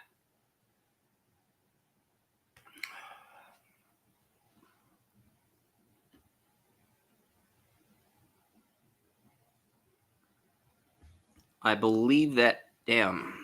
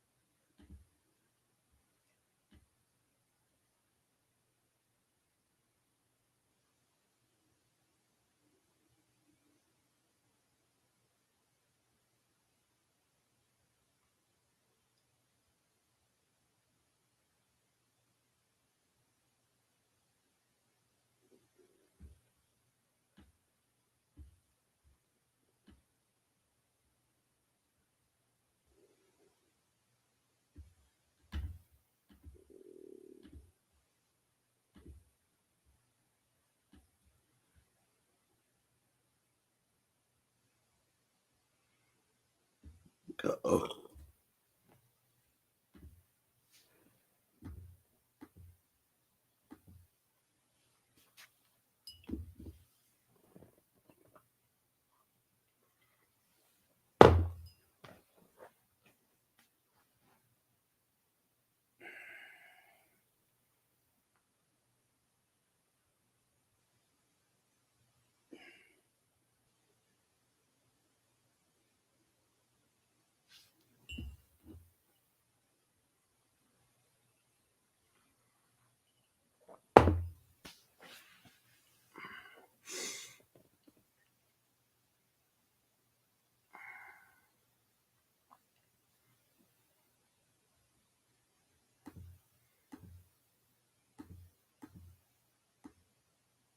No, I can't move that piece to protect because it would put my king in check. So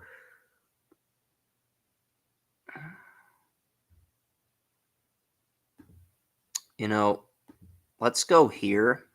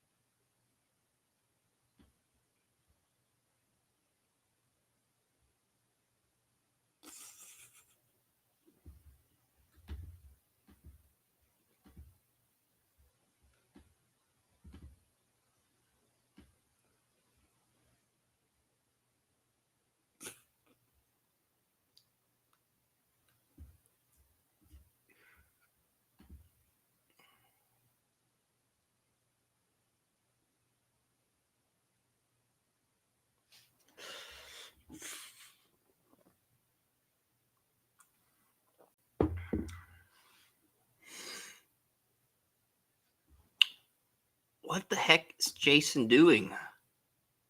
I mean, I'm getting a free piece. This can't possibly be a trap. Or maybe Jason's confident he can put me in check even if he hands me a free piece. That could be the other angle here.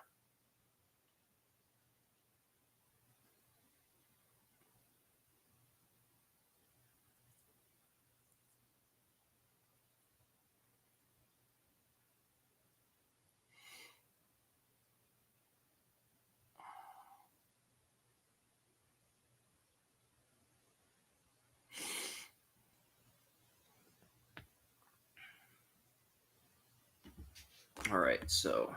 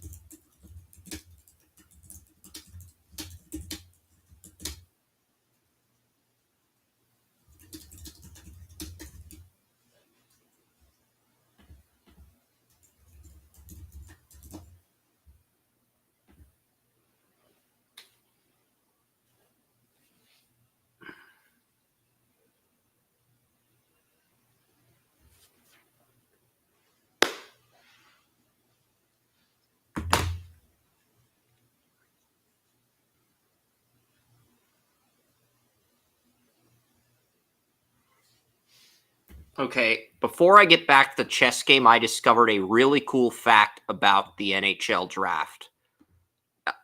I swear, this is going to take a second. I'll go back to the chess game, but I discovered something really cool about the Minnesota sports teams in the draft. All of Minnesota's men's sports teams traded up in the draft. The Minnesota Lynx traded down in the NBA, in the WNBA draft.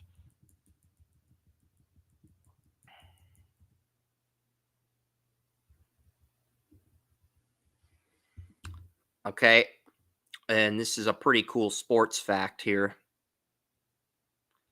And I'll go back to the chess game, guys. I will. But I have to show you something really cool for a second. This has to do with Minnesota sports teams.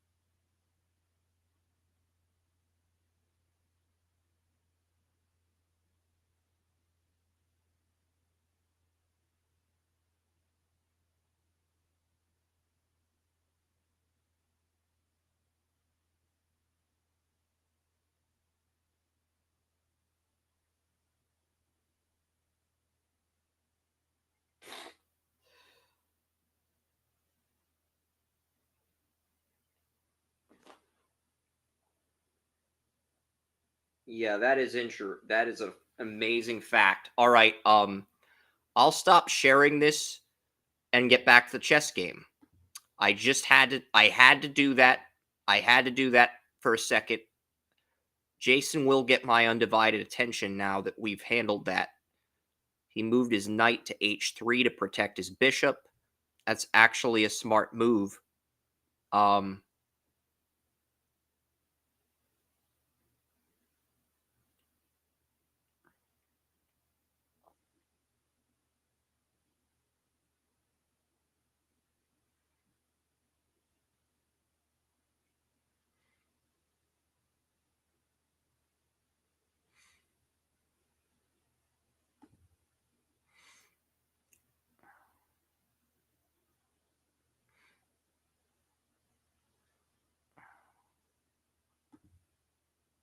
I don't want to move. I don't want to give Jason a free pawn, but I don't want to move either. Let's go here.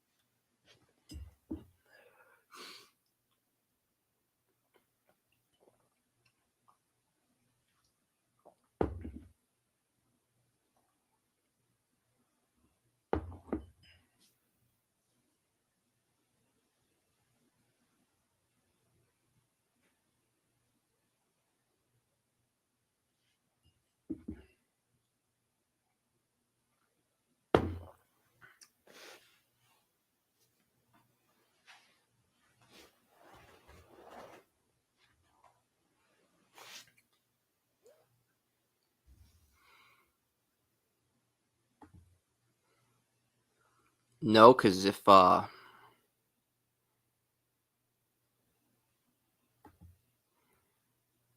I'm aware of the fact that Jason will take my queen, but I'm like, you know what? I've got the pawn advantage, so I'm cool with that. If Jason doesn't want to risk losing his queen, he can move his piece elsewhere. That's fine too.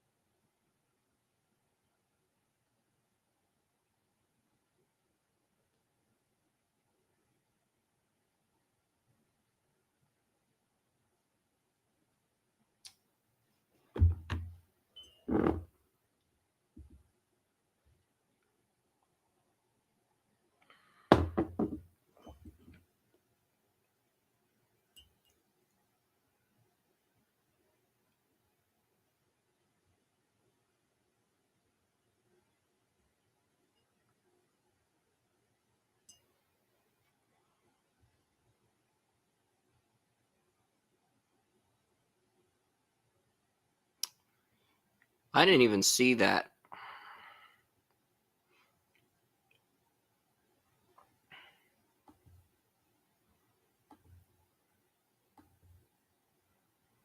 I'm going to move my pawn out to there.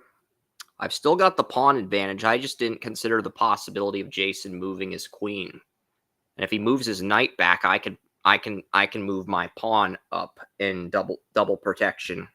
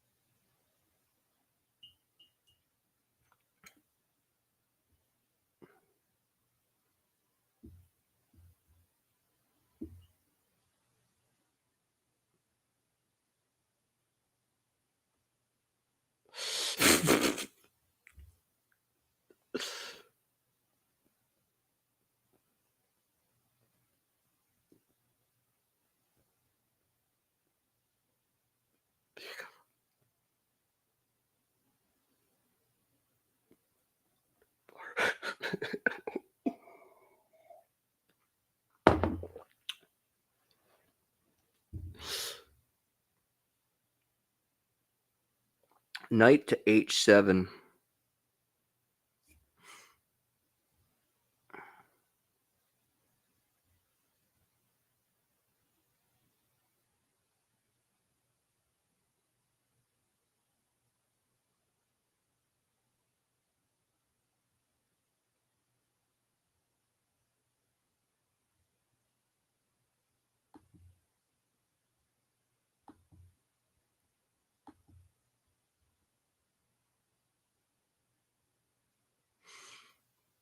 That's fine.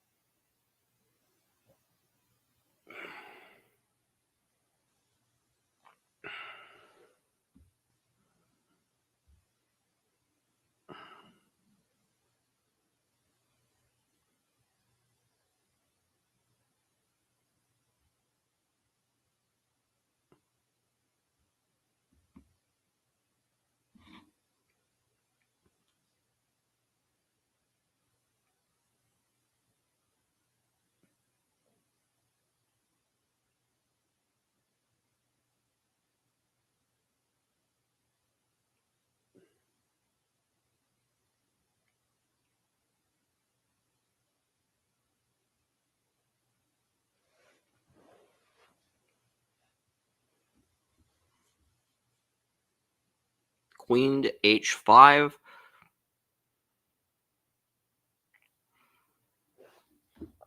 Well,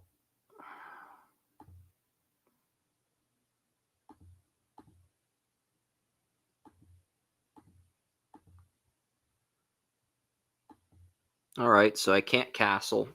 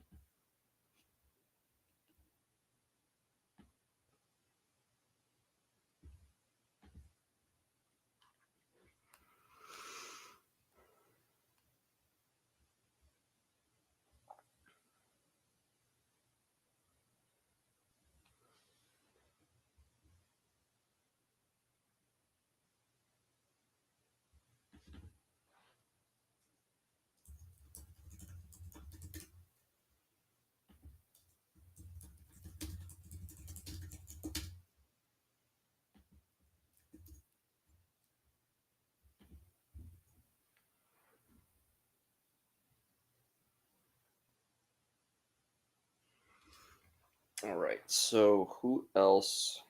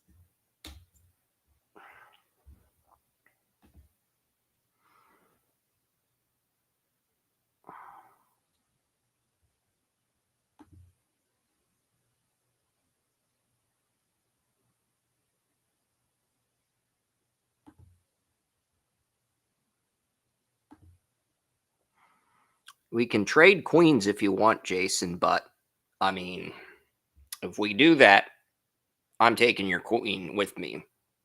So, and the game will be tied. But if you want to do that, we can do that. Um,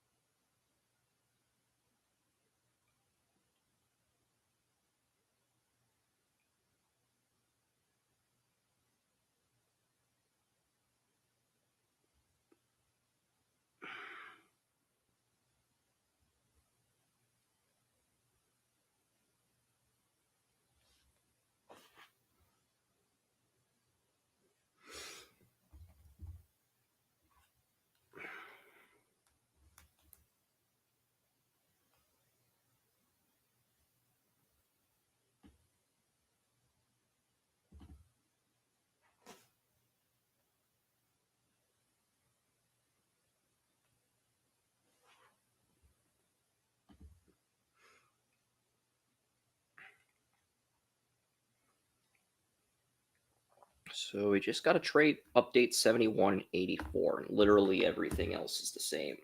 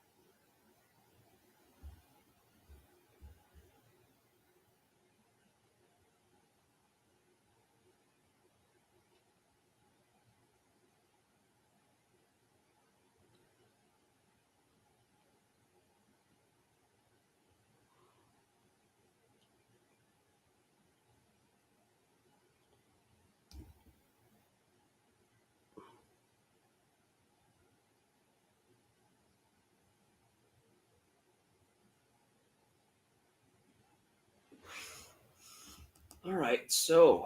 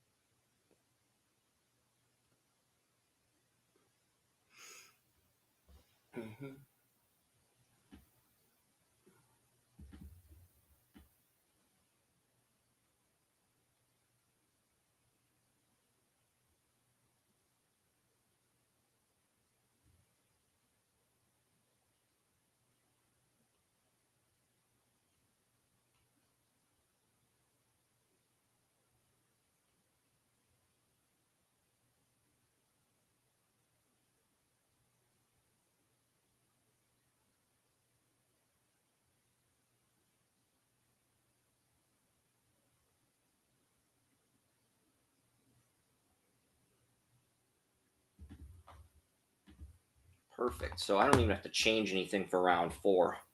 That is great news.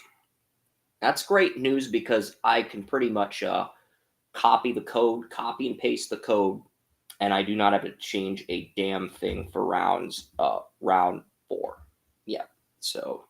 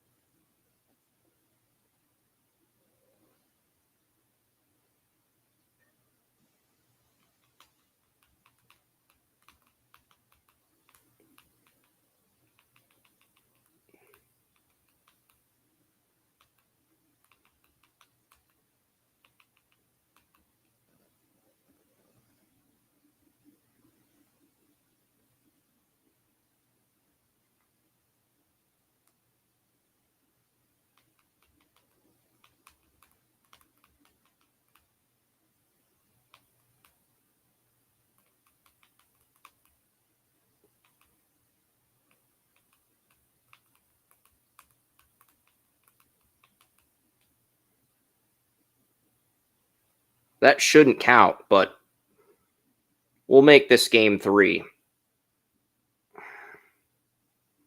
This shouldn't count. I agree, Jason. This shouldn't count. That shouldn't count. So that should not count as a victory for me. I'm admitting that that shouldn't count.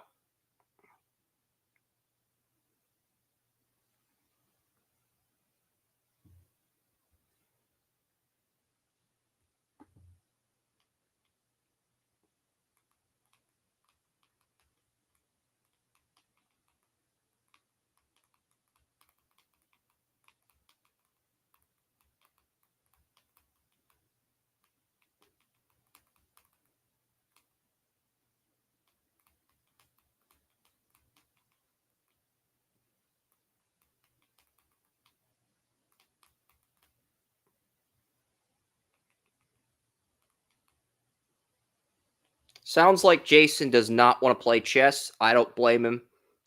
So we're going to end the live stream on that note. But yeah, Emil Hemming, I'm updating the NHL draft results page on the website because I gotta update the news ticker for rounds 2 through 7. And we have somebody in the chat room. Aiden, what do you think of the draft so far? Aiden, to answer your question, I love the fact that a lot of the teams, San Jose hit on all their first round picks. Chicago hit on all their first round picks. Columbus hit on their pick at 4. Montreal hit on both of their first round picks. I love how these teams that are in rebuilds are pushing each other to the limit. I think Anaheim screwed up. I think Utah screwed up. But, a lot of these teams that are in rebuilds have hit on not just their first round pick, their second first round pick. It's going to make the NHL a lot more interesting. Other winners, I would say Dallas is a winner. Minnesota's a winner. It's nuts how many teams have hit on their first round picks. And we'll go through the board one more time before I sign off.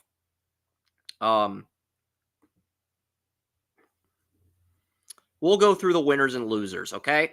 I'm doing this because I want to give our audience a day 2 preview. I think Minnesota, Chicago, Columbus, and Montreal are winners heading into day 2.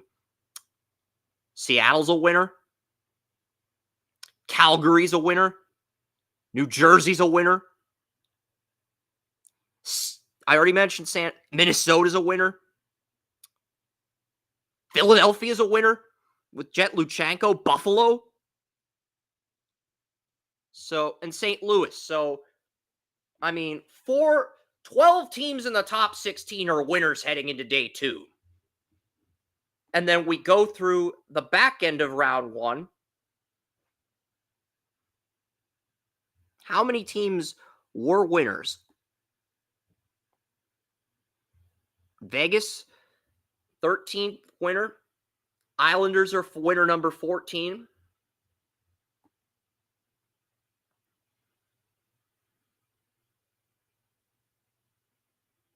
The Bruins are winner number 15. The Kings are winner number 16. The Dallas Stars are winner number 17. 18. So 18 different teams got an A+ in the first round. 18 different NHL teams got an A+ grade in the first round. There's still first round players on the board heading into day 2. So 18 different teams got an A+ grade. I will quickly keep track of that list. That list included all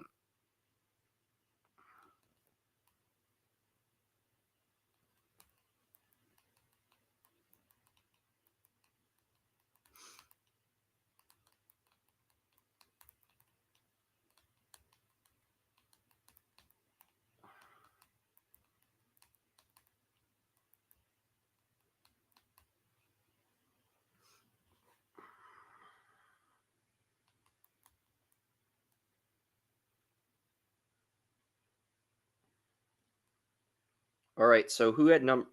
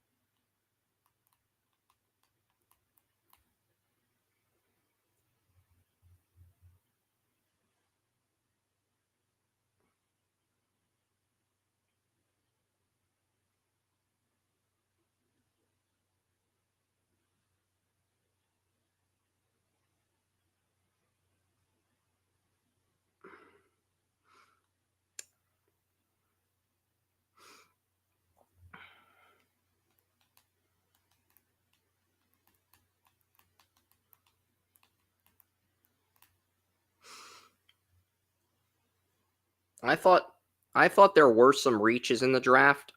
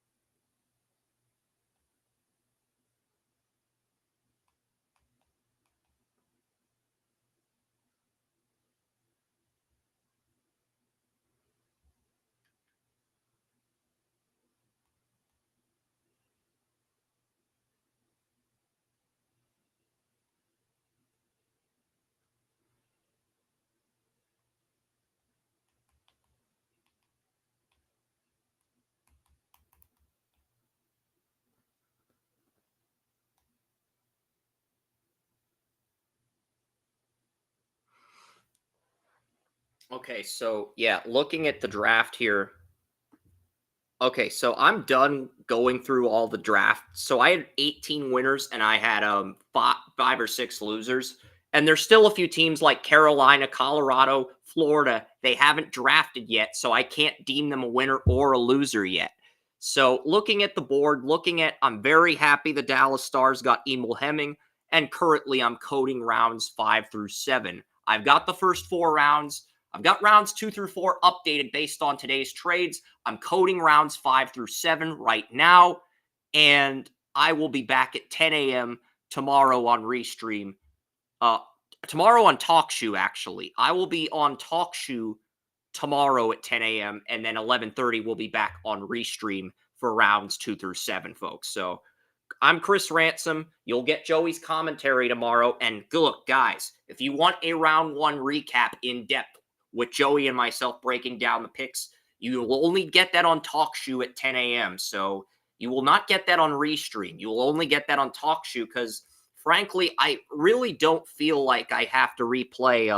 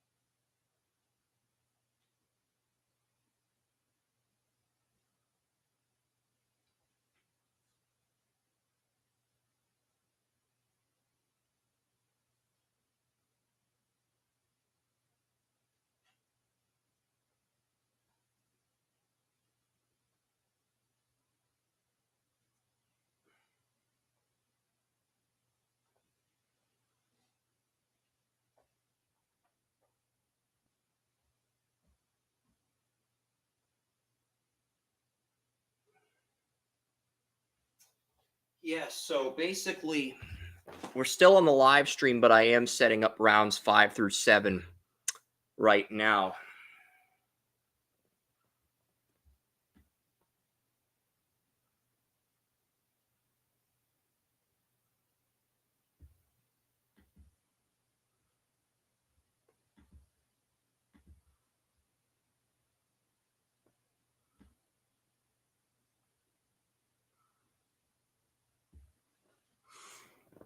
So yeah, I'm gonna sign off.